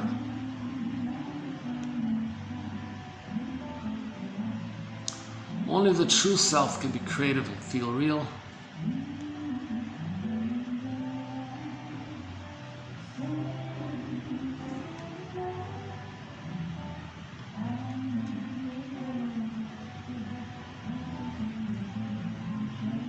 It takes two to nourish an intimate relationship. It takes only one to wreck it. Oh yeah, equivocation, using a word to mean one thing and then later using it to mean something different. Yeah.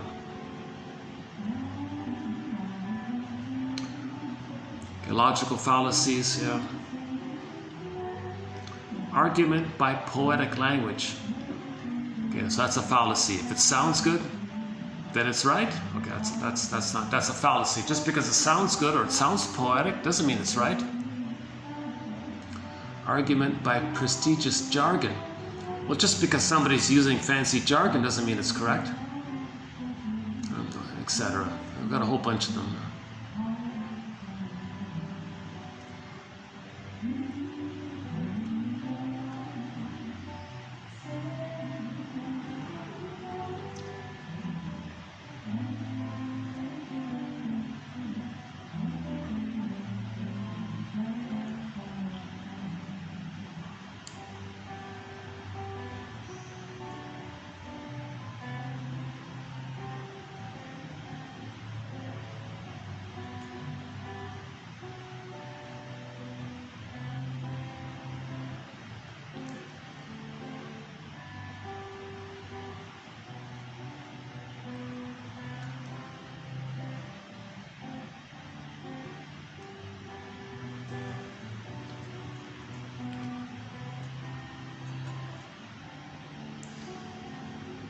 What the river says, that is what I say. So like flow into your symptoms, right? If you feel pain, well, accept it and work with it, kind of. Psychosynthesis takes place coincidentally with psychoanalysis.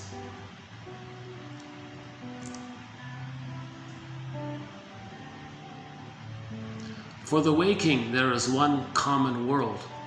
But for those asleep, each one turns aside to his own privacy.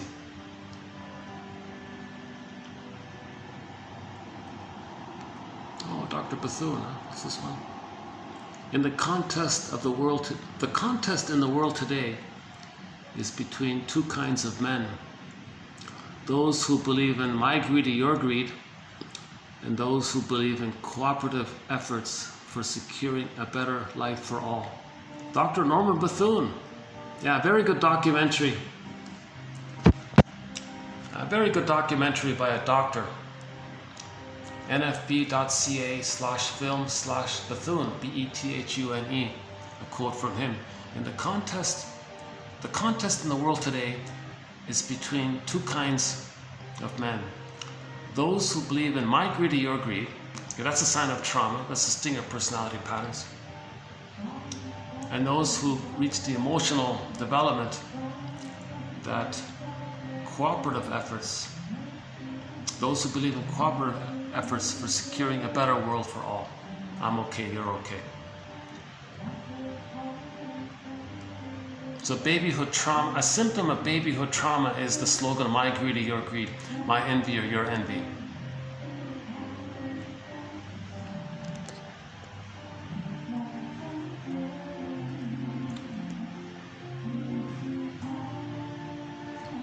You may give your children your love, but not your needs, for they will have their own. Your children belong not to you.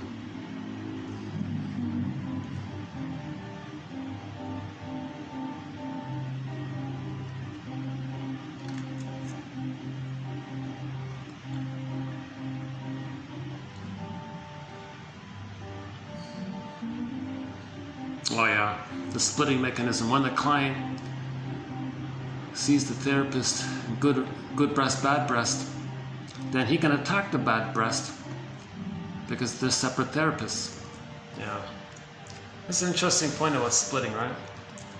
The more traumatized the baby is, the more he's going to go through life with good breast, bad breast, good fairy, bad witch kind of thing. So when the baby's feeding, maybe, okay, that's fine.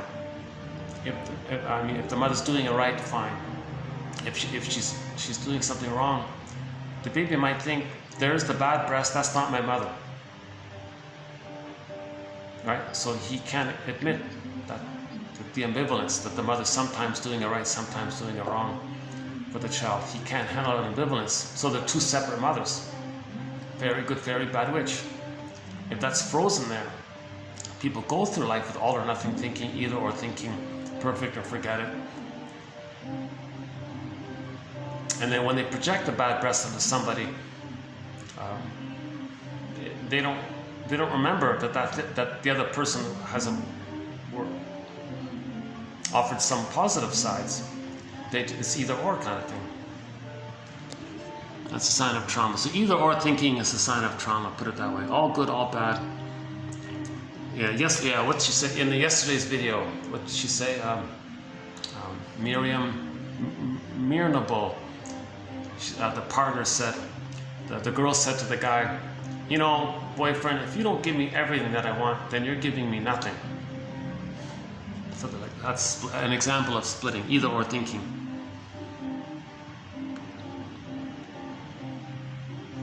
But he was a very generous all around. But he can't give everything, right? He can't be the. Okay, next one here.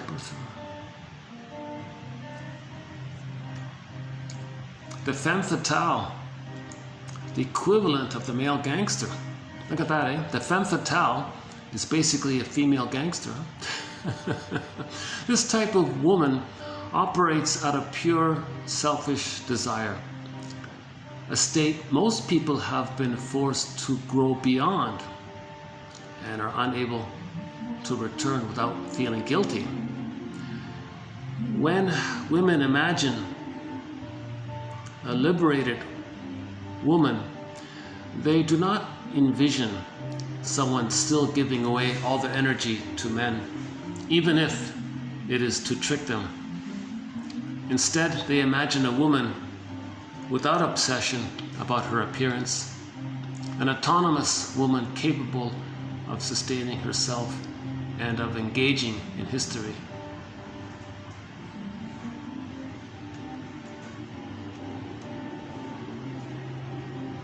Okay, we've got a lot of very good quotes from Solani here, David Solani.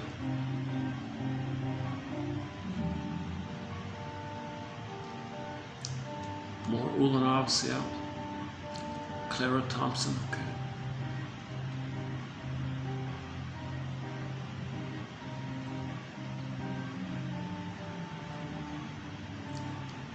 Okay, let's not talk about serotonin today, some other time.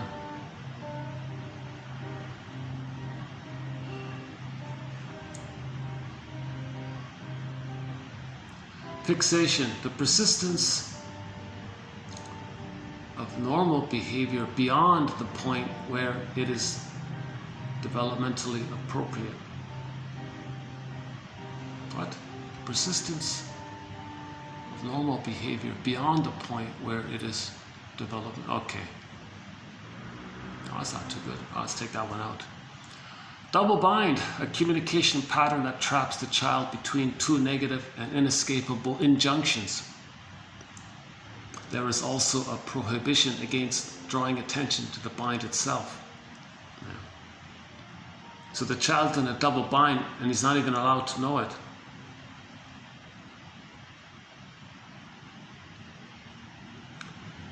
At least when you lose, you get to have a rest. It's the midlife, yeah. Oh yeah, therapy cannot proceed when the therapist is more anxious than the client. Yeah, so just my disclaimer once again, as I mentioned at the beginning of this video, I'm not an analyst or a therapist, obviously, right? And so if the therapist is more anxious, it may not be like visibly seen. If the therapist is on meds and all that, he's way more anxious. Let's say the client is just anxious but not on meds, but the therapist seems like stilly calm but he's on meds. Oh, forget it. Therapy's not going to take place. Once we see the world differently, we seem to inhabit a new world. Oh yeah, look at that, eh? Much of the time in therapy is spent interpreting the client's need to see things as either black or white. Yeah, that's a splitting mechanism. If a person does tend to see things in either or, black, so-called black or white, all or nothing, perfect or forget it, everything or nothing, now or never, all these kind of binary things, that's a sign of trauma. Okay. So, it's a developmental, emotional, wonderful achievement if the child gets to a place where he can accept the reality that the mother is not perfect and he can handle it. But very early on, the child may temporarily split, okay, bad witch, good fairy, very briefly, but after a few weeks, the child figures it out, oh, okay, I can handle it. Mother's all right, sometimes she's off. He can handle the ambivalence. And then later on, the template is set down that if a person were to be angry at someone that's important to them, well, that's someone they love. So they'd feel badly if they got angry at someone they loved. So guilt enters the psychological picture. You know, care and feeling for others, reparation for others enter the psychological picture. But if they're still in the place of either or, then they don't care.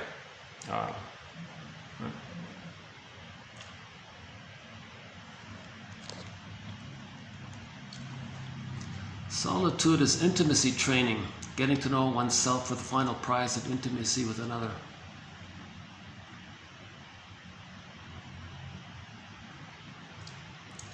Anxiety can be utilized as a symptom, sign, signal, reminder that the time has come for self-examination.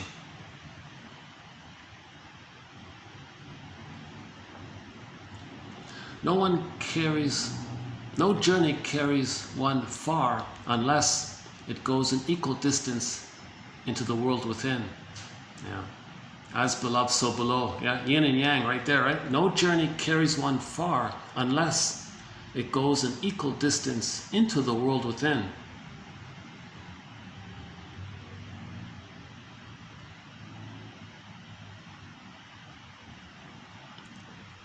Fortunately, analysis is not the only way to resolve inner conflicts.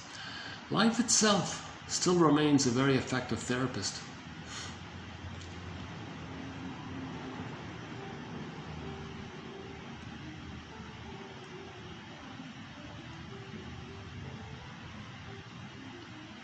His identification with his mother would act as a barrier against his love for any other woman. Oh, for sure, yeah. If he's a mama's boy, yeah, it's not going to work.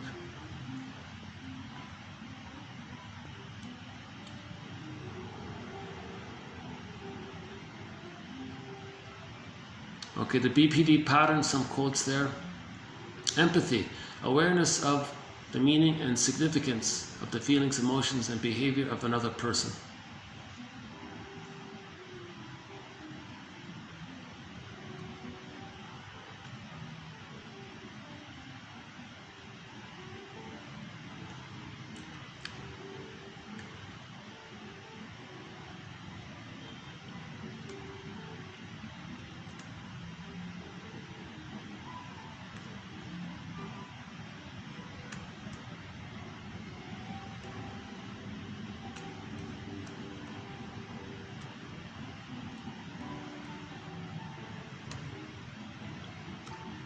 Brian Andre, Nikaui.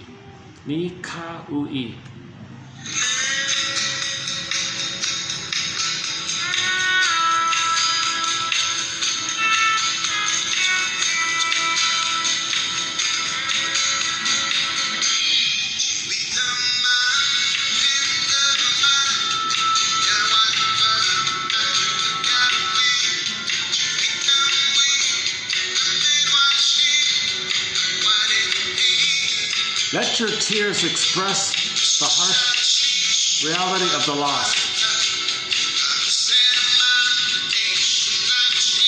You have a future.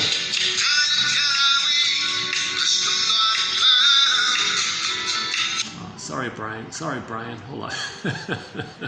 Let your tears express the harsh reality of the lost. Grief will demand your attention. Respect the power of grief. Pour out the feelings you may never have had the chance to express. When some person's attempts to comfort you only deepen the hurt, forgive them for not understanding. Later, when you comfort someone else, remember what not to say. Sometimes your grief encompasses the grieving you never did for earlier losses. Mourn also for what will never be. There will come a time to remind yourself of your reasons for living. You have a future worth enduring for, and you deserve to find a renewed sense of purpose and pleasure in your life.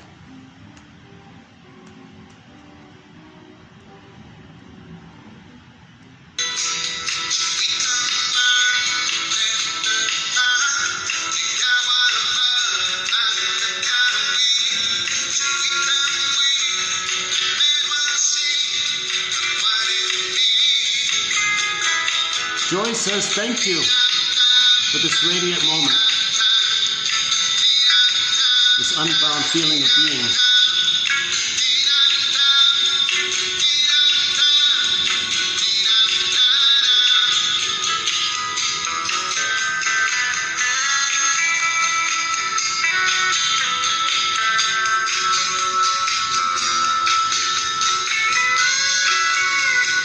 Client says, after 2 years of therapy, I think I'm finished.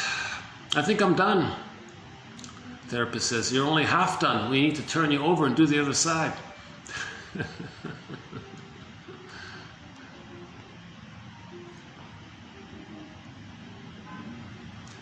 Neurosis is caused by a fixation which makes absolute a value, which should be relative and temporary, an existential hearsay. Yeah, so grandiosity should be an existential hearsay. Thinking that you're a little god, that the world is your oyster, is an existential hearsay.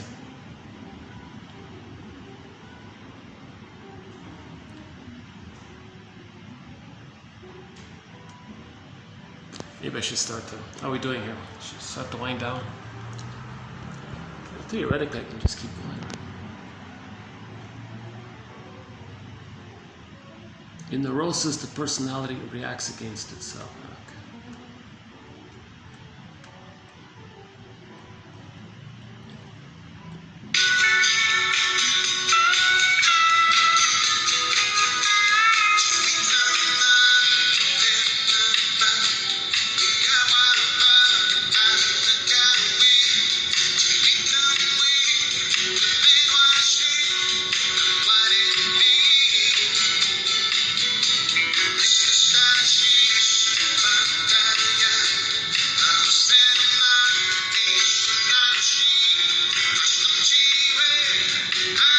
Yeah, so this is sort of the basic idea here. Object relations theory focuses on internalized memories of interpersonal relationships. Okay, so object relations theory is the study of the internalization of interpersonal relationships. That's the issue here.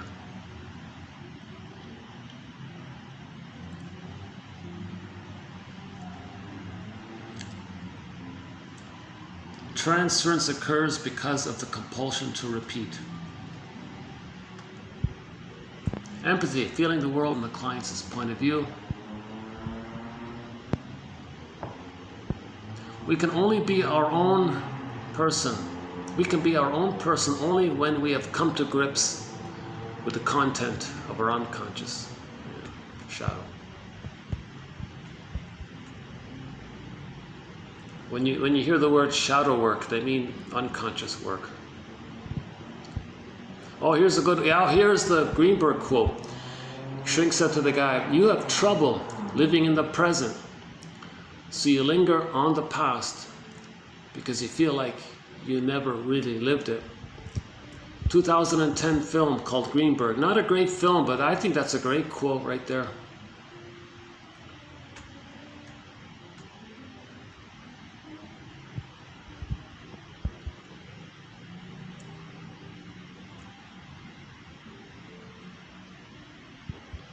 Oh, Johnny Sanford, what's this? To fall in love is a typical human experience.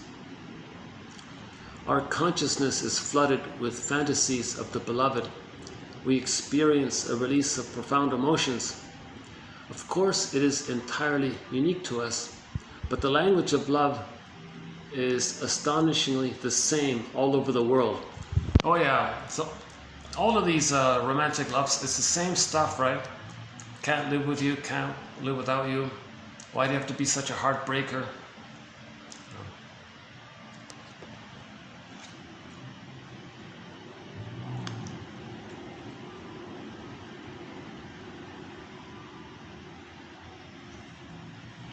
Great Spirit, grant that I may not criticize my neighbor until I have walked a mile in his moccasins. You're never fully dressed until you wear a smile.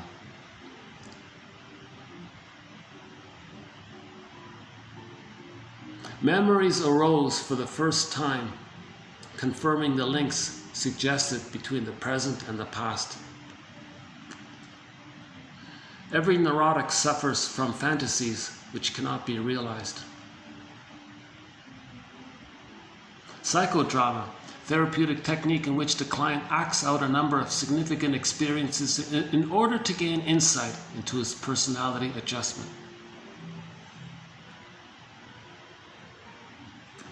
Conversion hysteria results from the concentration of the entire charge of unconscious anxiety in the body, provoking thus a somatic dysfunction.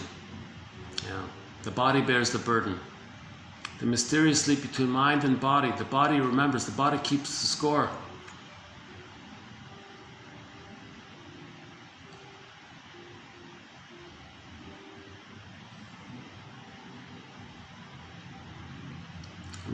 Emotional re-education. A slow and painful process, but it's the only way we know of at present to make a fundamental reconstruction of personality. Analysis attempts to remove the unconscious resistances to healthy behavior so that the client can understand and control his actions. Okay, hang on. Most marriages are saved by analysis because the client is made to see that the anger and resentment he has been directing against his spouse are not really caused by her, but are the result of intrapsychic conflict of the past. Insight, the emotional recognition by the client that what he feels and the way he acts towards other people are part of a pattern which originated long ago and which manifests itself throughout his life.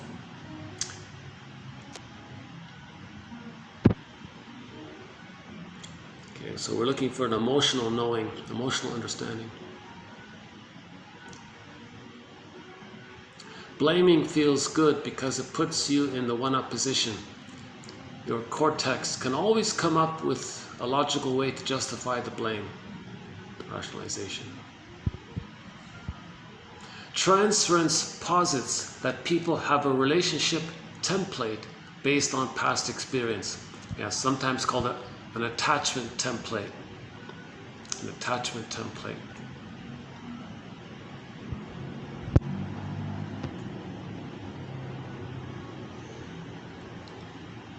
We got some great quotes here. We got a lot of good stuff here. You know, this, what you're seeing is just a fraction of the encyclopedia.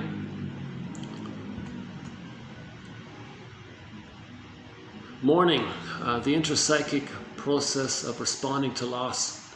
This process regularly requires an alternation between the wish to reverse the loss and the wish to accept it and regain that portion of oneself bound up with what has been lost. It involves coming to terms with both negative and positive feelings about what has been lost. Inability to adequately mourn can lead to a state of complicated grief, melancholia, etc.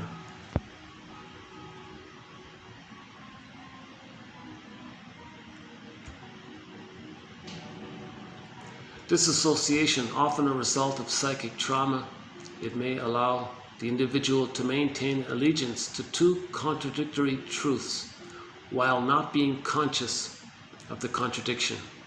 Yeah. So that's how people get away with lying, like the propaganda and the advertising. It's because of this. If we heal our trauma, we'll have critical thinking skills back.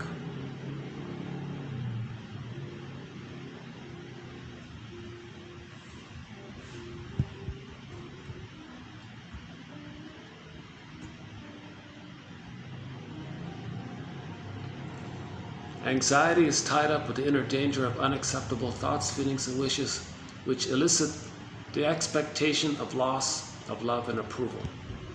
So a lot of anxiety might be the fear of the memory that mother demanded too much of us, her impingement or her abandonment, etc.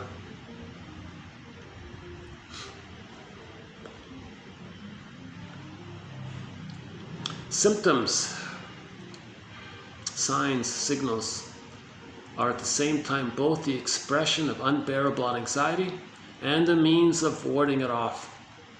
Symptoms are a defense.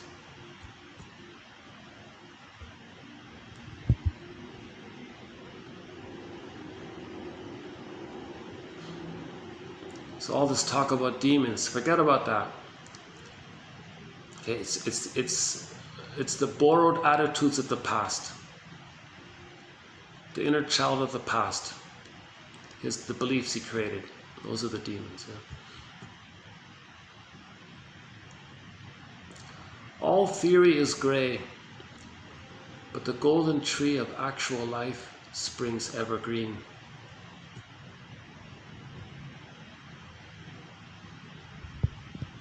Mental tunnels, how mistakes of reason rule our minds. How are we doing here? Should I wrap this up? Maybe I should wrap this up.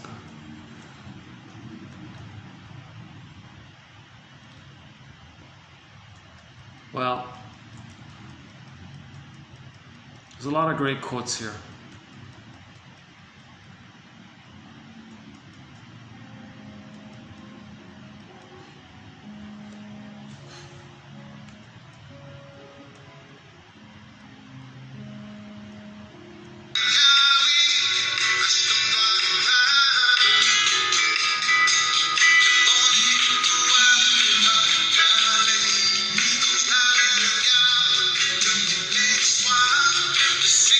Control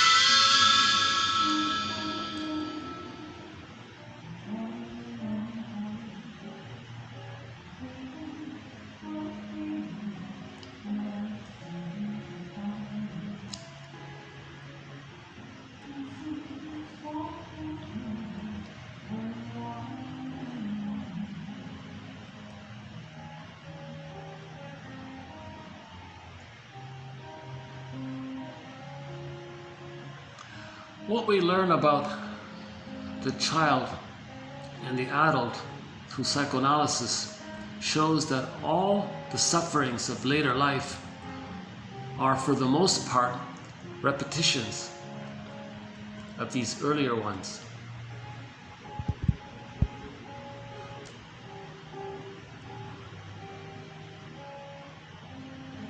Man's understanding of man has not kept pace with scientific development.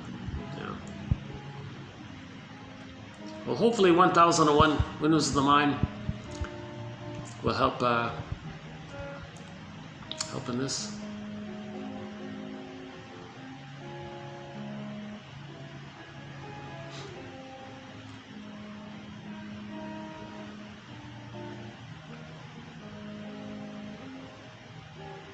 Fairy tales also reflect deep needs and universal dreams, but we consider them untrue and we analyze them. Analyze. You are the only person on earth who can use your ability.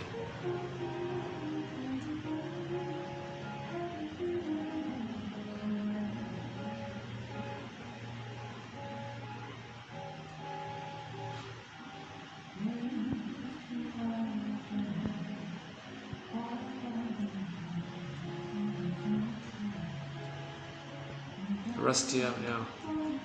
Okay, I guess I'll just wrap it up here for today.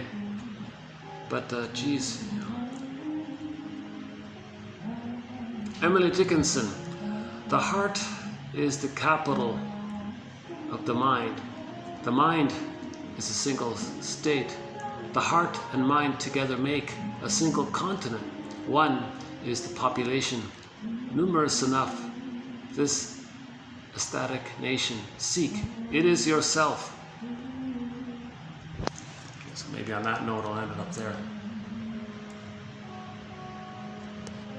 Unless there's some other inspiring note, any kind of maybe some inspiring note to end on. Paul Gray.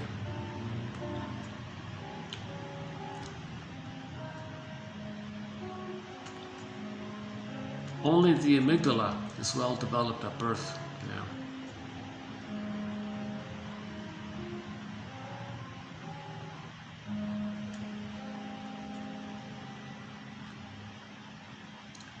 And a hysteric is like a glass of water without the glass,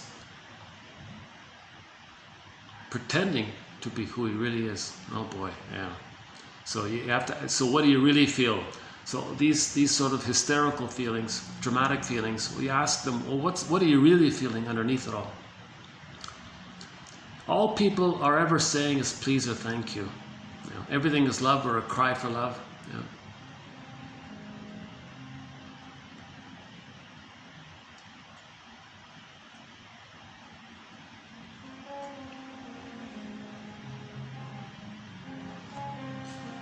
You'll have to work out your own best way to make your emotions work for you and not against you.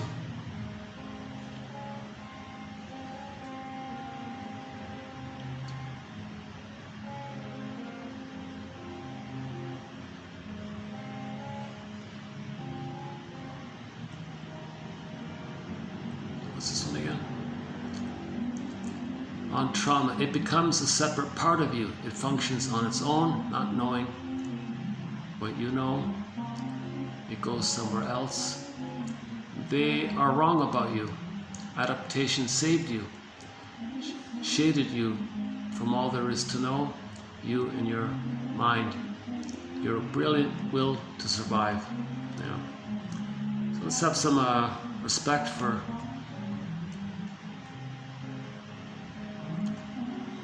that.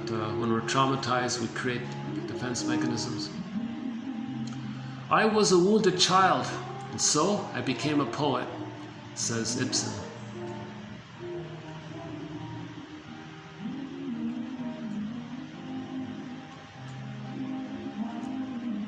A ghost is a manifestation of guilt, a memory contested.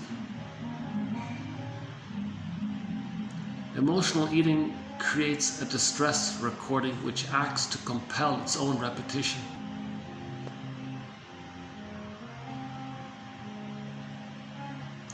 Any phenomenon can be understood better if it is examined from a variety of viewpoints.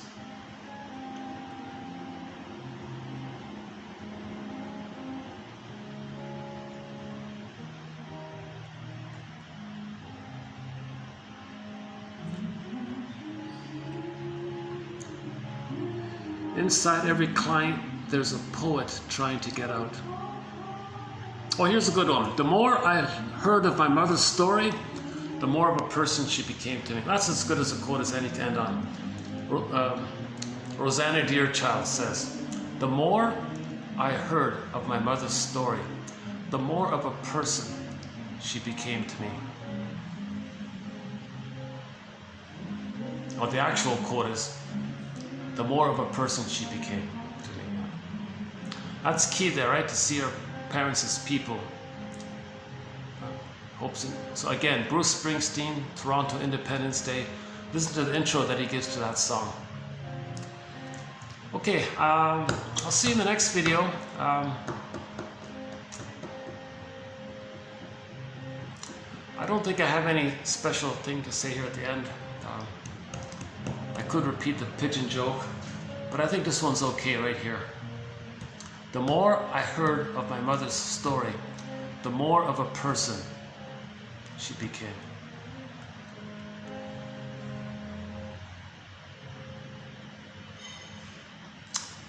Unless there's another one here.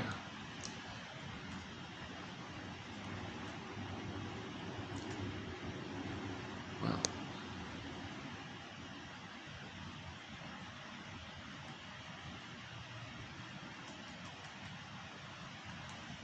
it's okay. Yeah, okay. Empathy and respect are the same. Okay.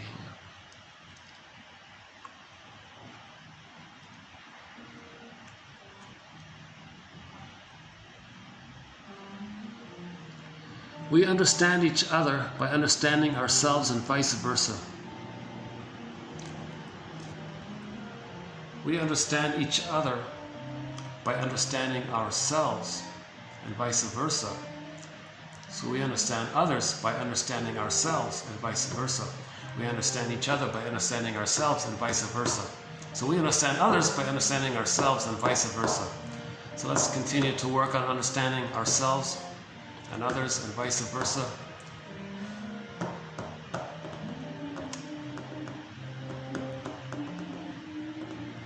We're all homotraumicus. So let's study defense mechanisms, repetition compulsion, personality patterns. What are we repeating? Build a nest.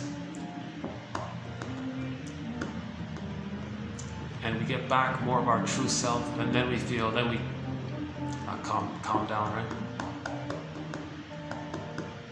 Kristen Wilson says, if you're not in your body, you're not making sense. Literally. It's disembodied discourses that causes all these problems. So we repeat looking for our story. Once we get our story, we stop repeating. Then we have joy, the console, then we make sense. Okay, thanks again. This has been TQ2687, mostly on trance logic. And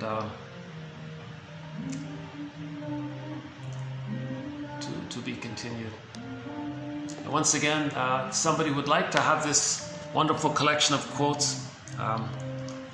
The link is posted below.